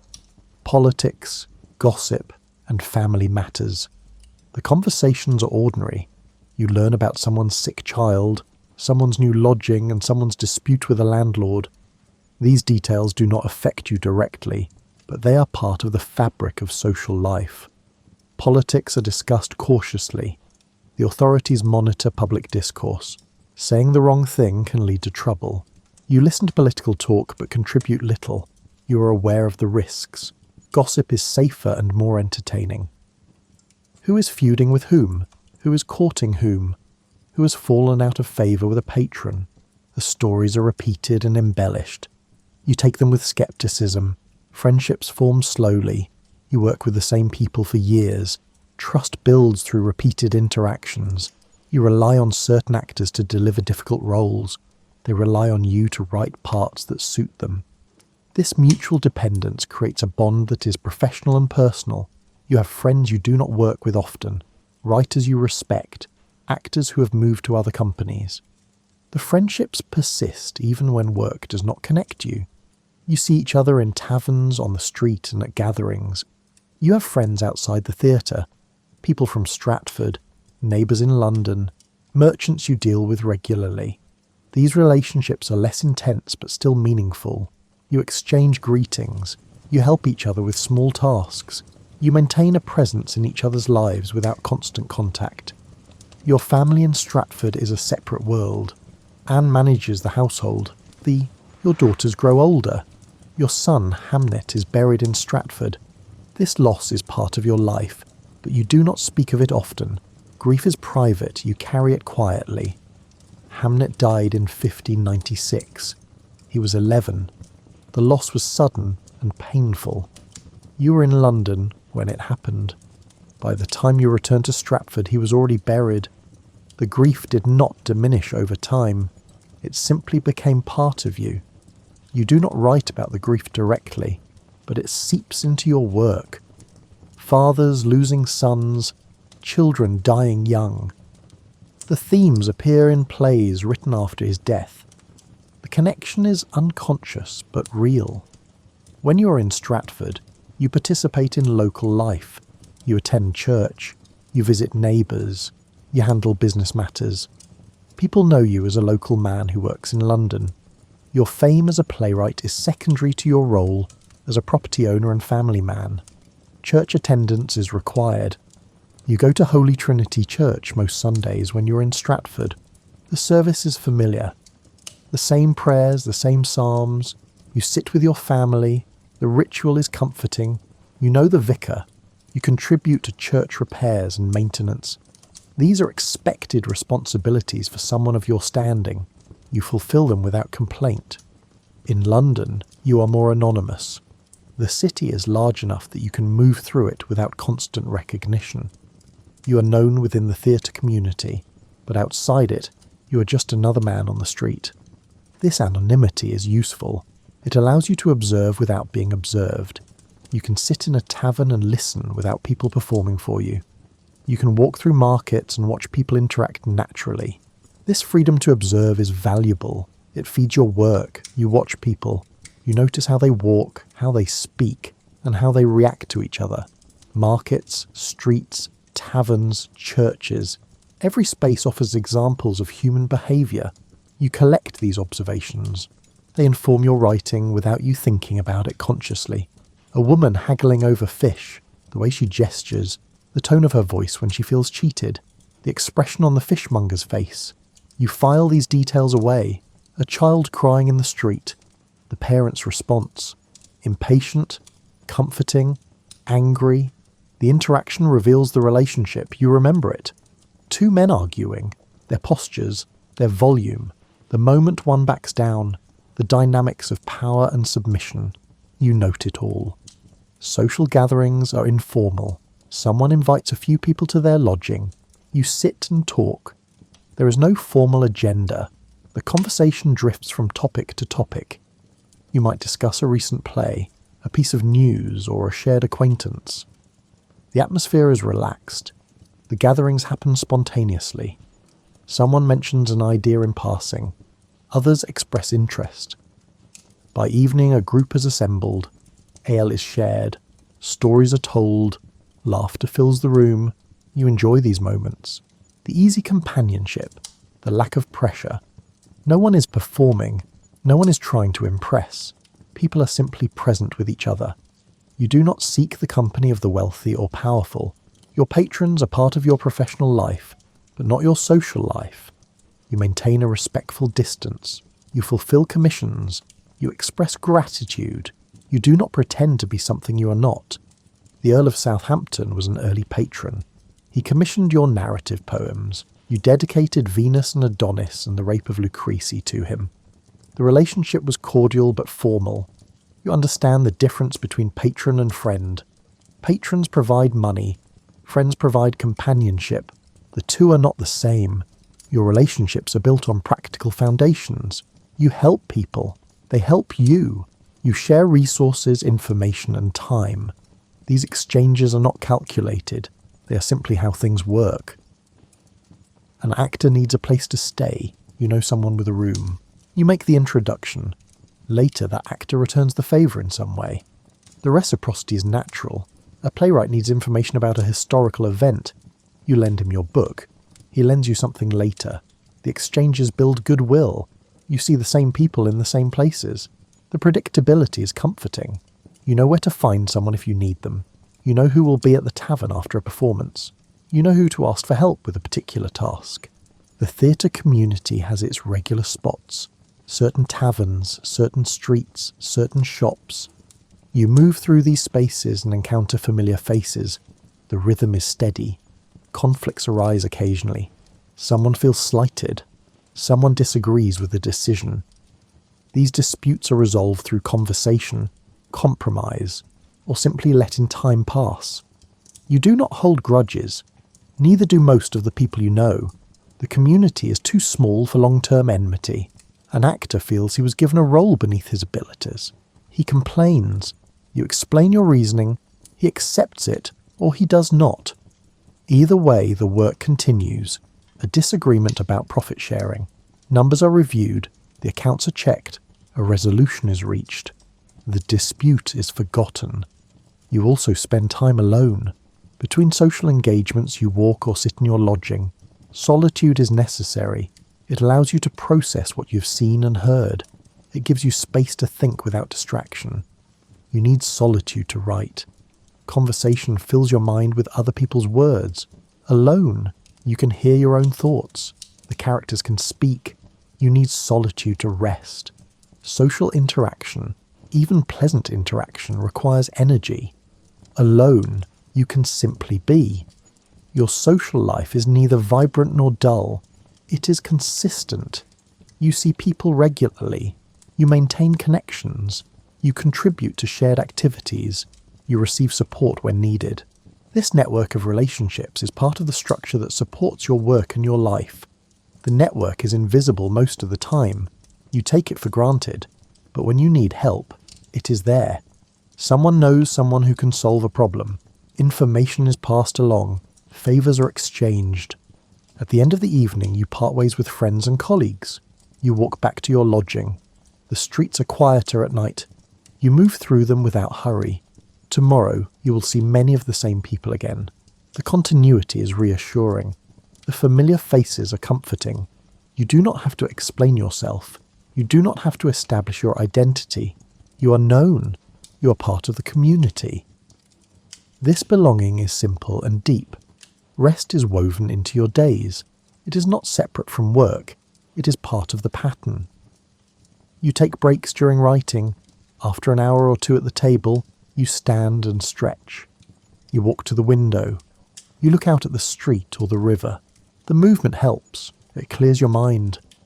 When you sit back down, the words come a little easier. Your body grows stiff from sitting. Your back aches. Your shoulders tighten.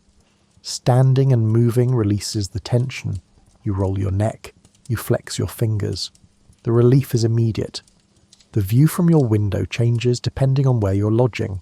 Sometimes you see the river. Sometimes you see a narrow street. Sometimes you see a courtyard. The view does not matter much. Looking at something distant, rest your eyes. Afternoons often include pauses. If there is no performance scheduled, you might sit in the theatre courtyard. Other company members do the same. You talk quietly or simply sit in silence. The sun is warm. The breeze is cool. These moments are unhurried. The courtyard is paved with stone. Benches line the walls. In summer, the space is pleasant. In winter, it is too cold for lingering. The seasonal rhythm affects how you rest. You watch clouds move across the sky. You notice the angle of the sun. You feel the warmth on your face. These sensations are simple and restorative. Travel between Stratford and London includes rest. The journey takes time. You stop at inns along the way. You eat a meal. You sleep in an unfamiliar bed. The next morning, you continue. The rhythm of travel has its own slowness. The forced rest of travel is different from chosen rest. You cannot work while travelling. You cannot write effectively on horseback or in a jolting coach. You must simply be present in the journey. You watch the landscape. You think. You sometimes drowse in the saddle. The horse knows the road even when your attention wanders. In Stratford, rest looks different. The town is quieter than London. There are fewer demands on your time. You walk through fields. You sit in your garden. You spend time with family without the pressure of performance schedules or writing deadlines. The garden behind your house is modest. Vegetables, herbs, and a few flowers. You sit on a bench and watch things grow. The pace of plant growth is slower than any human activity. Watching it is calming. You pull a few weeds. You inspect the vegetables. These small tasks are restful because they are simple and tangible. The results are immediate and visible. You do not think of rest as indulgence. It is necessary. Your mind needs time to recover from the focus of writing. Your body needs time to recover from the physical demands of travel and city life. Rest is practical. Without rest, your thinking becomes muddy. Words do not come. Ideas feel forced. Rest clears the fog. It restores clarity. Without rest, your body protests. Headaches, stiff joints, exhaustion that sleep alone cannot fix. Rest prevents these problems.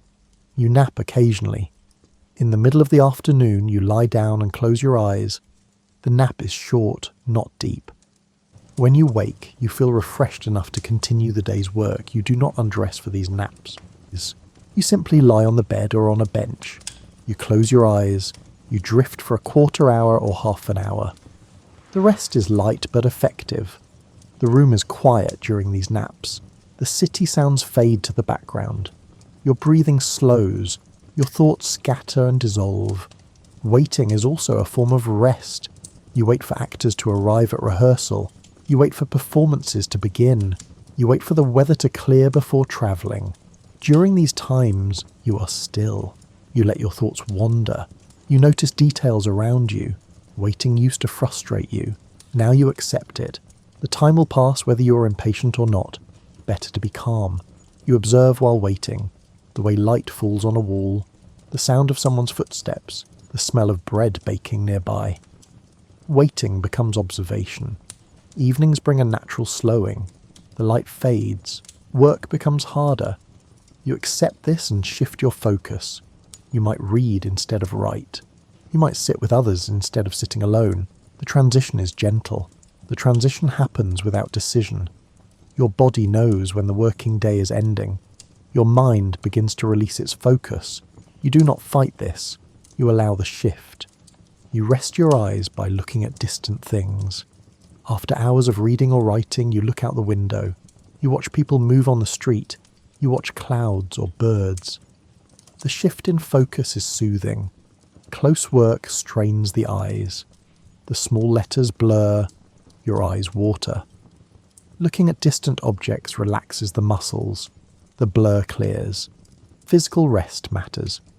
You walk regularly, which keeps your body active, but you also know when to sit or lie down. You do not push yourself to exhaustion. You recognize the signs of fatigue and respond to them. Exhaustion makes you stupid. Your judgment fails. Your patience thins. Rest prevents this deterioration. You protect your capacity to think by protecting your energy. Rest is not always silent. Sometimes you rest by talking with others. The conversation is light. No one is performing or making arguments. You simply exchange words. The social connection itself is restful. Talk about nothing important. The weather, a meal someone enjoyed, a minor inconvenience. The topics do not matter. The companionship is the point. Laughter is restful. A good joke. A funny story. The release of laughter eases tension. You feel lighter afterward. You rest in familiar places. Your lodging in London, your home in Stratford, the theatre when it is empty. These spaces are known. You do not have to navigate or adjust. You can simply be. Familiar spaces require no thought. You know where everything is. You do not have to orient yourself. The mental ease is part of the rest. You have favourite spots, a particular chair, a certain bench in the garden, a corner of the theatre. These places hold associations with rest. Sitting in them triggers relaxation. Sleep is the deepest rest, but it is preceded by smaller forms of rest throughout the day. These pauses accumulate. They prevent the kind of exhaustion that makes work impossible. They sustain you over long periods. The small rests are invisible. You do not think of them as rest, but they add up. They maintain your capacity to work. You do not schedule rest rigidly. It happens naturally. When you are tired, you stop. When you are refreshed, you continue. The rhythm is intuitive. Your body tells you when to rest. Heaviness in the limbs, difficulty concentrating. These signals are reliable.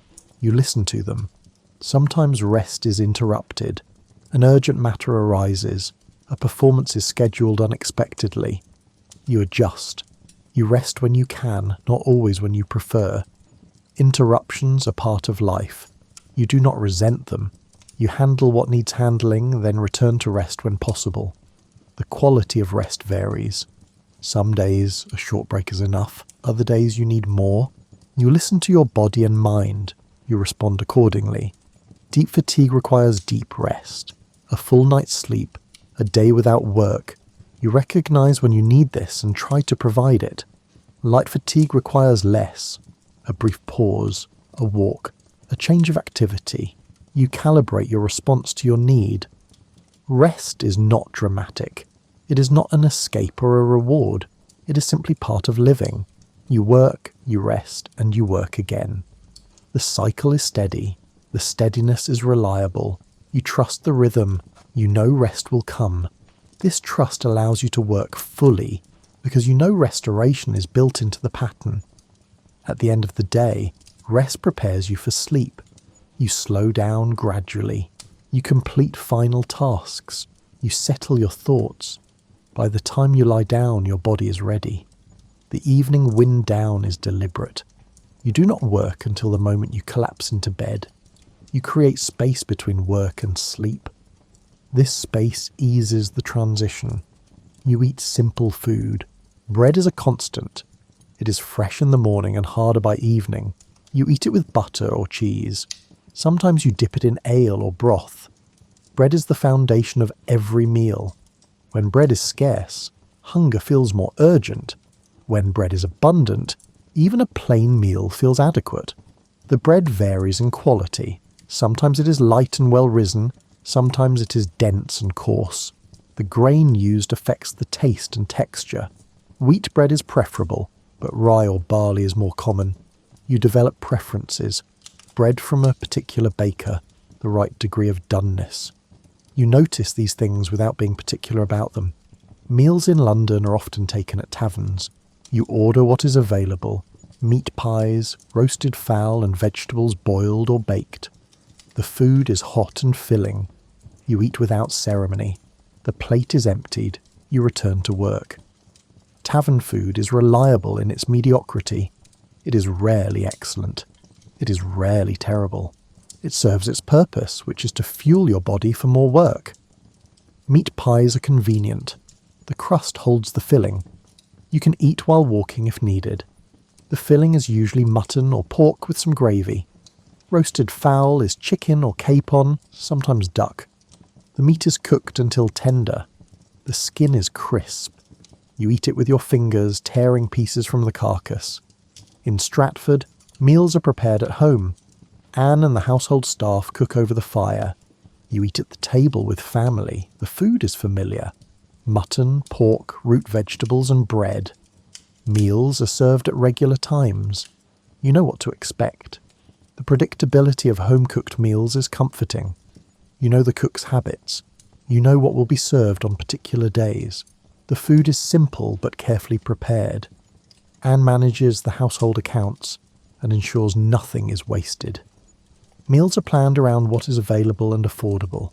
You eat together when possible. The family gathers at the table. You say grace.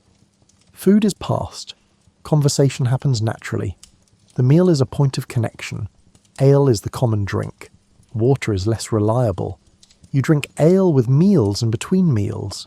It is mild, not strong. It quenches thirst without affecting your ability to work. Ale is brewed locally. The quality varies by brewer. You know which alehouses serve better ale. You prefer them when you have a choice. The ale is slightly sweet and slightly bitter.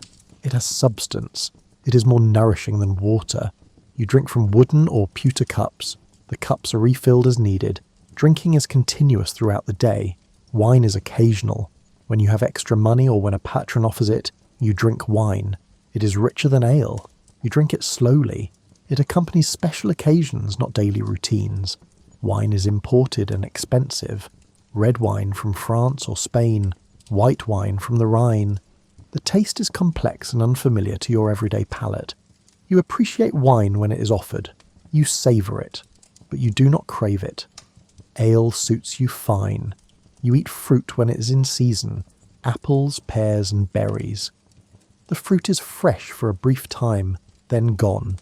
You enjoy it while it lasts. In winter, you eat dried fruit or none at all. Fresh fruit is a summer pleasure. Berries picked from hedgerows. Apples from the orchard. The sweetness and juice are welcome after the heavier foods of winter. Dried fruit keeps through winter. Apples and pears sliced thin and dried. Raisins and currants. They are sweet and chewy. Cheese and eggs are reliable. You eat them often. Cheese is packed for travel. Eggs are cooked in various ways. Both provide nourishment without much preparation. Cheese is hard and keeps well. You cut slices from the wheel. You eat it with bread. The flavour is sharp and salty. Eggs are boiled, fried or scrambled. They are filling and quick to prepare. You eat them for breakfast often. Meals with colleagues are social. You sit together at a long table. Food is passed around. People serve themselves. The conversation continues while you eat. The meal is not the focus, but it creates a shared space. Eating together builds camaraderie. The act of sharing food is bonding. You talk and eat simultaneously. The informality is pleasant. You learn about people over meals, their appetites, their manners, their preferences. These details add to your understanding of them. You do not overeat. Portions are moderate. You eat enough to feel satisfied, not stuffed. Excess is rare and unpleasant. Overeating makes you sluggish. Your mind dulls. Your body feels heavy. You avoid this when possible. You eat until the hunger is gone, then stop. The discipline is automatic. You do not need to think about it. Inns along the road between Stratford and London offer predictable meals. You order the stew or the roast. You drink ale. You eat bread. The quality varies, but the format does not. You know what you are getting. Inn food is utilitarian. It fills the stomach. It provides energy for the next day's travel. You do not expect pleasure from it. Some inns are better than others. You remember which ones. You plan your stops accordingly when possible. Comfort comes from warmth and routine. A hot meal on a cold day, a familiar dish after a long journey, the taste of bread baked the same way your family has always baked it. These small consistencies matter. Hot food on a cold day warms you from the inside. The heat spreads through your body, you feel restored. Familiar food connects you to home, to childhood, to continuity. The taste is memory made tangible. You do not spend much time thinking about food. It is fuel. It is comfort. It is part of the day. You eat when you are hungry. You stop when you are full. Food serves a function. It does not need to be more than adequate. When it is better than adequate, you notice and appreciate it, but you do not require it. Special occasions bring different food. A feast at a patron's house, a celebration with the theatre company. The food is richer and more varied. You enjoy it, but you do not crave it regularly. Feasts include dishes you never eat otherwise. Elaborate roasts, rich sauces, imported delicacies. The abundance is impressive and slightly overwhelming. You eat more at feasts than usual. The social expectation is to partake generously. You do so, though it makes you uncomfortable afterward. You appreciate good cooking. When a meal is well prepared, you notice. You might comment on it. You might ask how something was made, but you do not require excellence. Adequacy is enough. A well-cooked meal is a pleasure. The flavours are balanced. The textures are right. You notice the care that went into it. But most meals are not well cooked. They are adequately cooked. This is acceptable. You do not complain. Hunger is not constant. You eat regularly enough to avoid it. But when hunger does come, it is simple. You find food. You eat. The problem is solved. True hunger is rare. Your income is sufficient to keep you fed. The hunger you feel is usually just the body's signal that it is time to eat again. When you do feel hunger, it sharpens your focus on food. The simplest meal tastes better. Your body's need makes the food more satisfying. Some foods remind you of childhood, certain breads, certain stews. You eat them and remember other times. The memories are not sharp. They are soft and vague, like the comfort the food provides.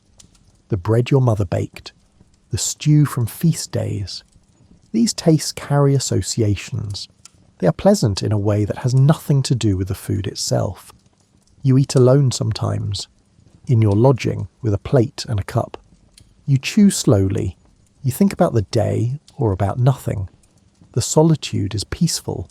Eating alone requires no performance, no conversation, no manners beyond basic cleanliness. You can simply eat. The quiet is meditative, chewing, tasting, swallowing. The actions are simple and grounding. You eat with family in Stratford. The table is full. Conversations happen around you. You participate or you listen. The meal anchors the day. It gathers everyone in one place. Family meals have their own rhythm. Anne serves. The children talk. You listen and occasionally contribute. The structure is familiar and comforting. Meals mark time. Breakfast, dinner, supper. The day is punctuated by these gatherings. You do not waste food. What is left is saved. Bread becomes crumbs for thickening soup. Bones are boiled for broth. Nothing is thrown away lightly. Food costs money and effort. Wasting it is careless. You are raised to value what you have. Leftovers are used creatively. Yesterday's roast becomes today's pie. Stale bread becomes pudding. Drink provides its own comfort. A cup of ale at the end of a long day. A shared drink with a friend. The warmth of it. The taste. The ritual of lifting the cup and drinking. Drinking is social. You toast. You clink cups. You drink together. The act creates connection. A drink at day's end signals transition. Work is done. Rest begins. The drink marks the boundary. You do not drink to excess. You have seen what that does to people. You drink enough to relax, not enough to lose control. Moderation is natural to you. Drunkenness is ugly. Slurred speech, poor judgment, loss of dignity. You avoid this state. 2 or 3 cups of ale are enough. You know your limits. You recognise when you have had enough. You stop before you become impaired. Food and drink are part of the rhythm of life. They mark time. Breakfast, midday meal and evening supper. They provide structure. They offer comfort. They sustain you. The daily rhythm of eating is one of the reliable patterns. No matter what else happens, you will eat. This regularity is reassuring. Food and drink are shared experiences. They connect you to others. They connect you to place. They connect you to yourself. Evenings begin when the light fades. If there has been a performance, it is over. The audience has left. The actors have changed out of their costumes. The theatre is quiet. The theatre after a performance has a particular quality.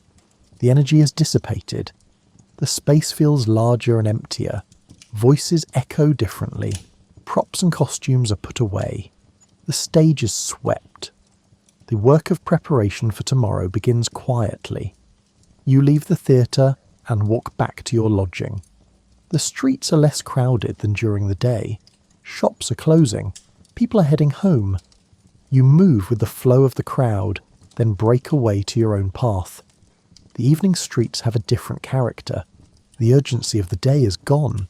People walk more slowly. Conversations are quieter. You know the route so well you could walk it in complete darkness. Your feet find the familiar turns without thought. Your lodging is modest. A room with a bed, a table, and a chair. Sometimes a small hearth. The space is functional. You do not need more. You light a candle. The room becomes visible in the soft glow. The candle is tallow, not beeswax. The smell is slightly unpleasant. The flame flickers and smokes. But it provides light, which is what matters. The room is cold in winter. The walls are thin. You light a fire if there is wood. If not, you wrap yourself in a blanket. In summer, the room is stuffy. You open the window if there is one. The air from outside is only slightly fresher than the air inside. You sit at the table. You might read. Books are not abundant, but you have a few. Histories, poetry, and classical texts. You read slowly, absorbing the words. Reading is different from writing. It is receptive rather than active. You own Holinshed's Chronicles, Plutarch's Lives, and Ovid's Metamorphoses. These books are resources for your work and also pleasures in themselves. You read passages you have read before. Familiarity does not diminish the enjoyment. You notice new things in familiar texts. Reading by candlelight is difficult. The light is dim and flickering. You hold the book close. Your eyes tire quickly. Sometimes you do not read. You simply sit. Your mind is still active, but it is not focused on a task. Thoughts drift. You think about a scene you are writing. You think about a conversation from earlier. You think about nothing in particular. The drifting mind finds its own paths. Ideas connect without your direction. This mental wandering is productive in ways that focused thought is not. You might solve a problem that has been troubling you. The solution arrives without effort, emerging from the drifting thoughts. If you are in Stratford, the evening is spent with family. You sit near the fire. Anne might sew or manage household accounts. Your daughters might be nearby. The presence of others is comforting, even when there is little conversation. The fire crackles. The light shifts and moves. The warmth radiates outward. You sit within range of it. Anne works quietly. Her needle moves steadily. She's comfortable with silence. You appreciate this about her. Susanna reads if there's enough light. Judith might prepare something for the next day. Everyone is occupied but together. In London, you sometimes visit a tavern in the evening. Not the same tavern as after a performance. A quieter one. You sit in a corner. You drink ale slowly. You listen to the murmur of other conversations without participating. The quieter taverns attract older patrons. The energy is subdued. People drink and talk, but without the rowdiness of the afternoon taverns. You choose a spot away from the door, away from the fire, somewhere you can observe without being central. The conversations around you are fragments. You hear pieces of stories, bits of arguments and laughter. You are present but separate. Writing can happen in the evening, but it is less common. Your mind is tired from the day. The focus required for writing is harder to summon. If you do write, it is often revision rather than new material. Crossing out a word, adding a phrase, small adjustments. Evening writing is finicky work, correcting errors, smoothing rough lines. It does not require the creative energy of drafting new material. The light is poor for writing. You squint at the page. The letters blur. You work slowly. You might copy a clean version of a heavily revised page.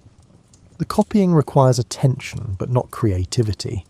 It is meditative work. Lamplight or candlelight creates a different atmosphere than daylight. The shadows are deeper. The room feels smaller, more contained. The world outside the circle of light seems distant. This isolation is not uncomfortable. It is simply a fact of evening. The lit space becomes your entire world. What exists beyond the light is irrelevant. The intimacy is focusing. Shadows move as the flame moves. The walls seem to breathe. The effect is hypnotic. You prepare for the next day. You set out clothes. You check that you have paper and ink for writing. You plan your route if you need to go somewhere. These small preparations make mornings easier. Laying out clothes saves time in the morning. You do not have to search or decide. The choices are already made. Checking your supplies prevents frustration.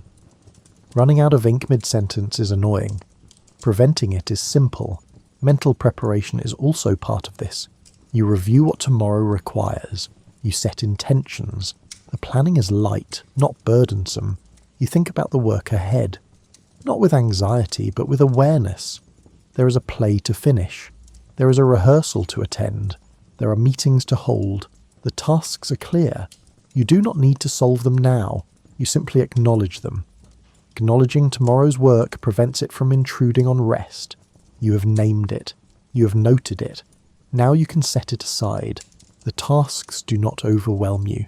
They are simply what comes next. You have done similar work many times before.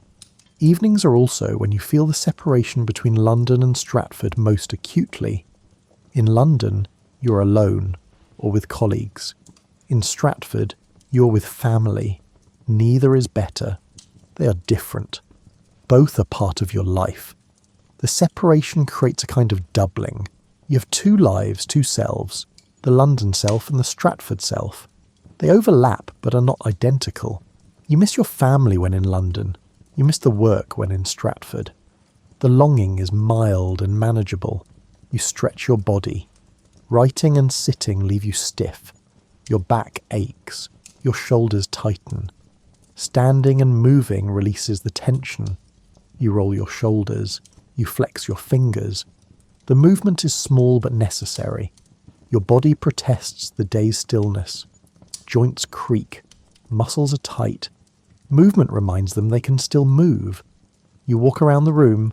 You touch your toes. You reach overhead. The stretches are simple. The relief is immediate. Your body softens. Blood flows. The discomfort eases. Sometimes you pray. Not long or formal prayers. Just a moment of quiet reflection. You think about the day. You express gratitude for what went well. You ask for strength for what comes next. The practice is private and brief. Prayer is a habit from childhood. The words are familiar. They provide structure for reflection. You do not pray for specific outcomes. You pray for the ability to do your work well, for the health of your family, for peace. The prayer is between you and God. No one else is involved. The intimacy is complete. You hear the sounds of the city or town settling, fewer voices, the occasional call of a night watchman, the creak of a building. These sounds are familiar. They mark the transition to night. The night watchman calls the hour.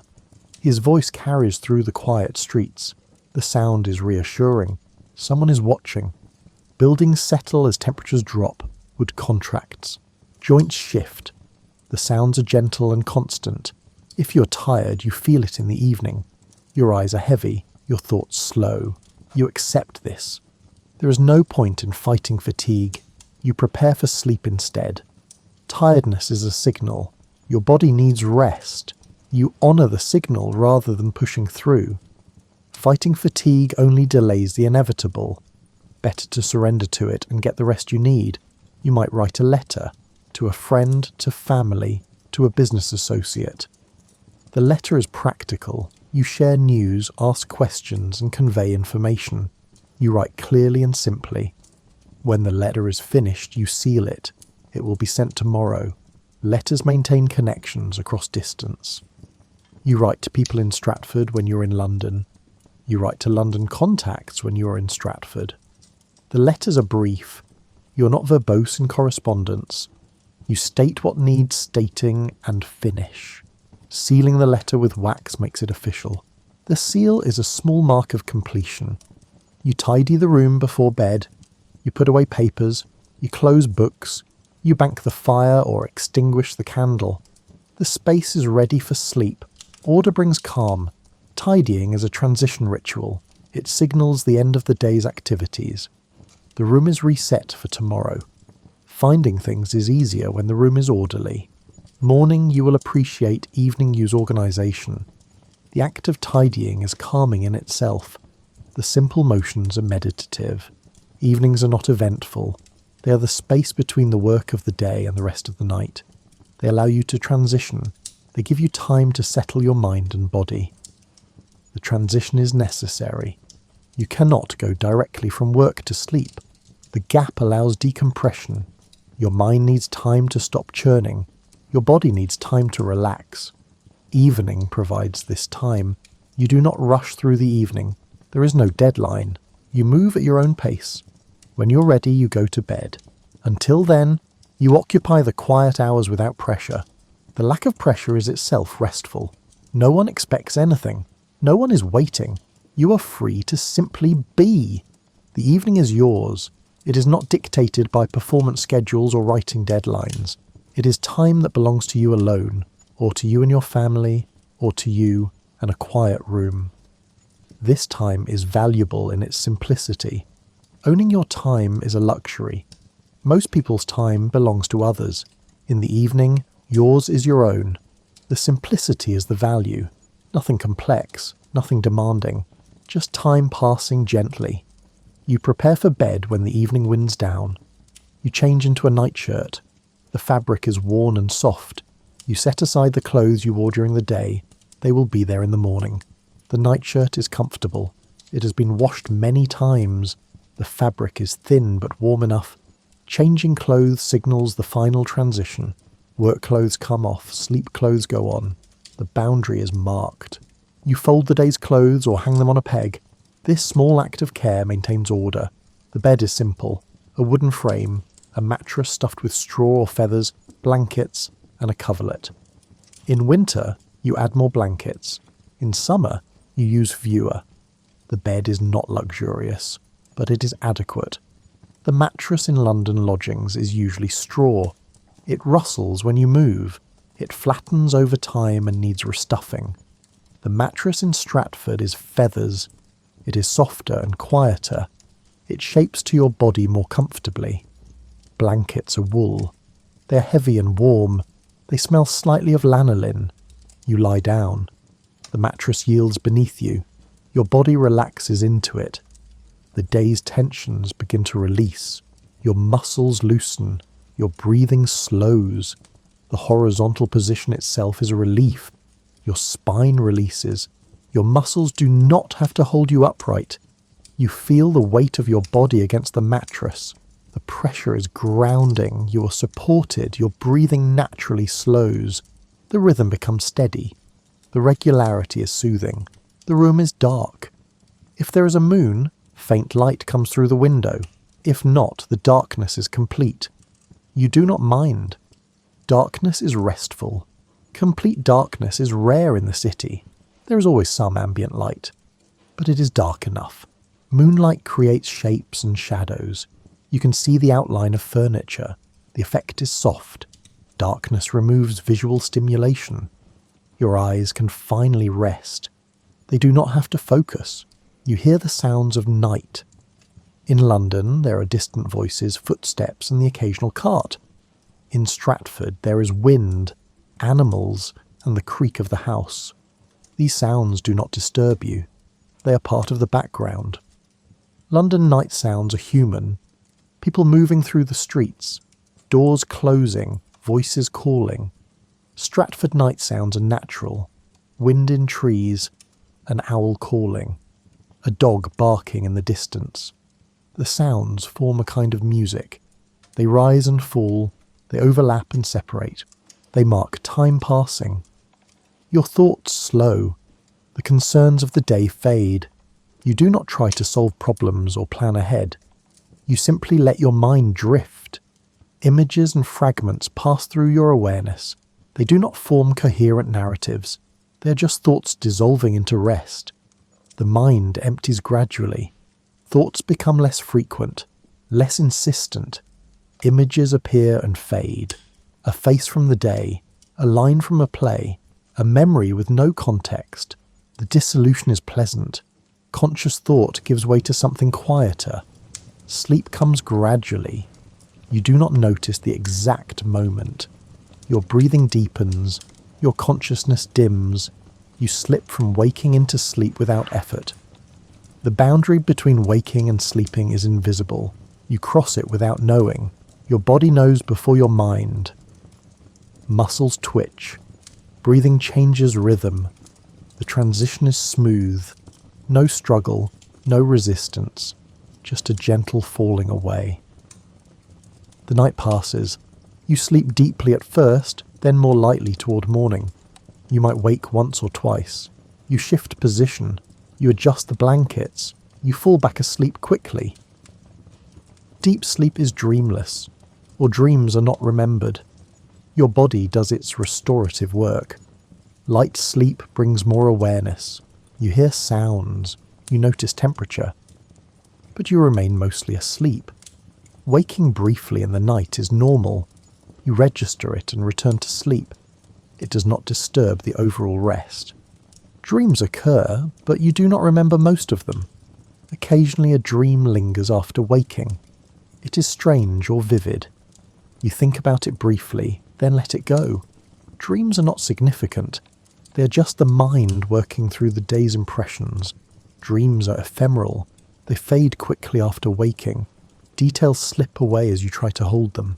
A vivid dream might stay with you through the morning. You puzzle over it. Then it loses its power, and you forget. You don't look for meaning in dreams. They are random firings of a sleeping mind. In winter, the cold wakes you. You pull the blankets tighter. You curl into a smaller shape to conserve warmth. The cold is uncomfortable but not unbearable. You wait for morning. Winter nights are long and dark. The cold is invasive. It finds gaps in the blankets. You pile every available blanket on the bed. Still, your nose and the tips of your ears are cold. Sometimes you get up and add a layer of clothing under the nightshirt. Then you return to bed and sleep better. In summer, warmth can be oppressive. You push the blankets aside. You lie still, trying to catch any breeze. The discomfort passes. You sleep again. Summer nights are short. The heat persists even after dark. The air is still and heavy. You remove blankets until only a sheet remains. You kick that aside too if the heat demands it. Any movement generates warmth. You lie as still as possible. Eventually sleep comes despite the discomfort. Your body rests, muscles repair, your mind processes. Sleep is restorative. You do not think about this consciously, but you feel it when you wake. The rest has done its work. Your body heals itself during sleep. Small injuries mend, strained muscles relax. Your mind sorts and stores the day's experiences. What is important is kept. What is not is discarded. You wake feeling different than you felt when you went to bed. The change is subtle, but real. You're restored. You share a bed with Anne in Stratford. She sleeps on one side and you on the other. You're aware of her presence without it interrupting your rest. The shared warmth is comforting. Two bodies in a bed generate more heat than one. In winter, this is welcome. You know the rhythm of her breathing. The sound is familiar and comforting. Sometimes she wakes when you wake. Sometimes she sleeps through. The companionship exists even in sleep. In London, you sleep alone. The bed is entirely yours. You spread out or curl up as you choose. There is freedom in this, but also a kind of loneliness. You do not dwell on it. Sleeping alone, you can move without consideration. You can sprawl. You can take all the blankets. The freedom is pleasant, but the bed feels larger, emptier. You miss the companionship sometimes. Other times you appreciate the solitude. Both are valid. The quality of sleep varies. Some nights, you sleep soundly from dark to dawn. Other nights, sleep is broken. You wake repeatedly. You lie awake for stretches. By morning, you are less rested. You accept this. Not every night is perfect. Good sleep is a gift. You wake feeling strong and clear. The day ahead seems manageable. Poor sleep leaves you fuzzy. Your thoughts are slower. Your patience is thinner. You do what needs doing anyway. You cannot control the quality of sleep. You can only create conditions that favour it. The rest is beyond your power. Morning comes with light. You wake slowly. You lie still for a moment, orienting yourself. You remember where you are. You think about the day ahead. Then you rise. The first light of dawn is grey and soft. It grows brighter gradually. You hear morning sounds. Birds. People beginning their work. The city or town is waking. You stretch in bed before rising. Your body protests the transition from horizontal to vertical. Then it adjusts. You dress. You step into the day. The night is behind you. Sleep has done what it can. You're ready to begin again.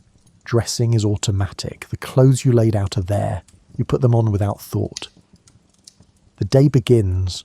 Work waits. People wait. The routine continues. Sleep is not dramatic. It is not an escape or an adventure. It is simply rest. Your body requires it. Your mind requires it. You give yourself over to it each night, trusting that it will restore you. Sleep is fundamental. Without it, nothing else functions properly. You trust sleep. You surrender to it. It has never failed to restore you. The routine of sleep is steady.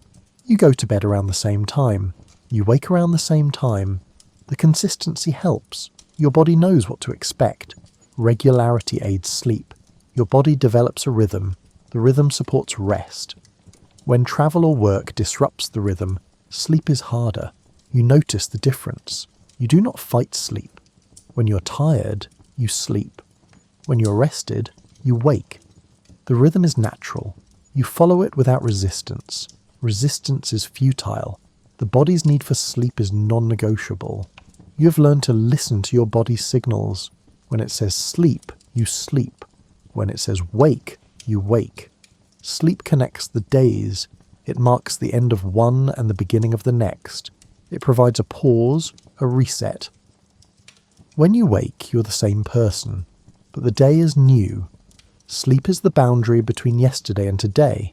It separates and connects them. The new day brings new possibilities. The problems of yesterday might look different. The work continues fresh. You're continuous across days, but sleep renews you.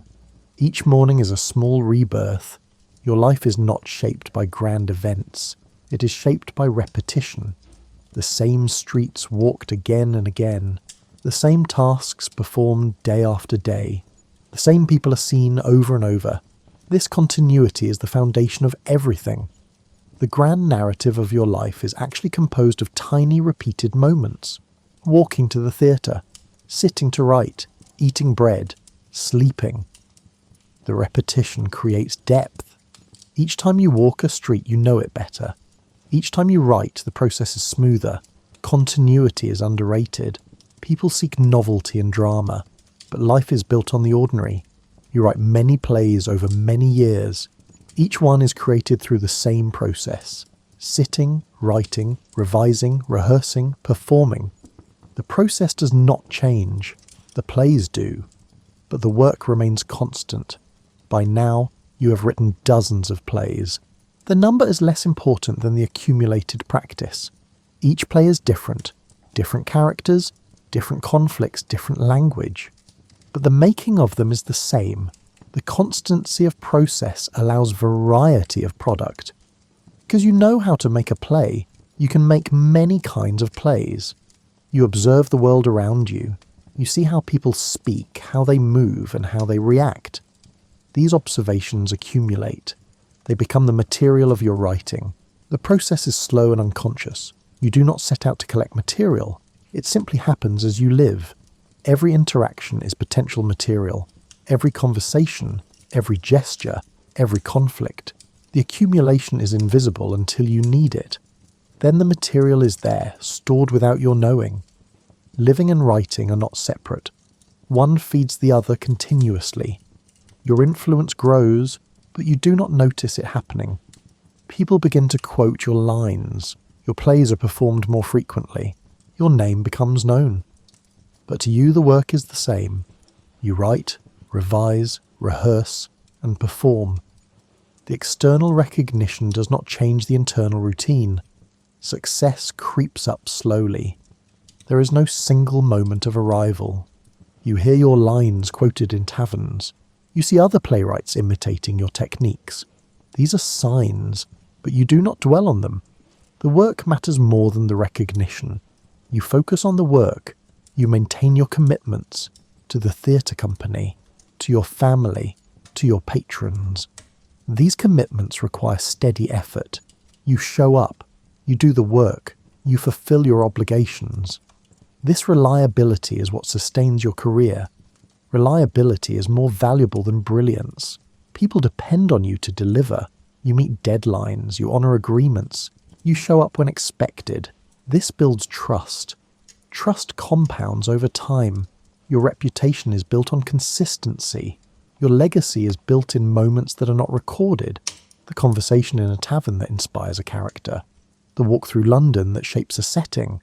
The quiet hour of revision that turns a weak scene into a strong one. These moments are ordinary. They are also essential. The important moments do not feel important when they happen. They feel like ordinary moments. A stranger's phrase becomes Hamlet's line. A gesture you noticed becomes Lady Macbeth's movement. The legacy is built from invisible pieces. No one knows where the ideas came from. Only you know, and even you forget most of them. You grow older, the work continues. You do not slow down dramatically. You simply keep going. The rhythm of writing and performing does not stop because you age. It continues as long as you are able. Your body ages. Your eyes weaken. Your joints ache. But your mind remains sharp. The work adapts to your changing body. You write less when your hand tires. You rest more. But you do not stop. Age brings perspective. You see patterns you could not see when younger. The work benefits from this. You invest in property. You secure your family's future. These decisions are practical. They are not about glory or fame. They are about ensuring that your wife and children are cared for.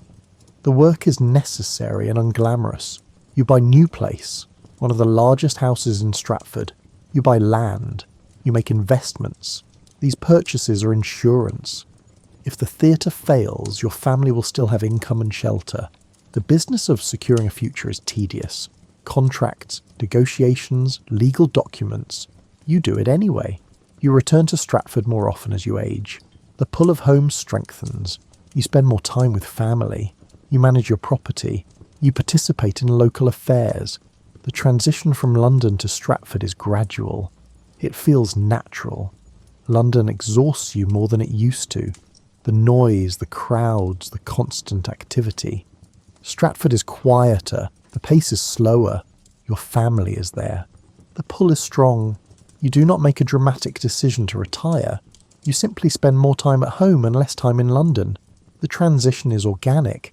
The theatre continues without you needing to be there constantly. Other playwrights write. Other actors perform. The company adapts. Your role shifts from central to supportive. You accept this. You have done your part. The company does not need you as much as it once did. This is success, not failure. Younger playwrights bring new energy. You support them. You offer guidance when asked. Stepping back feels right. You have earned rest. The company will continue. You look back on the work with satisfaction, not pride. The plays exist. They are performed. People enjoy them. That is enough.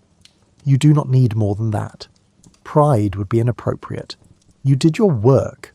The work succeeded. That is all. Satisfaction is quieter than pride. It is contentment with effort made and tasks completed. The plays will outlast you. This is pleasant to consider, but not essential. You wrote them for now. What happens after is not your concern. Your habits remain.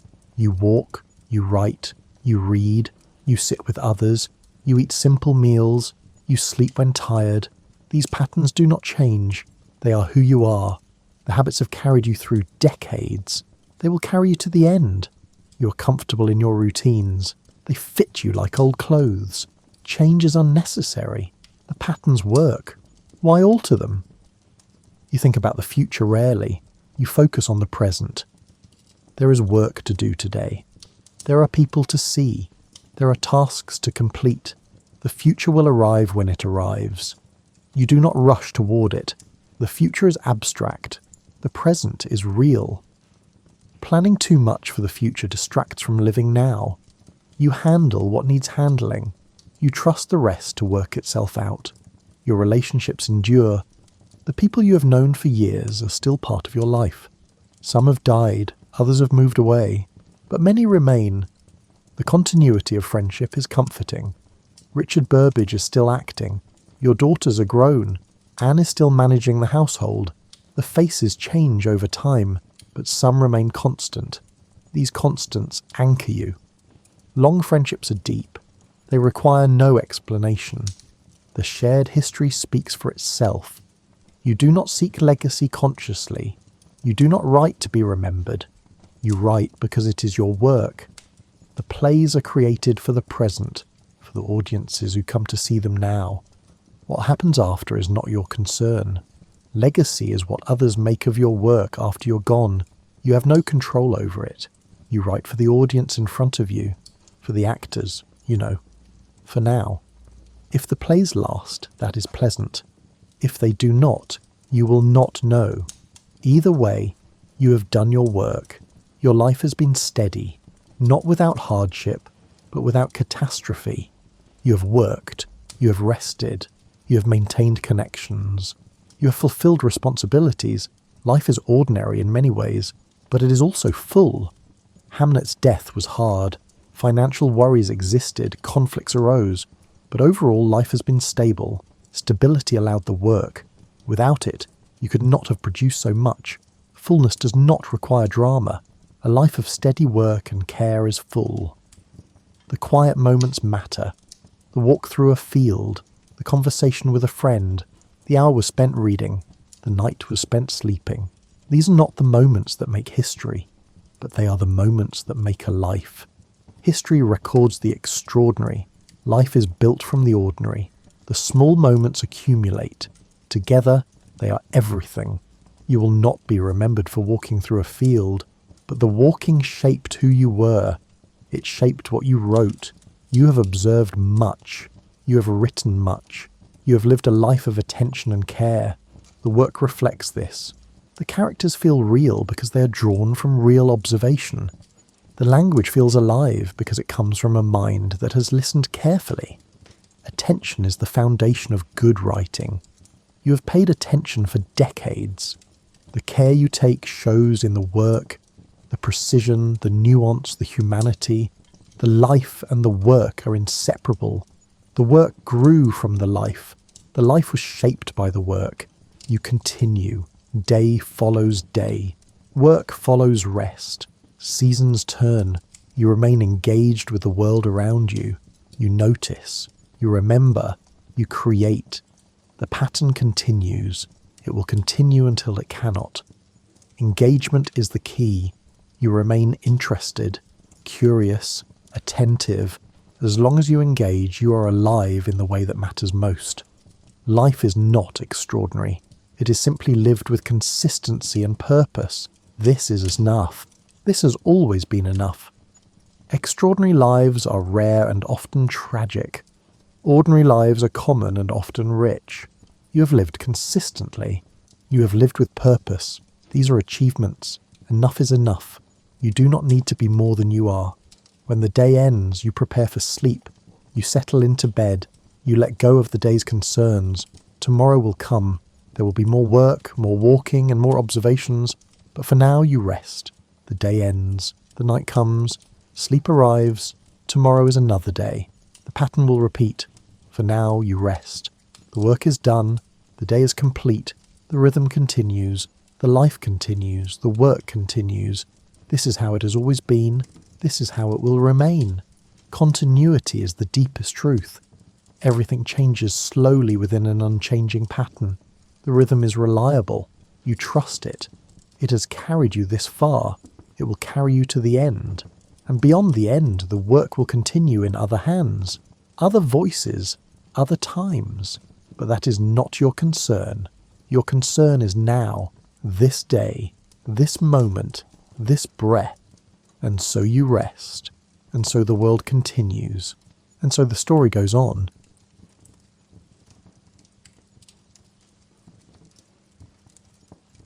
You've seen the paintings, haven't you? Those sweeping canvases where pirates stand heroically at the helm, their coats billowing in convenient winds, their ships cutting cleanly through cooperative seas. The sunset always seems to hit just right, casting everything in amber and gold. Even the cannons look polished.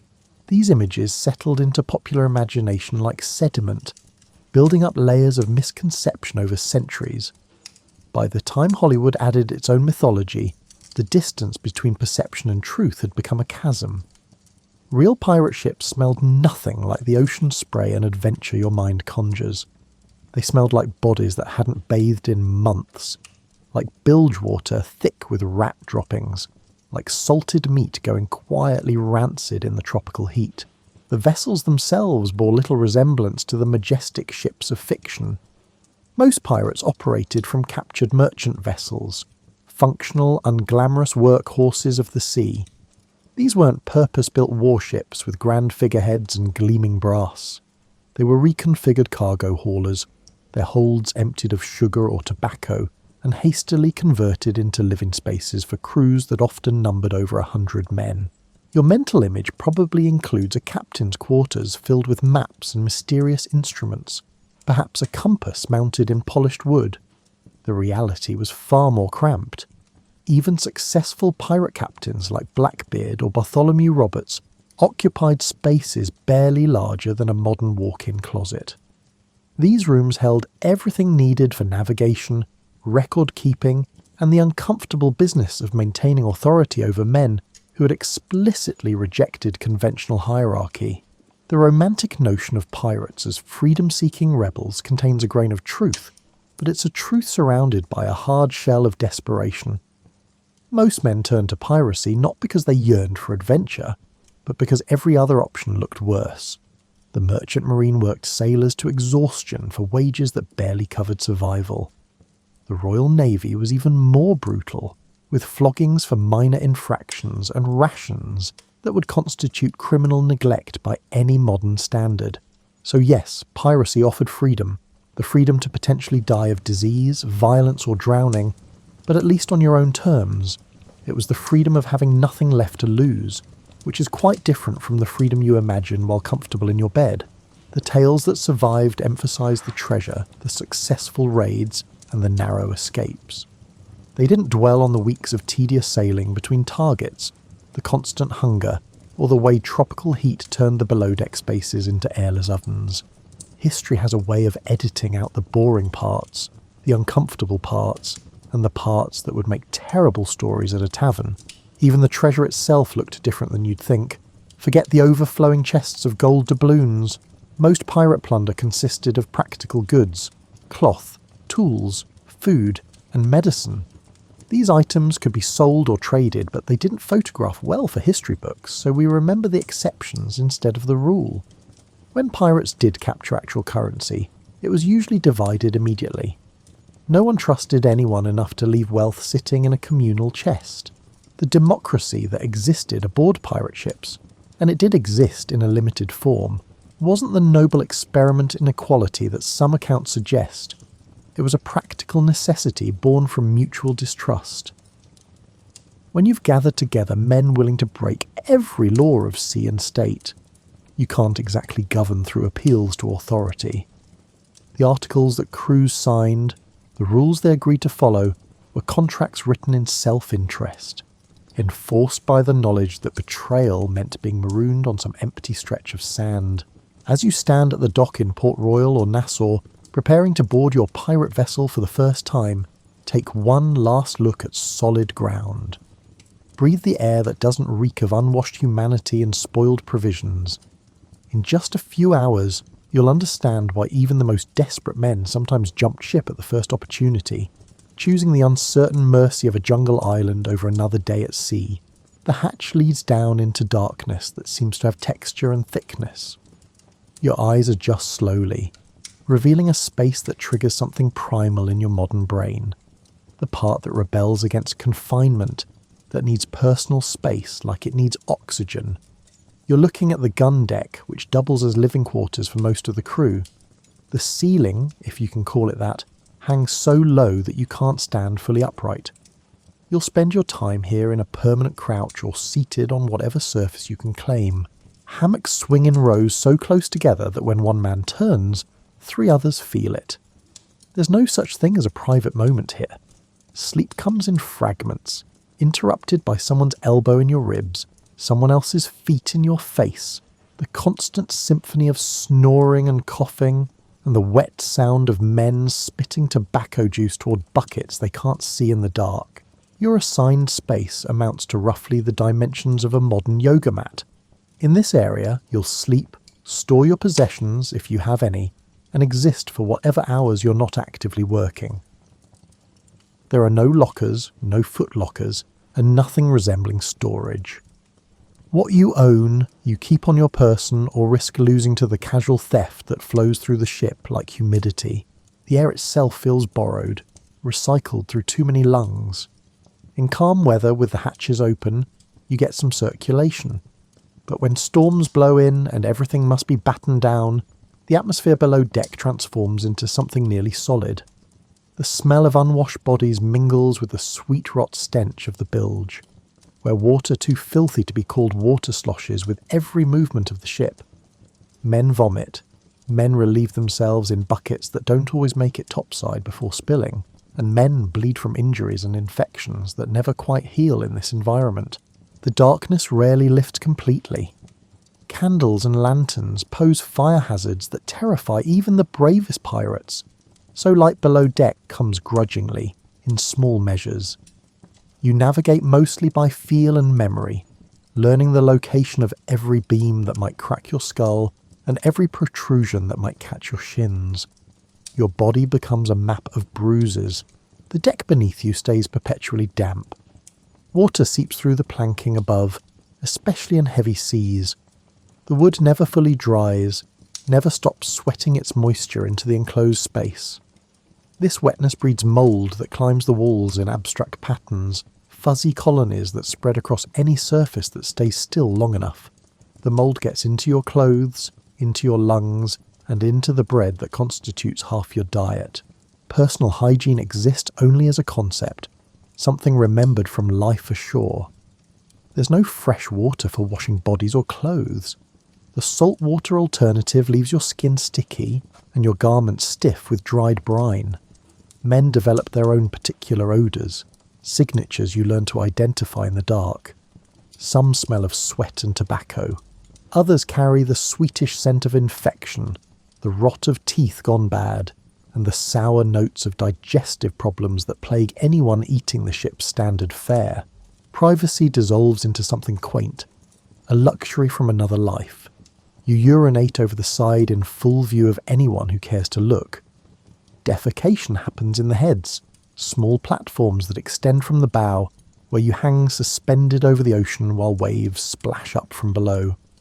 In rough weather, using the heads requires genuine courage.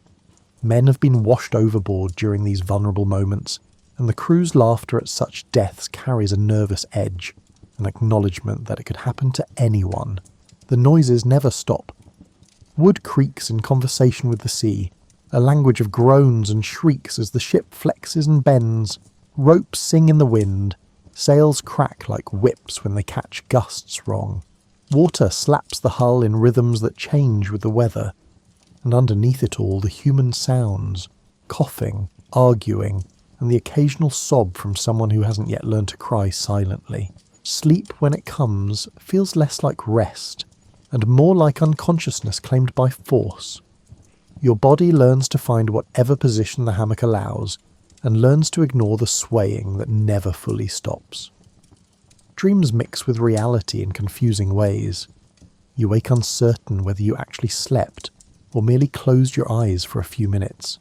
The line between day and night blurs into something measured only by shifts on deck, by the bells that mark the watches. Your hammock itself becomes intensely personal territory, the only thing in this crowded hell that belongs exclusively to you. Men have killed over hammock disputes, over accusations of theft regarding these simple pieces of canvas. When not in use, hammocks roll into tight bundles that serve as pillows, as seats, or as any surface needed in the moment. They smell like whoever last slept in them, like sweat and salt and the particular quality of dreams had in impossible circumstances. The ship's cook, a position usually given to someone too injured for harder labour, presides over a galley that wouldn't qualify as a kitchen in any modern sense. It's a fire contained in a brick-lined box, jealously guarded, never quite trusted. Around this flame, the entire crew's nutrition revolves in depressing circles.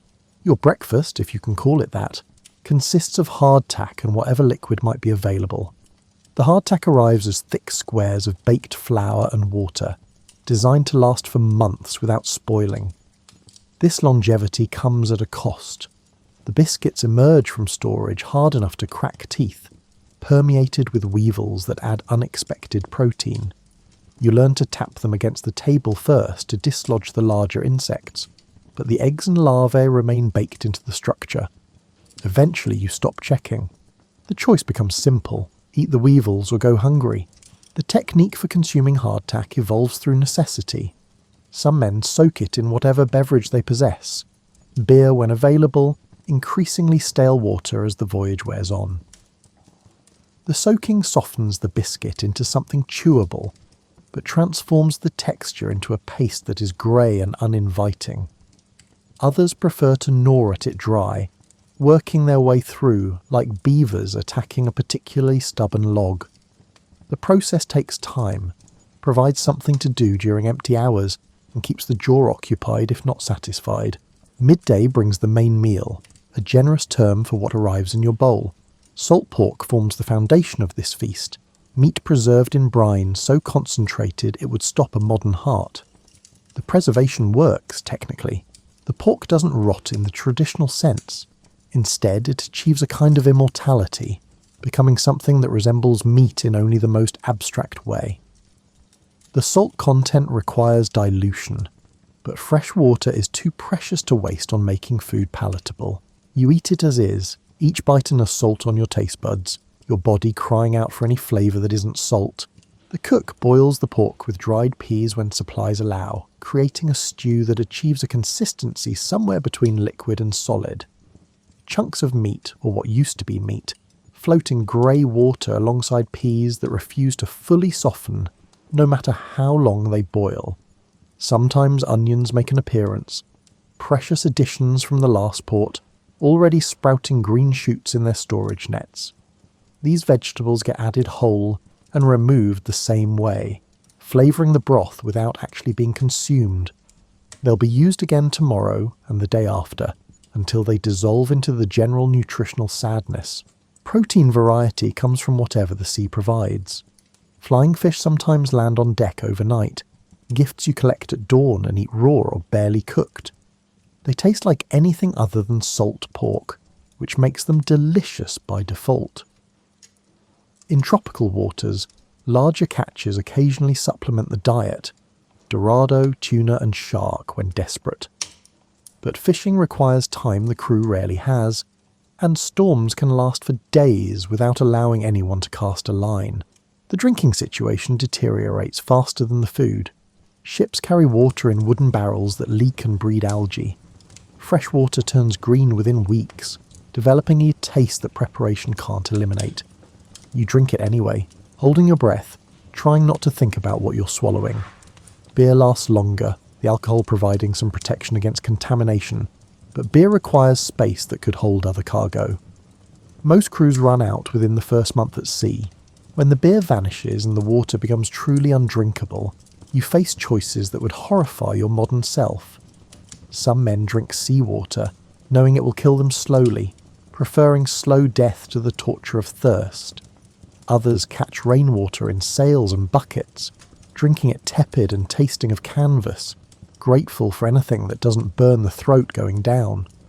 The lucky ships capture prizes that include fresh provisions, briefly interrupting the downward spiral into malnutrition. Scurvy arrives like a quiet passenger, boarding with the crew but making its presence known only gradually. Your gums begin to bleed when you bite the hardtack. Your skin bruises at the slightest touch, purple flowers blooming across your arms and legs. Old wounds reopen, refusing to heal. Teeth loosen in their sockets, and you learn to chew carefully, afraid of swallowing something that should stay attached. The cure exists. Citrus fruit, fresh vegetables, anything containing what we now call vitamin C. But knowledge doesn't equal access, and ships at sea have no greengrocers. The psychological weight of food monotony shouldn't be underestimated. Humans crave variety in their diet the way they crave air and water. The same meal, day after day, week after week, becomes a form of sensory deprivation. Your mind rebels against it, but your body needs fuel, so you eat. The act transforms from pleasure into purely mechanical necessity. You shovel the tasteless protein into your mouth, swallow without savouring, and count it as another small victory that you survived to eat again. Successful raids bring temporary relief. Captured ships sometimes carry delicacies. Sugar, rice, proper bread that hasn't fossilised, and alcohol in varieties beyond basic beer. These prizes get consumed immediately, crew members gorging themselves sick after months of deprivation. There's no saving for later, no rationing for sensible distribution. The psychology of scarcity overrides reason. You eat because it's there, because tomorrow it won't be, because this might be your only chance to taste something that doesn't make you hate the act of eating. The bell sounds at 4 a.m, pulling you from whatever half-sleep you manage to achieve. Your watch begins now. 4 hours of labour before a brief respite, then 4 more hours. This rhythm continues without pause, without weekends, without holidays. The sea recognises no Sabbath. Your hands, soft and uncalloused at the start, transform within days. Ropework tears the skin from your palms, leaving raw patches that crack and bleed with each new task. The hemp lines that control the sails weigh more than you expect, made heavier by spray and rain. Hauling them requires the coordinated effort of multiple men, everyone pulling in rhythm, shoulders straining and backs protesting. The sails themselves demand constant attention. They tear in storms, develop weak spots from sun exposure, and require patches and repairs that happen aloft, swaying on yards high above the deck. You climb the ratlines, rope ladders that lead up the mast, with hands that shake from exhaustion and fear. The higher you go, the more the ship's movement amplifies. What feels like gentle rolling at deck level becomes violent swinging at the crosstrees. You hook your elbows through the rigging, use your thighs to grip the yard, and try to thread a needle with fingers that won't stop trembling. Pumping the bilge ranks among the worst regular duties. Water constantly seeps into the ship's lowest point, mixing with waste and creating a soup that must be removed to prevent the vessel from foundering. The pump handles require 2 men working in tandem, pushing and pulling in a rhythm that must be maintained for hours. The smell that rises from below defies description. Human waste, rotting food, dead rats, all of it marinating in salt water and darkness. You breathe through your mouth, which helps until you taste what you're smelling. Scraping barnacles and marine growth from the hull happens whenever the ship beaches for careening. The vessel must be tilted on its side, exposing the underwater surface to air and sunlight. You wade into the surf with scrapers, attacking the layers of accumulated life that slow the ship's progress. Barnacles cut like razors. Your shins and forearms collect new scars. thin lines that burn with salt exposure. The work continues until every inch of hull gleams relatively clean, a process that takes days and leaves you wondering if piracy might actually be easier than legitimate sailing. Maintenance never ends because decay never stops. Salt air corrodes metal, requiring constant rust removal and oiling. Wood dries and splits, needing tar and caulking to maintain watertight integrity. Ropes fray and must be replaced or spliced. Sails wear thin and require patching. The ship exists in a state of controlled deterioration, and your labour simply slows the inevitable collapse. Standing watch involves more than passive observation. You're expected to spot other vessels before they spot you, to notice changes in weather while there's still time to react, and to hear anything unusual in the ship's constant voice. This requires a kind of meditation, a sustained attention that fights against boredom and exhaustion. Your eyes scan the horizon in patterns, looking for the telltale interruption of a distant sail, the dark line that indicates an approaching squall. Loading and securing cargo, whether legitimate goods or plunder, demands knowledge of weight distribution and balance. Stack it wrong, and the ship lists dangerously. Tie it down improperly, and it shifts in rough seas, potentially punching through the hull from inside. You learn these lessons by watching, by listening to men with decades of experience, and by occasionally making mistakes that result in injuries and screamed corrections. Combat, when it comes, brings its own exhausting demands.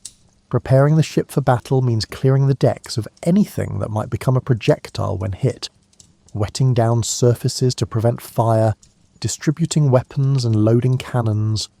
The actual fighting lasts minutes but requires hours of setup and potentially days of recovery. The guns themselves weigh tons, their recoil controlled by ropes that must be maintained and checked. Firing them requires precise choreography. Swab the barrel, load the powder, ram it home, add the shot, prime the touch hole, aim as well as a moving platform allows, fire, and immediately begin the sequence again while smoke obscures everything and noise damages your hearing permanently. The few hours between watches don't provide true rest. You're expected to help with whatever emergency arises. All hands to shorten sail in a sudden storm, everyone to the pumps when a leak springs, and the full crew to chase down a potential prize. Sleep becomes something stolen in small increments, never quite enough, never quite deep enough to truly restore your depleted reserves. Your body adapts because it must. Muscles develop in strange patterns, overdeveloped in your arms and shoulders, and strong in your core from constant balance adjustments. You lose weight despite the physical labour, because the food can't match the caloric expenditure. Your face becomes weathered, skin darkening and roughening under constant sun and salt spray. You age years in months, the work literally wearing you down, grinding away at your physical reserves like waves against rock.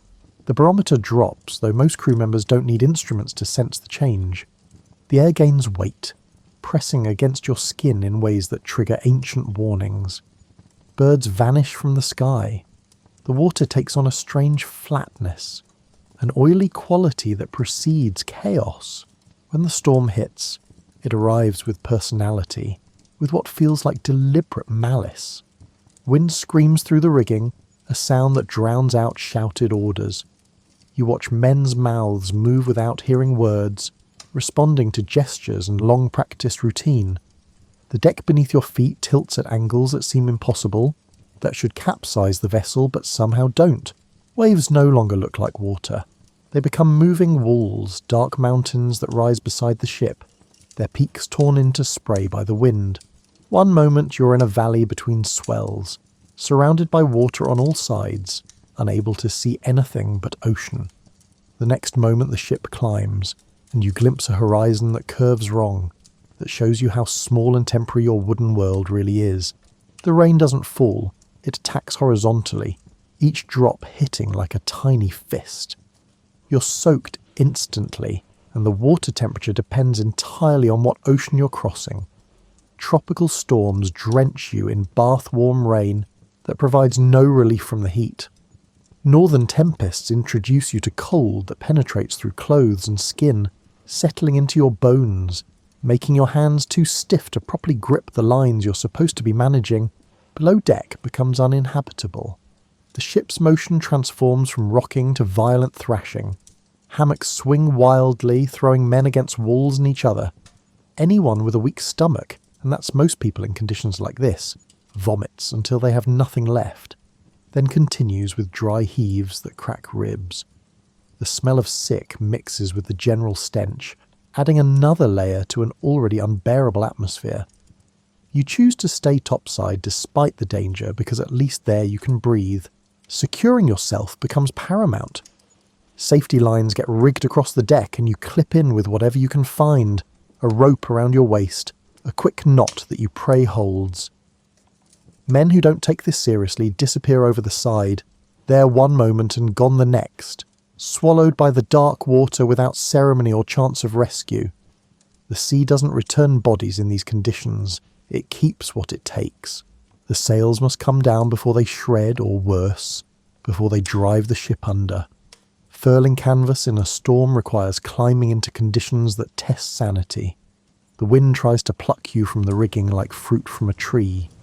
The sail fabric whips and cracks, capable of breaking bones if it catches you wrong. You work with hands that have no feeling left, fingers moving on autopsy instincts, muscle memory executing tasks your conscious mind is too terrified to direct. Lightning turns night into day in stuttering intervals, each flash revealing the chaos in stark detail. Men struggling with ropes, officers pointing towards some new crisis, water washing across the deck in quantities that seem impossible to drain before the next wave arrives. The thunder follows close enough that you feel it in your chest, a physical force that competes with the wind for dominance. The ship's timbers scream under the stress. You hear them flex and groan, sounds that suggest imminent breakup, that make you certain this is the wave that finally does it, the one that cracks the spine and sends everyone down.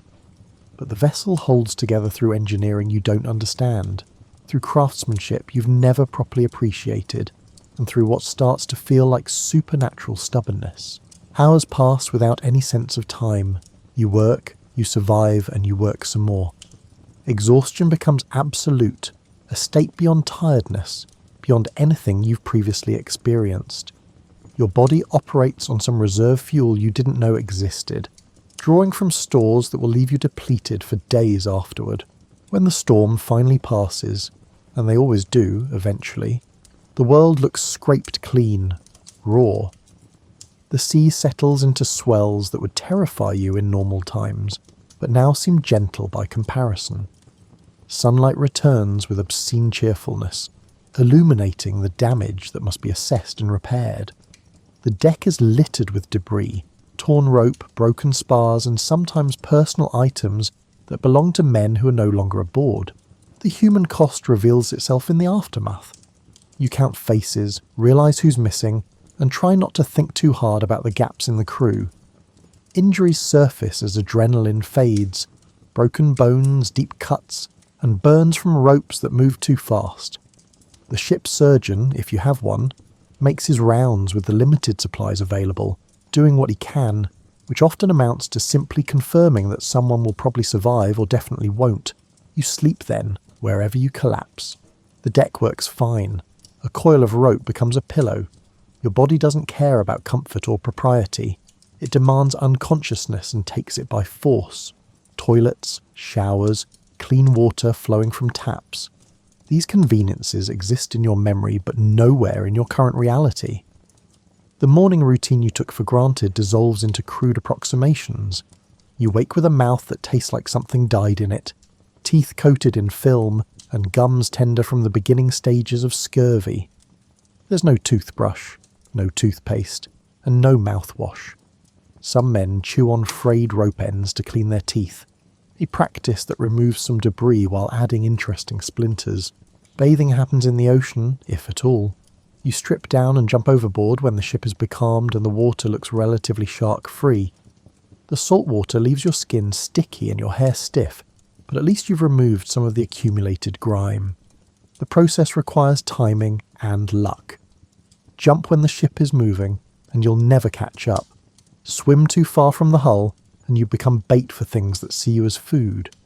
The crew keeps watch, but their attention spans waver, and being forgotten while treading water ranks among the more terrifying ways to die.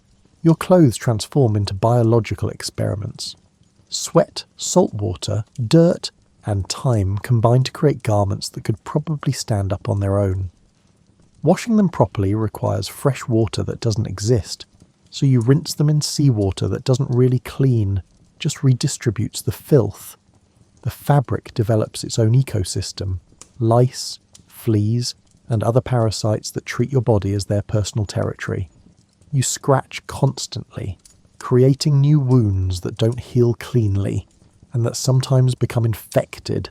Privacy for bodily functions exists only in concept. Everyone knows when you're constipated because they've watched you struggle in the heads for 20 minutes. Everyone hears when you have diarrhea, that special misery intensified by having to hang your exposed rear end over the ocean while your intestines stage a revolt. Dignity gets left at port, along with every other civilized comfort. Medical care would be laughable if the consequences weren't so serious.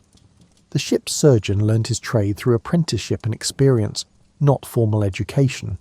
His toolkit includes saws for amputation, needles for stitching, and alcohol for sterilization, though more of the alcohol ends up consumed than used for cleaning wounds. Anesthesia means getting drunk enough to pass out or biting down on leather, while someone does something horrible to your body. Infections run rampant in these conditions. A small cut becomes a major crisis. The wound reddens, swells, and begins weeping pus. Fever sets in, and you shake under blankets that don't exist while your crewmates debate whether you'll survive. Some infections resolve on their own, the body's immune system winning battles without assistance. Others progress to gangrene, to sepsis, to death, that comes slowly and painfully while everyone watches and tries not to think about their own vulnerability. Climate control amounts to choosing whether to suffer below deck or above. In tropical heat, both options feel like punishments. Below deck, the air temperature rises until breathing becomes labour, until sweat pours from your body faster than you can replace the fluids. Above deck, the sun attacks from overhead while the deck reflects heat upward, cooking you from both directions. There's no escape, no air conditioning, and no fan beyond what the wind provides. Cold climates bring opposite miseries. The ship offers no heating beyond the galley's fire, which must be carefully managed to avoid burning down your only shelter. You layer what clothes you have, but the dampness defeats insulation.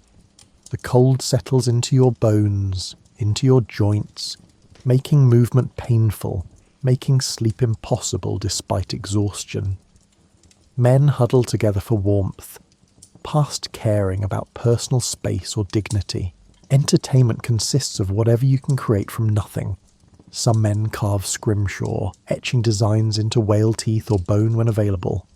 Others tell stories, the same tales recycled until everyone knows them by heart, but keeps listening because the alternative is silence. Card games happen with decks so worn the markings barely register. Dice made from bone rattle in corners during off-watch hours. Gambling provides distraction, even when you're betting things you don't actually own. The isolation from normal human society changes you in ways you don't notice until much later. Your social skills atrophy. Your ability to converse about anything beyond ships and sailing diminishes. You forget what it's like to speak with women, with children, with anyone who doesn't smell like bilge water and desperation. The ship becomes your entire world, and that world is brutally small, populated by the same faces, the same conversations, and the same complaints repeated until they lose meaning. News from land arrives months late, if at all. You have no idea what's happening in the wider world. Wars start and end without your knowledge. Family members die and you're not there. You won't even hear about it until some random encounter in port. The isolation is mental as much as physical. A cutting off from the flow of normal life that leaves you adrift in more than the oceanic sense. The articles get read aloud before you sign. A moment of unexpected formality on a vessel dedicated to lawlessness. The document outlines rules you're expected to follow, punishments for violations, and the system by which decisions get made. You listen carefully because this social contract is the only thing preventing absolute chaos. Every man gets a vote on major decisions, where to hunt for prizes, whether to attack a particular target, and how to divide plunder. This democracy emerges not from progressive political theory, but from practical necessity. When you've assembled a crew of men who've already rejected conventional authority, you can't exactly rule through aristocratic privilege. The captain holds power only as long as the crew believes he's effective. Fail too many times, and you're voted out, replaced by someone the men think might do better. The quartermaster serves as the crew's representative, the balance against the captain's authority. He distributes food, settles disputes, and generally ensures that the captain doesn't get too comfortable with power. This position requires diplomatic skills and the ability to fight, because sometimes disputes get settled with fists rather than words.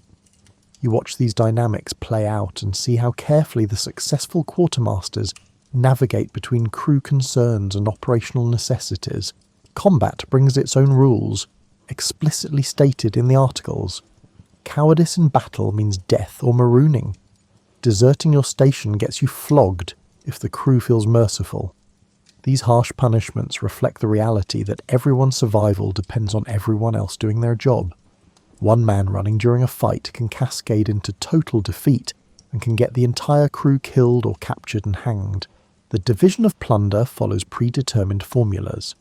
The captain gets extra shares, as do the quartermaster, the surgeon, and the master gunner. Anyone with specialised skills that benefit the whole crew. But even the captain's portion rarely exceeds 2 or 3 shares, while common sailors get 1. This relative equality stands in stark contrast to merchant and naval vessels, where officers might earn 50 times what ordinary seamen make. Injuries sustained in battle qualify you for compensation, another aspect detailed in the articles. Lost an eye? Here's your payment. Lost a leg? Here's a larger sum. These amounts get paid before the general division of plunder, recognising that the crew owes something to men who sacrifice body parts for the common enterprise. The system acknowledges risk and tries to compensate accordingly, though no amount of money truly repays losing a limb in the 17th century. Punishment for violations happens swiftly and publicly. Steal from a crewmate, and you might receive Moses' law, 39 lashes administered by the person you stole from.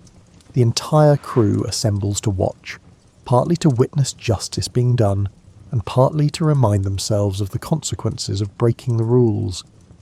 The whip cuts deep, drawing blood, leaving scars that mark you as someone who couldn't be trusted.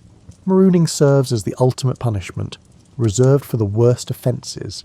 The condemned man gets left on a small island or beach with a pistol containing 1 shot, a small amount of water, and essentially no food. The single bullet carries symbolic weight. It's for ending your own suffering when starvation becomes unbearable, or for a very slim chance at hunting something edible. Either way, it's probably your last bullet. Most marooned men die slowly, alone, with plenty of time to contemplate their mistakes. The social structure flexes in ways that would confuse someone from conventional society. Men who might be deadly enemies in port work side by side at sea, united by common purpose and shared risk.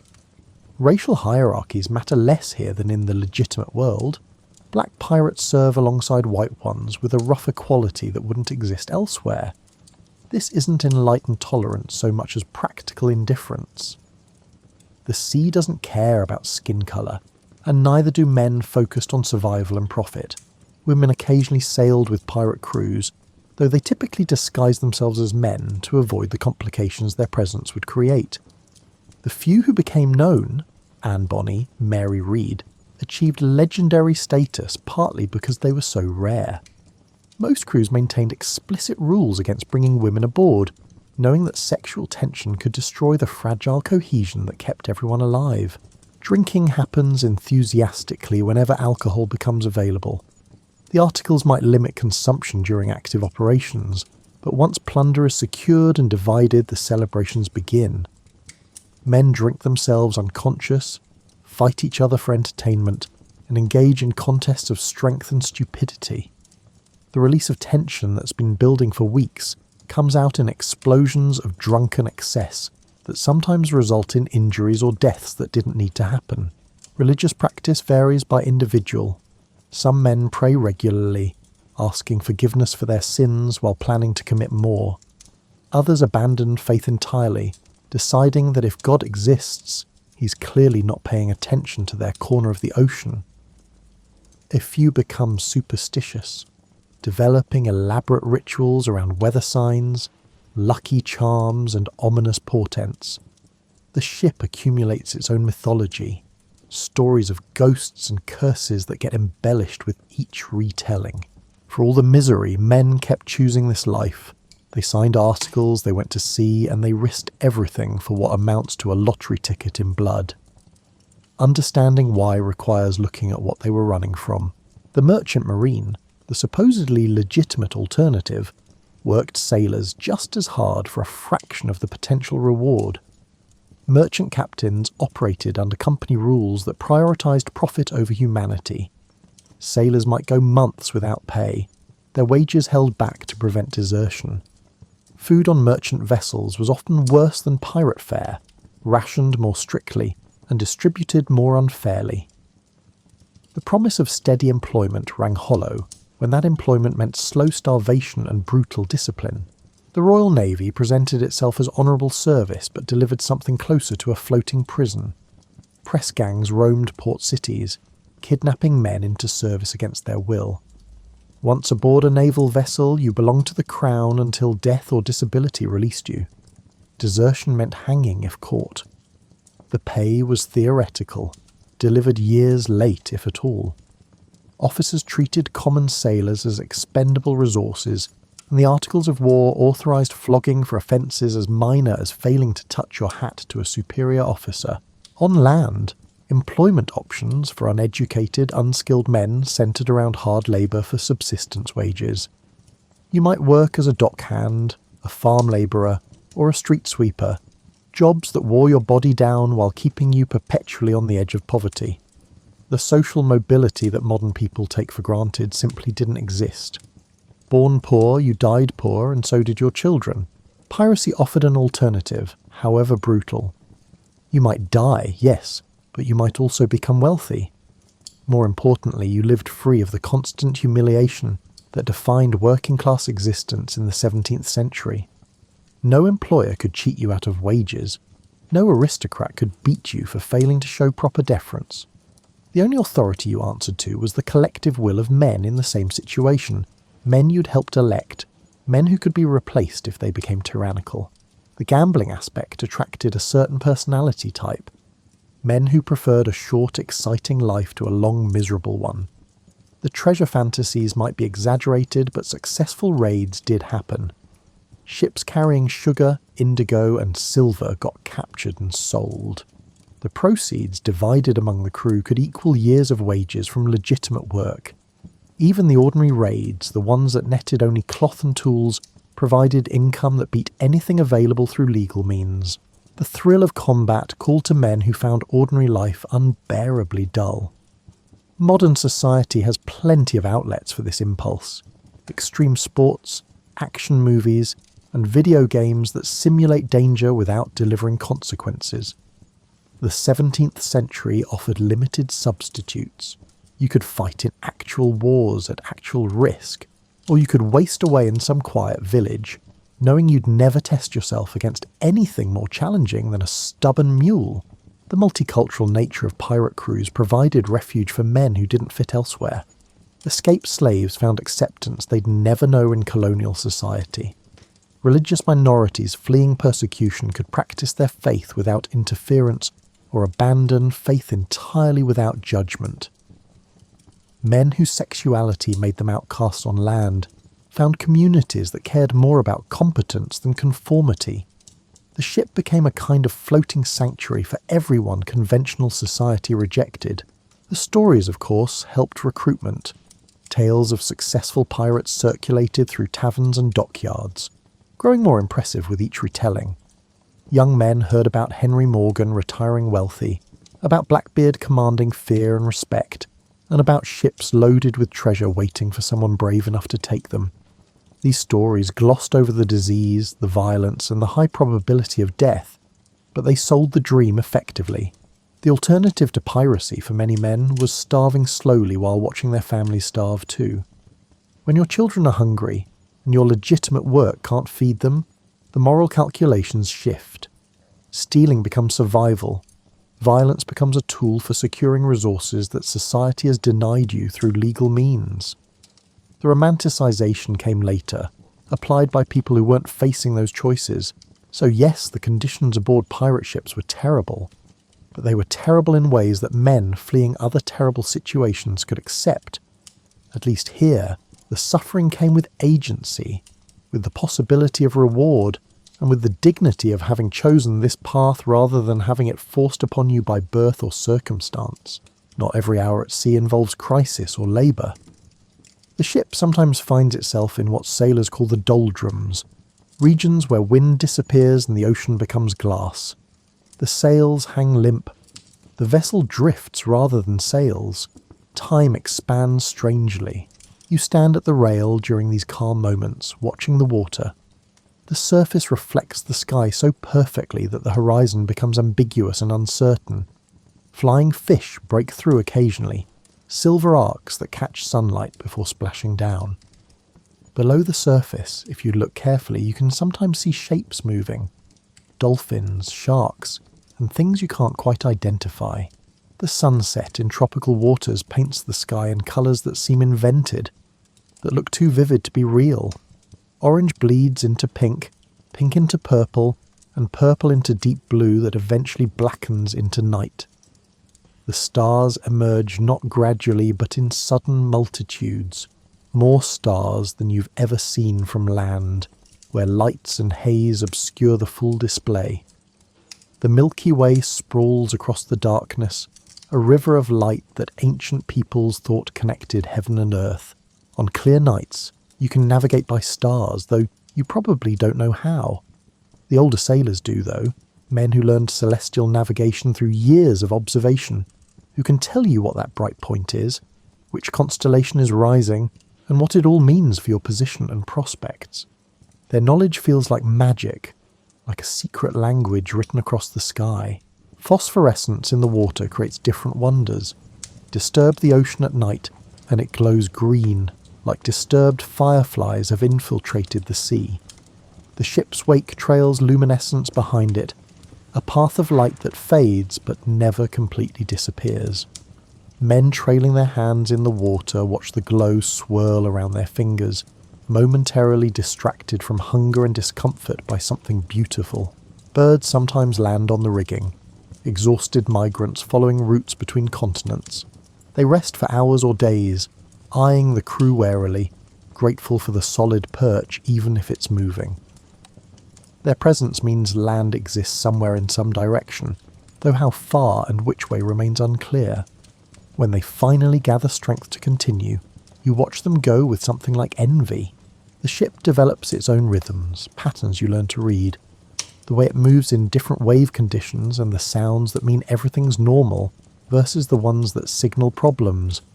You become attuned to these signals without conscious thought, waking from sleep when something changes, even if you can't immediately identify what triggered your awareness. Conversations during quiet times reveal more than you'd expect. Men who seem brutal in action show unexpected depth when discussing philosophy, religion, and the nature of justice. The crew includes former scholars, failed businessmen, priests who lost their faith, and soldiers tired of following orders. Their stories emerge in fragments, never told completely, always coloured by whatever they want you to believe. Music happens when someone has the energy and inclination. A fiddle appears from storage, or a flute, or just voices singing songs that everyone knows. Sea shanties serve as work songs, their rhythms coordinating labour, but the quiet songs speak to loneliness, to homes left behind, and to women who probably aren't waiting anymore. The melodies carry across the water, and you wonder if anyone on distant ships hears them. If the sound reaches fish swimming far below, you think about home during these moments, though home might not welcome you back. Piracy carries a death sentence in most jurisdictions. Going home means risking capture, trial, and a dance at the end of a rope. Some men plan to retire to remote colonies where their past won't follow. Others seem to have accepted that this life will end at sea one way or another, and that's fine because there's nothing pulling them towards shore anyway. The ocean itself becomes familiar in ways that seem impossible. You learn to read the water, to see patterns in the waves, and to interpret the colour and movement in ways that predict weather and currents. This knowledge doesn't come from books. It accumulates through observation, through mistakes that teach painful lessons, and through listening to men who survived long enough to become experts. In the quietest moments, when your watch has you standing alone while others sleep, you confront yourself. The person you were on land, the person you might have become, and the person you've turned into out here, they're all present, but somehow separate. You've done things you never imagined doing. You've survived situations that should have killed you. You've become someone your former self wouldn't recognise, and you're not entirely sure how to feel about that transformation. The stars wheel overhead, indifferent to your contemplation. The ship creaks and murmurs in its sleep. The ocean breathes, swells rising and falling in patterns older than human memory. And you stand there, temporary and small, stealing this moment of peace before the next crisis demands your attention, and the machinery of survival grinds forward again.